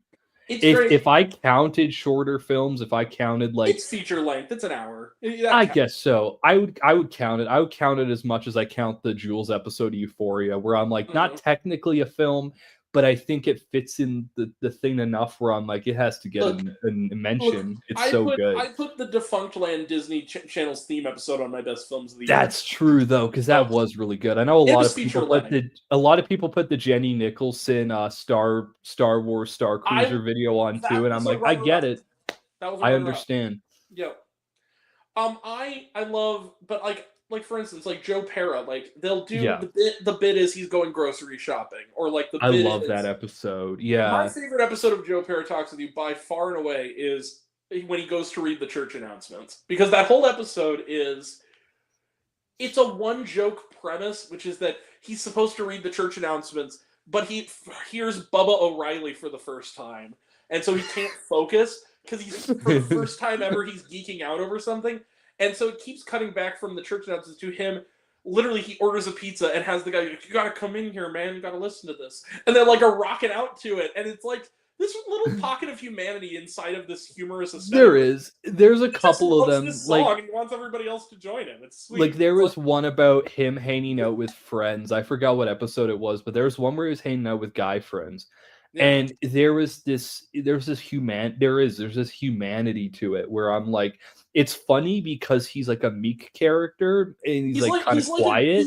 He's like somebody our age playing a grandfather. He is. He's from the like this. Midwest. He's like Yeah. this quiet Midwestern guy, but there's like this humanity that makes his comedy funny, where it's like this general acceptance of his life, and like he's An going through appreciation these. for the small little things we He take for does. granted in the world. He's going through these experiences that some people might not see as grand, but the way he paints those episodes, it's like this is like powerful television. But Even then though it's just him going to get groceries, it's like But then amazingly. when he breaks the form to try to do a joke, it actually kills because it's different enough from the rest of the aesthetic that it kind of works. Like, okay, Yeah.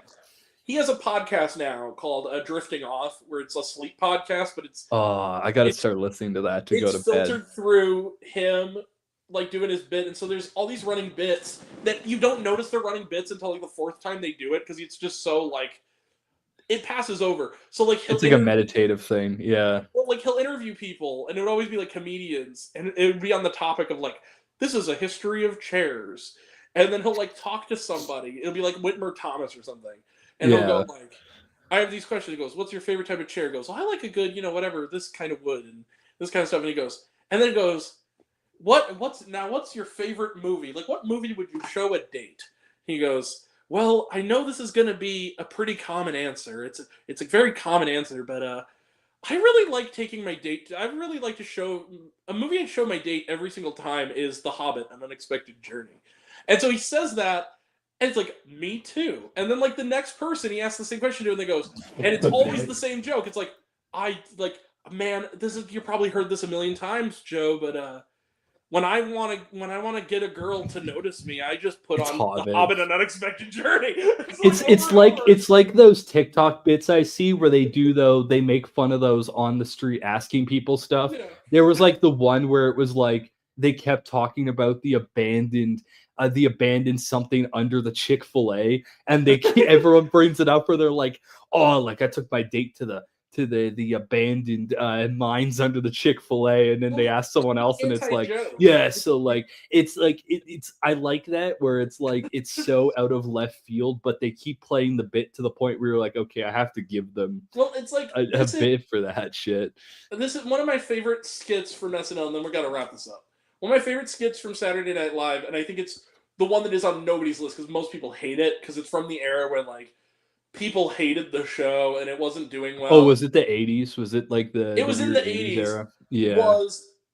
And it went on for like 3 episodes. Like this skit kept going and it was the same. Are you gonna talk about Toonces the driving cat? Well, no, that would also be in that cat. I love fucking Toonces the driving cat. And see, that's what I try to show my mom, and my mom is like, "That's just not funny. It's so stupid." My dad references it all the time, so I had to watch it, and I was like, "It's so funny though, because it's so stupid. Like it's so like got this." Because the bit is just that they actually think that the cats can drive, and then it crashes, and they're just like, the cat can't drive. It's like so the Mr. Bill bit where it's the same joke every time, but it's like, that's still funny, though. It's funny.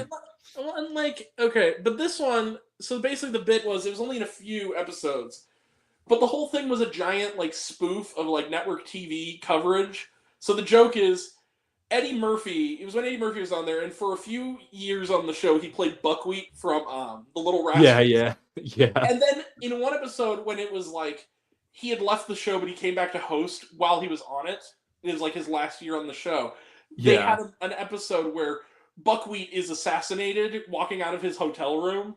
And it keeps cutting back to Ted Koppel, and it's like some dude playing Ted Koppel. And the whole joke is that it's the same joke, like 4 jokes repeated for literally like 3 skits that are like the longest skit in each episode. They're like 15 minutes long. Where it just keeps going. And by the end of it, nothing's accomplished. There's no punchline. It's just people keep getting assassinated. It's all tied to Buckwheat's death. And it's the same shit every single time. It's good anti-humor. Well, right. It's like he gets shot. Like, oh, and they keep showing the clip. And it's like, now we'll show it in slow motion. Well, it's the same clip again.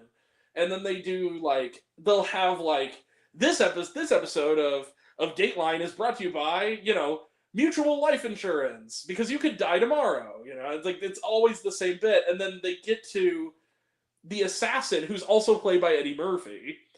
And it's supposed to be that he's, like, schizophrenic. Like, his cat told him that Buckwheat was the devil, and so he needed to assassinate him.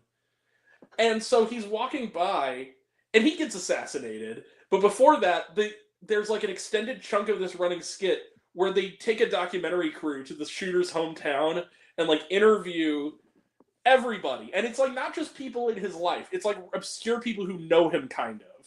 So it's like they go to his former classmate, they go to his parents, they go to the random person that worked at the deli that they came to a couple times. The mechanic's office, the mechanic, the mechanic who he used to work under, and it's the same joke. It's literally, it's like, oh yeah, I knew that guy. He was very quiet, but he was very nice. And then the joke is always, do you think he killed Buckwheat? And the answer is always the same. It's, oh yeah, absolutely. It's all he talked about every single day. And it just keeps going back. And they only use slight variations. Like when they get to his boss, it's like, oh, like he was a very quiet man. He was very polite, always friendly, always with a smile. Do you think he killed Buckwheat? Oh yes, sir, absolutely. It's all he ever talked about. In fact, he came to my office and he says, like, Earl, I need the week off. He goes, why do you need the week off? He goes, I need the week off and I need a tuxedo. It's like, why do you need that, my son? He goes, well, because, like, I'm gonna go kill Buckwheat and I need to look good on TV. Yes. It just keeps going, and then the assassin walks out of the thing and he gets assassinated, and they still can't find him, and that's the end of the joke. Is like, I don't know how anybody's going to solve this string of murders. It's so inexplicable. We'll see you next time. I feel like there's a certain type of humor there where, like, only certain people will get it. I'll admit a lot of it is, like, rooted in stoner humor, where it's like, it's not so... It isn't as logical, but I can fuck with some humor like that. I think that I find it more compelling and interesting when it's a joke that isn't a simple joke, because it's like, okay, well, you pulled it off, so it's more impressive. But similarly to the Joe Pera thing, it is a simple joke and it's a repetitive joke, but the aesthetic is so accurate to what the thing is that it makes the joke, you still want to stick with it, even though. But also with like Joe Pera, you like this guy. You like, you're watching it, and he's like the nicest. He's the modern day Mr. Rogers, and you're just like, I like watching this. Like, there's not a mean-spirited bone in the guy's body. No. Yeah, and that's just a little sadness about his wife that died, but like, even that's a little joke. It's not even his wife; it's his grandma, and it's like. Well, yeah, because then I guess it's the girlfriend joke. I'm thinking about the It's like his girlfriend named Sarah Connor, which that was a cute joke. And then he can't watch Rat Race anymore because that's the movie he watched when his grandma had a heart attack and died. Like it's just those kind of things. And again, it's like there are little jokes though in there where you just kind of are caught off guard. Like when he goes to take the Sunday drive and he's like, I like taking Sunday drives in the fall. I like passing houses. And wondering why jack-o'-lanterns scare me so goddamn much, That's what I'm saying. I'm just like down for, if that's what the comedy that people want to make, let's give these people the comedy. Because a lot of people like to say, oh, comedy doesn't exist anymore, we can't do comedy. It's like, yeah, you can. You just the problem is that a lot of comedy was rooted in making fun of people that were lesser.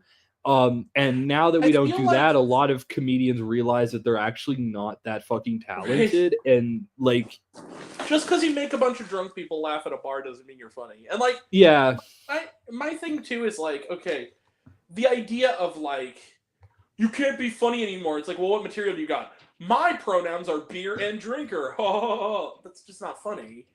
Like, because it is that thing where it's like, okay, I can't make jokes anymore. What's your jokes? And then the second word they say, oh, their mouth is faggot, and you're like, oh, that's okay, sure. And it's the Shane Gillis thing. It's the Shane Gillis thing. Like, it's like, hey, everybody, I'm so happy to be here tonight. So my niece has Down syndrome. My niece is, but knowing him, he's like, my niece is Arsler. It's like, okay, bud, sure, buddy.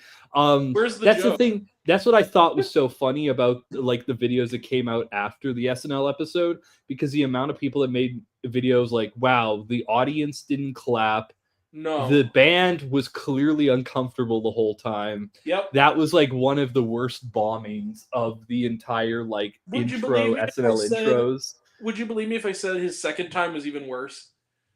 To be honest with you, I wouldn't be surprised, because I feel like it's one of those, like, it's Steven Seagal energies where clearly the person is not the right fit for it, and then they're just there, but they're not good at it.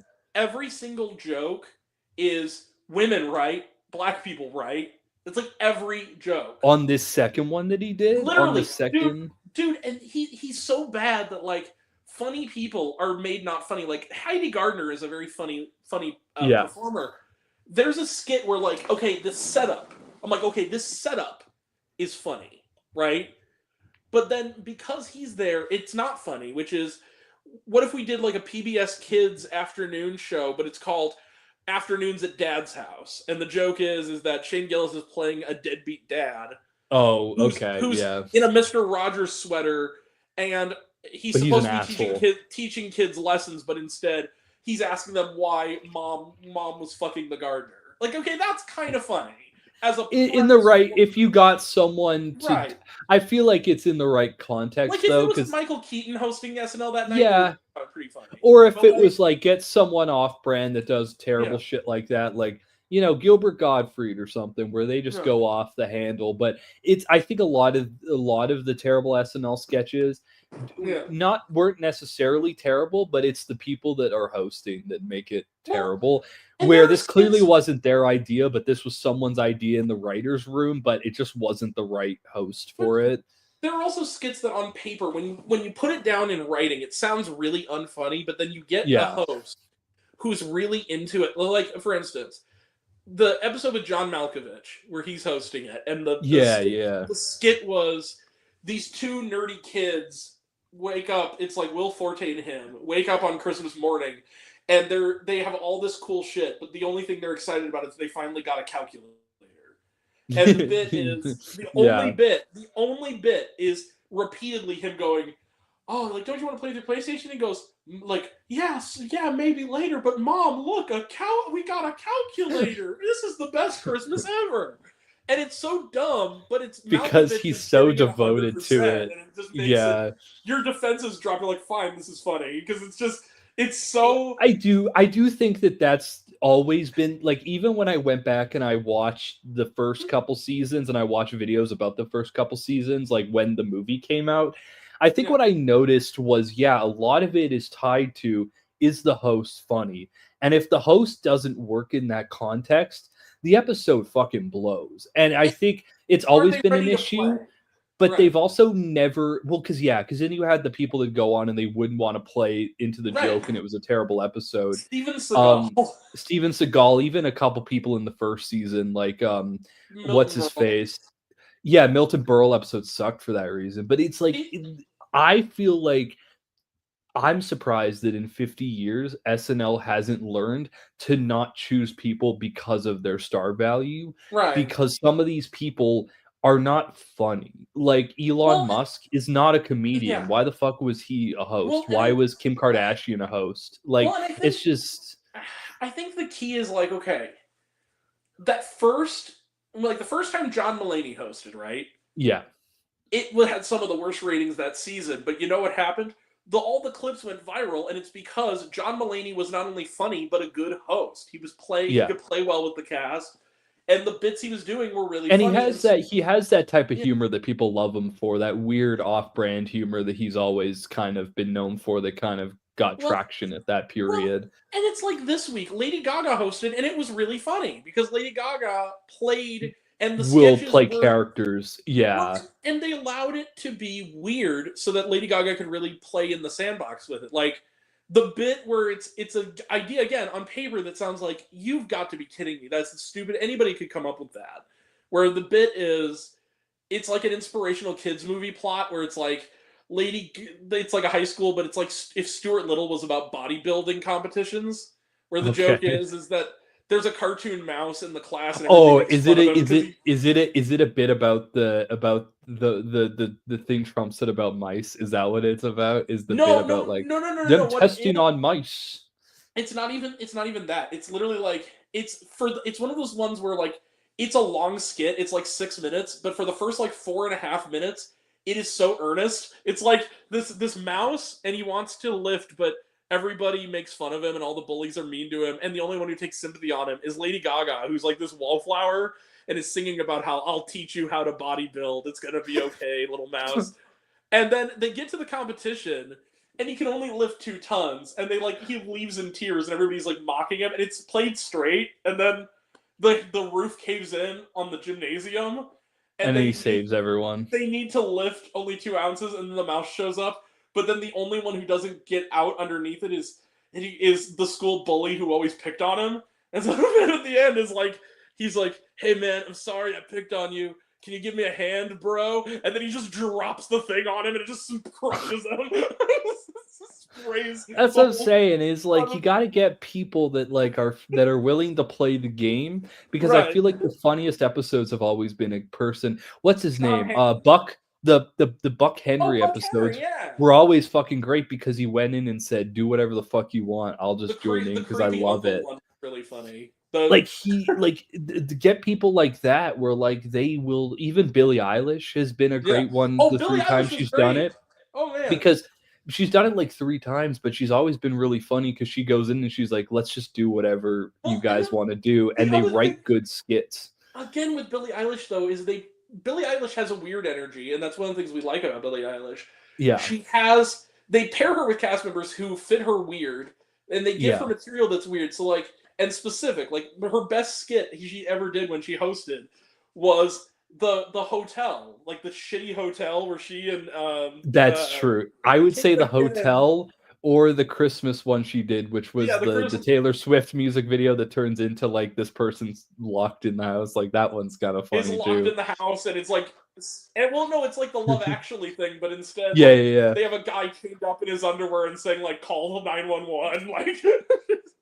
And I think that like you just got to get people that will rock with it. I'm really interested to see her come back and do segments with Sarah, because I think that would be insane. Because Sarah going on and being like, "Yeah, I totally just wanted them to put my head into a fridge for one because that's funny." It's like I gotta see her go do crazy shit with people like Billie Eilish.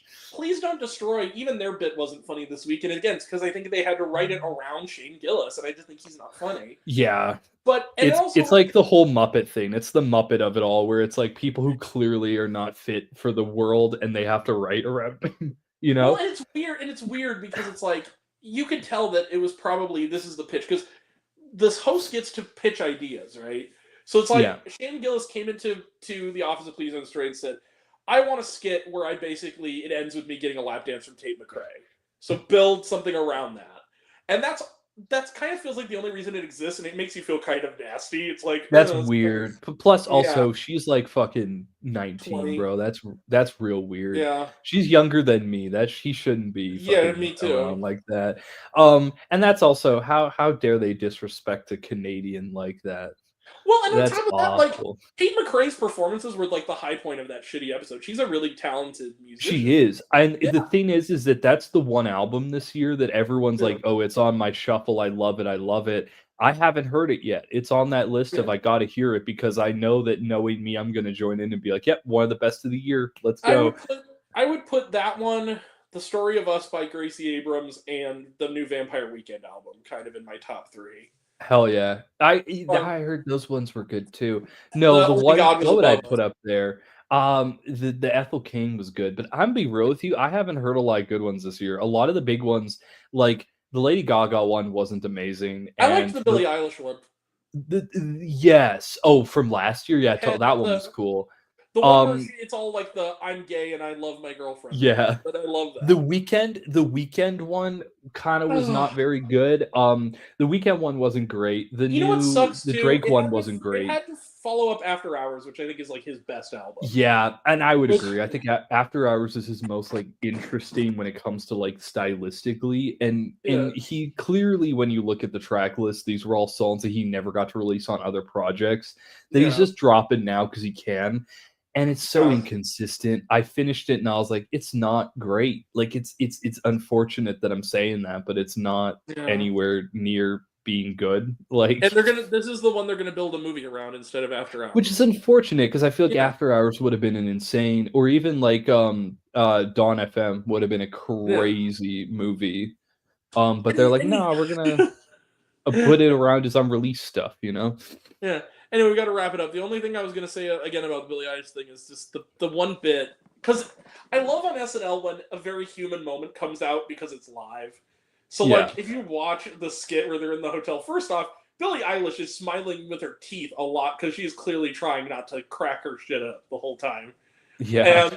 And so what's funny though is that there's that part where Phineas comes out as like the shitty, he makes his little cameo as the shitty, like, he's like, the concierge is like, I will drop your bags.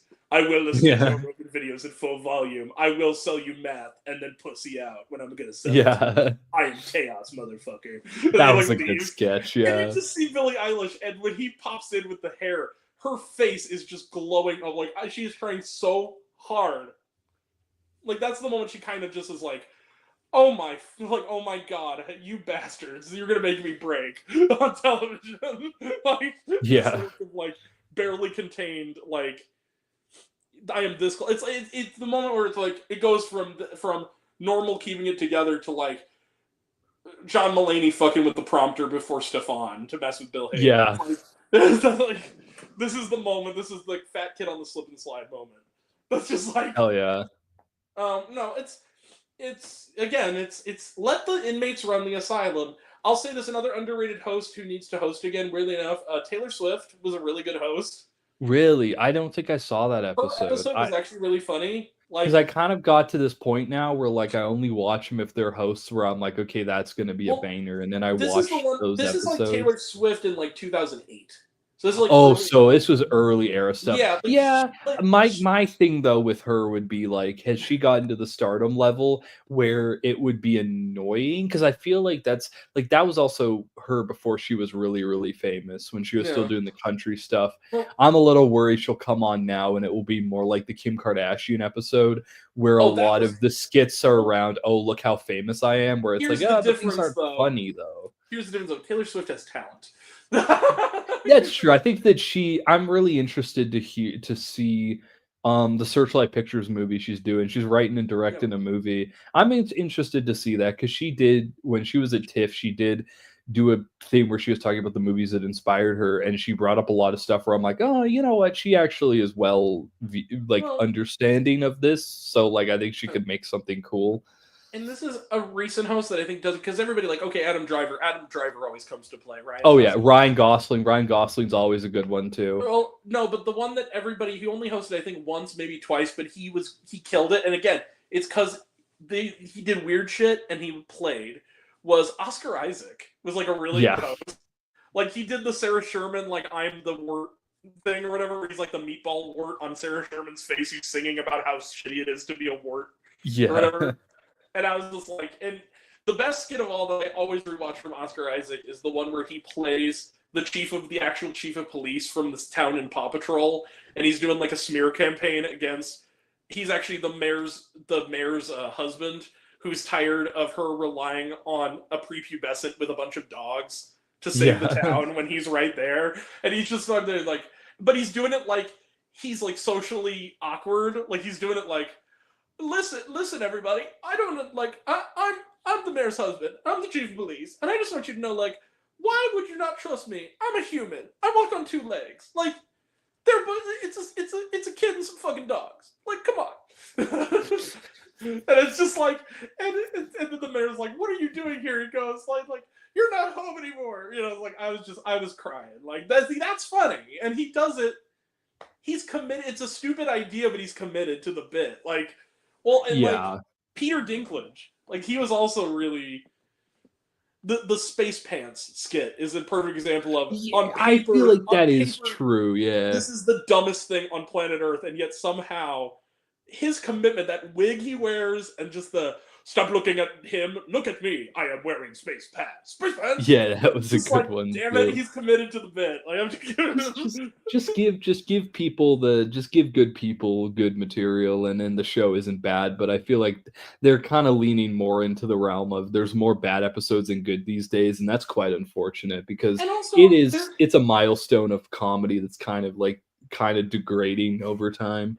Well, like, Sydney Sweeney was good. Like, there's some people. Dakota Johnson is almost always good when Sydney Sweeney was good, but there's a caveat. I think Sydney Sweeney was good, all of them But- were really about how hot she was. Yeah, but they definitely like degraded her as a woman. Where I'm like, I don't think they're Except- funny though, because a lot of them were about like, look how good her boobs are. It's like, Well, but I that's agree. not comedy though. And she even came out and said that like they were very much like it wasn't her deciding to do that. It was like Yeah. the people, the writers wanted to do that, and she was like, I guess we're doing this then. I agree, but I have to give credit where credit is due. Like, whichever writer came up with the idea for like the cheerleader at the school where Airbud is a basketball player getting jealous because he's That's such a weird. But it's Yeah, funny, that's such though. a Like, weird one. It's off. It's funny in that way, but it's so dark fucking funny. weird. Like she's genuinely sexually jealous of like another girl for being attracted to a dog who plays basketball, and it's weird. It's like, Yeah. oh, is this gonna turn into like Sleeping Dogs Lie or whatever? In like, Oh my god. remember that movie? Maybe I don't. That's I the don't know. Bobcat Goldthwait one where like Oh yeah. the rom-com where the girl starts dating the guy, but like back when she was a drunk college kid, like she was videotaped doing like weird shit with her dog, and so she Oh can't. Like, yeah. There's one Bobcat movie that I've been wanting to watch. What was World's that Greatest one? Dad is his best one. Fuck America one where Oh, what's his God Bless face? America. That was God good. Bless America. That one's on Tubi, and I've been wanting to watch that because it's about this guy who's like, I hate how the world is, so I'm gonna go kill people with this like 13-year-old girl that also wants to kill people. I'm like, that could be fun. Yeah, in the right context. World's Greatest Dad also. World's Greatest Dad is fucking great because it's such an so awful premise at the start. We're like, okay, so he's trying to prove that he's making up this lie about his son when really his son died jerking off and choking himself. And his son was like, also a royal piece of shit too. Yeah, so I'm just gonna make it that he was like a great guy, and it's just like such an interesting fucked up premise that just goes everywhere. I think that one's kind of a banger. But here's the thing, Bobcat Goldthwait. I did think one of the funniest things that come out of Bobcat Goldthwait, and also bless her, Bridget Everett, who's great. There was an episode of Comedians in Cars. Oh yeah. She was talking with, and Jerry Seinfeld, as goofy as he can be, like he usually doesn't take things seriously. He usually like when he's joking, and that's a great show. Like that's a show that even my mom watched and was like, "This is actually kind of interesting to see the peel back of the comedians and see them normally and like." But when he doesn't get mad very often, like for real. It's usually comical, like where it's like, "Oh, Kramer, shut the fuck up, Kramer." Oh no, I'm a bee. I'm a bee. Like you like jazz, but no. But in this one, he actually goes off like on a rant, and it's really funny, but it's also really uncomfortable. Where they censor the name, but it's clear it's Bobcat Goldthwait. Where he talks about like Bridget Everett is the guest, right? And he's talking to her. And like, so I was hanging out recently with and like beep, and it's clearly Bobcat Goldthwait, and he goes, I don't like him at all. It just like goes off, he's like, at all, and he goes, that's why that's why he's not funny. And that's the thing. Like, that's why he has to do that stupid fucking voice. Because he's not funny. That's the thing. It's comedy, buddy. You're funny, you win. You're not funny, go home. His shit is funny in the way of like laughing at like the Republican uncle that just hates the world, and like I think that his shit is funny. It just depends on your mileage with certain humor. Like I like his bit about Pop-Tarts. I always thought that was funny about how Pop-Tarts. He says we're a secret government project created by NASA to like blow kids' minds. Like about his Pop-Tarts bit about how he's like, guys, actually I kind of liked the movie. I like Pop-Tarted. No, literally, and that's the thing that caused all the drama. Is I literally quoted Jerry Seinfeld, where apparently there was an incident on the set of the movie where Hugh Grant and some of the other actors were getting like almost coming to blows, and he broke it up by saying, gentlemen, come on, it's the fucking Pop-Tarts movie. Relax. Like, it's not. And to think, and I still haven't seen it, but to think that like there was that much drama on set of the Pop-Tart movie is insane. Well, that's also like Hugh Grant is great. But anyway, Hugh Grant's always great. Oh yeah, he's great. Everyone see Heretic. It's on Hulu now. Everybody see Heretic. Everybody also see Bridget Jones Mad About the Boy because it's not getting nearly enough love. Just anything with Hugh Grant in it. Right? Mamma Mia. And that young man is how you make a dirty bitch. enjoy. Yeah. Anyway. Wait, is the stream over? The stream gets 4 big booms. Boom, boom, boom. No, we are going to wrap up the last little bit of trailer trash now. Oh my god, okay. Snow White, Opus, we talked about it. The Penguin Lessons, which looks kind of delightful. That's the Jean Reno film, right? Jean Reno. No, but that was actually really good. I saw that. My Penguin Friend, that was a real pleasant surprise. Wasn't that that was last year, right? The Jean Reno joint. Yeah, it was just this gentle little fable about this lonely guy who has a friend that's a penguin. Yeah, he and his wife live on an island. They're grieving the loss of their son, and this penguin shows up, and then he leaves, and he comes back, and it's just sweet. There's nothing, and it's about a likable guy and a likable animal befriending each other, and it's. Look, I saw it the same day I saw Ryan's World, the movie, so it looked like a masterpiece. So it's probably really good in that comparison. Oh my god, no! But it actually was a pretty good movie. Like for a kids' movie, it was actually. Had some art to it. It was actually kind of. I also think he's one of those actors where they didn't really give him he's one of those ones. He's like what's his face? Vincent Cassel, where I'm like in the stuff that they do, they're really great, but for some reason people don't necessarily give him stuff to do, and I'm like that's unfortunate though because I think that they're both fantastic actors. But what's this new Penguin one? So this is the one where it's set in the 70s in Brazil, and the premise is. Steve Coogan is a teacher that's trying to teach an English class, and he hangs out with a penguin to impress a girl. She leaves, but also leaves the penguin at his house, and he literally legally cannot get rid of it. And so he ends up using it as a teaching assistant to keep them focused, so they'll ace their exams. Apparently, it's a true story. Steve Coogan, another actor who I really like. But I don't see him in a lot. But I saw him a lot more when I was a kid. He was in Around the World in 80 Days Hamlet and shit like that. Yeah. Jesus. That's one of my favorite movies. He was in some good shit. He was in some good shit when I was a kid, and it's unfortunate to not see him and stuff because I think that he's really good, but he needs the right type of stuff. I liked him as Around the World in 80 Days. I think is actually kind of underrated. Honestly, I remember seeing it as a kid. Haven't seen it for 15 years, and I kind of need to see it again. I kind of want to. There's a little bit of nostalgia goggles to it, but it's fun. It's a fun. It's probably how I'm gonna feel the same way I feel about Flubber. You know what I mean? Well, Flubber hasn't aged all that great, but it's. No, but hey, you know what? There's always that nostalgia of the dancing Flubbers. It's the same reason I can't quite hate the Garfield movie, because there's just some positive memories. Yeah. Well, hey, you know what? Why'd you do Garfield 3? Cocaine is expensive. Right. That is the best scene. That and the Uber joke are the two best scenes in the sequel. I'm going to be real with you, but also the intro. I think that they did too, because the Master of Puppets intro, when they're blowing motherfuckers away, that's kind of cool. I ain't gonna lie.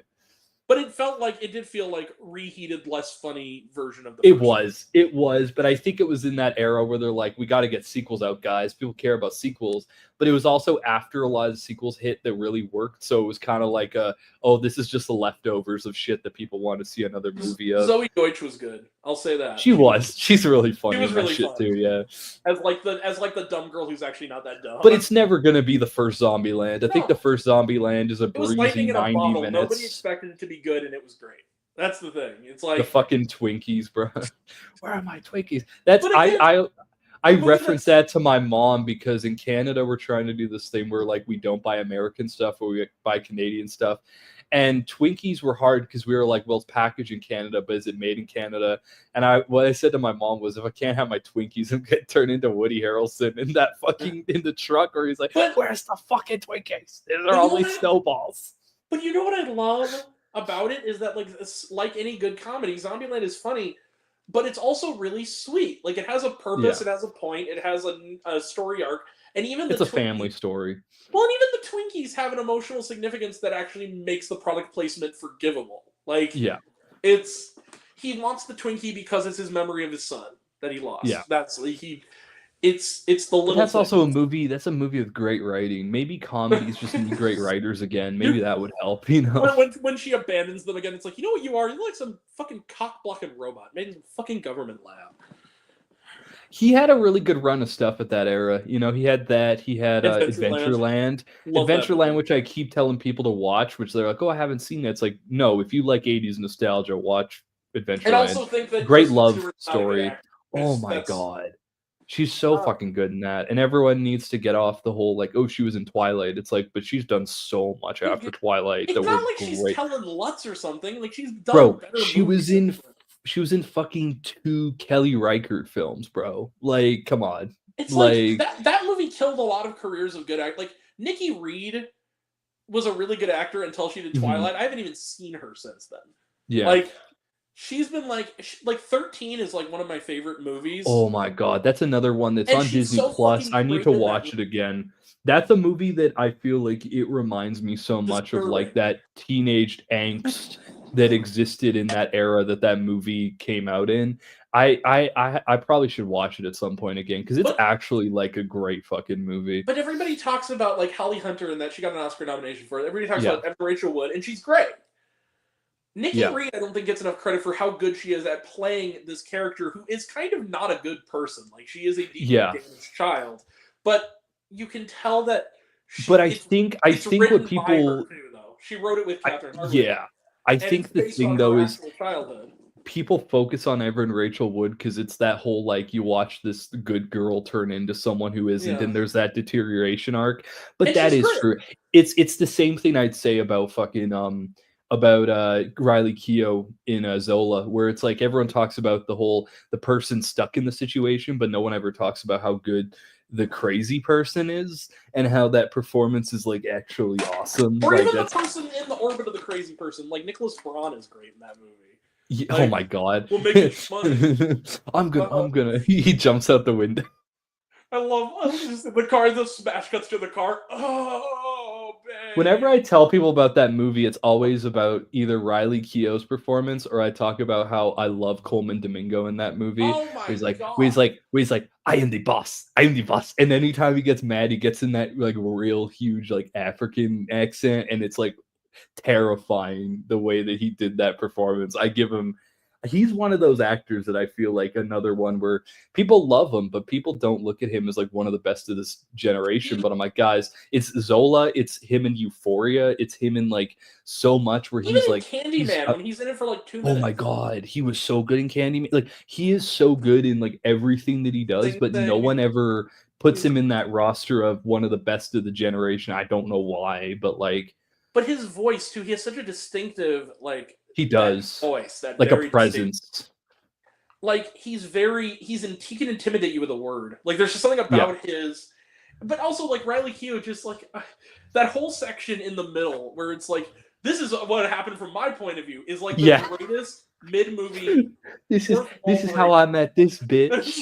She's a liar. Don't listen to her. It's like I don't do that kind of shit, man. I'm a Christian. I fuck with Jesus. I'm not into that crazy shit. Like.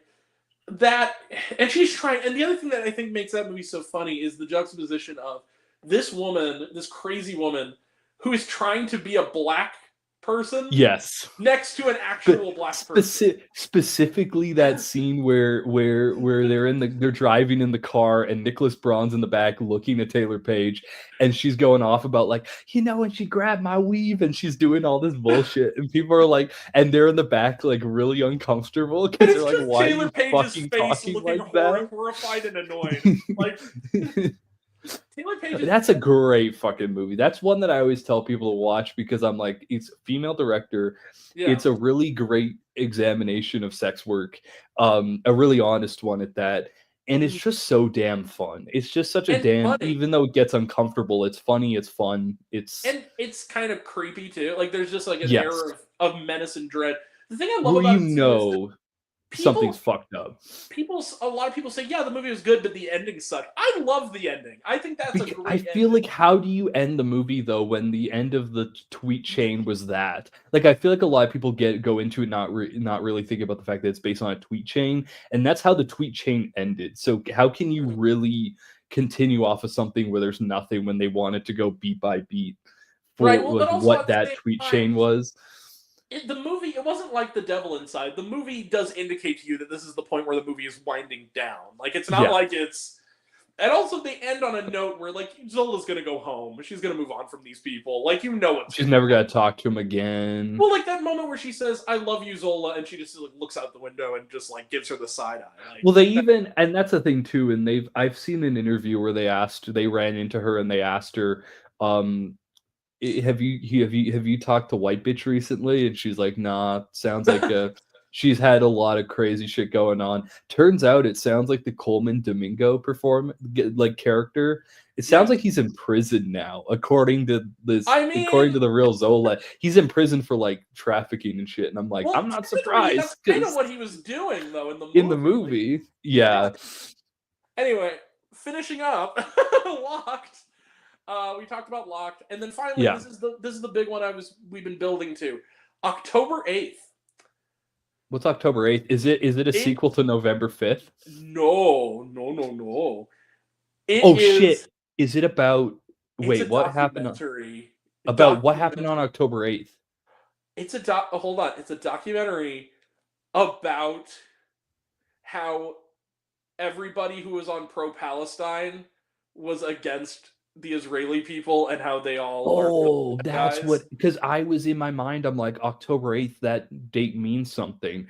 Oh, that's what it is the day that Israel started attacking Palestine. Yeah, First off, how dare you try to co-opt the title of an actually good movie by doing the same theme? Because it's not October 8th, it's October 8, like September 5. They know what they're doing. Oh my god. Of course they're going to try to play into that. And that's unfortunate too, because September 5 is a movie that, like, I even told people, I'm like, if you go into it, go into it without your political opinions, and you'll feel the same way as Civil War, where you're like, it's pretty good. It's a pretty great thriller. It like, made my best films of the year list. I really loved it. It was definitely on that list of it's definitely worth a mention with Civil War, where I was like, okay, this is definitely close. And John Magara's performance should have gotten nominated. Oh my god, that fucking scene where it's like, can we show murders on television? And they're like, I don't know if we're allowed to show someone get shot on television. No, I'm thinking more of the scene at the end, that silent scene where he looks back and it's the dartboard of all the people who died, and then he just goes. Oh my god! And it's that thing of, after that celebratory, we won.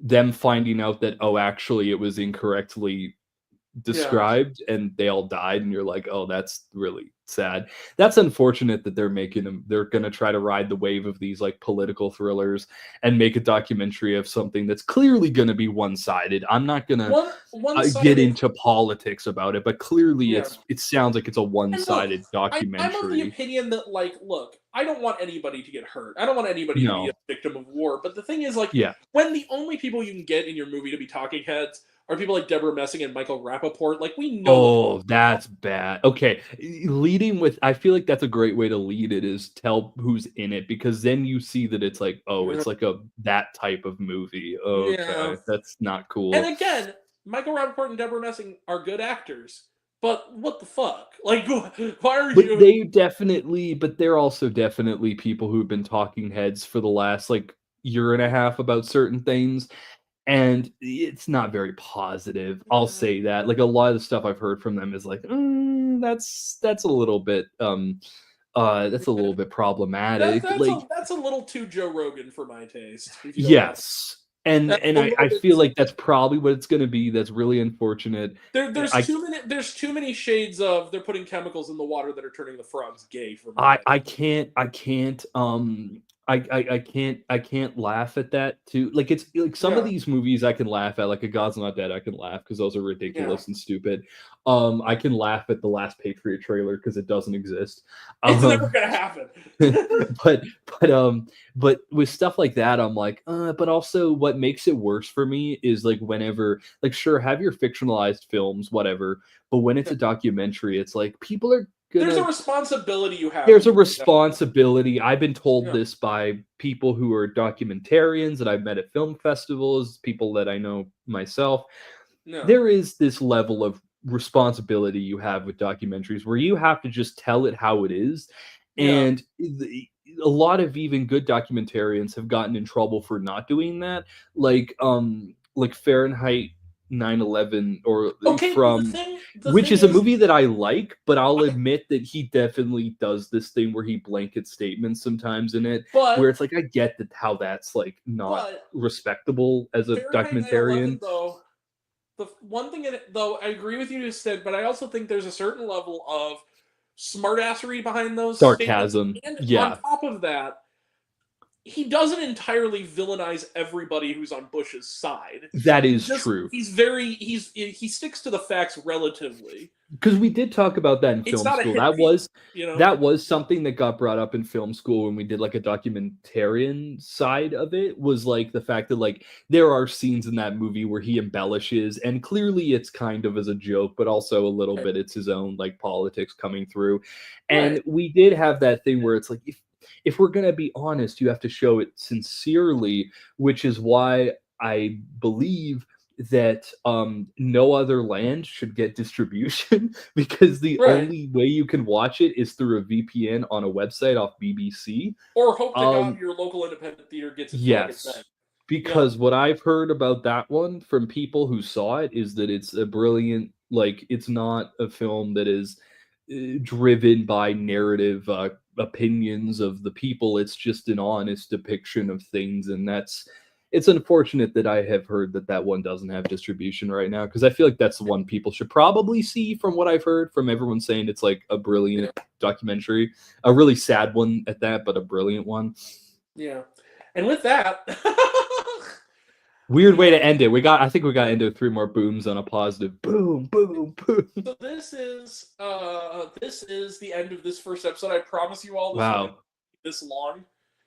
Very often this is kind of yeah. I feel like you were covering 12 movies you wanted to cover. I think Yeah. maybe when the episodes become 5 films or 6 films, I think Yeah. that might be a little shorter, probably. And also when we don't go on such long tangents. Oh yeah, but hey, but I feel like that's the nature of the beast. That's just how Yeah. our shit goes all the time. Well, here's the thing. Like, so next week we will have reviews for what do we got coming up? Opus, Black Bag, Okay. the David Blew Up Looney Tunes, The Last Supper. God, that's gonna be fun. The Pure Flix Last Supper. Oh yeah. I'm not paying actual money to see that movie. I'm using rewards. Oh nice. And then we're going to talk about, from at-home viewing, The Electric State. Even though I heard it's absolute ass, we're still going to talk about it. Yeah, I will still see it, but I heard it's a waste of money.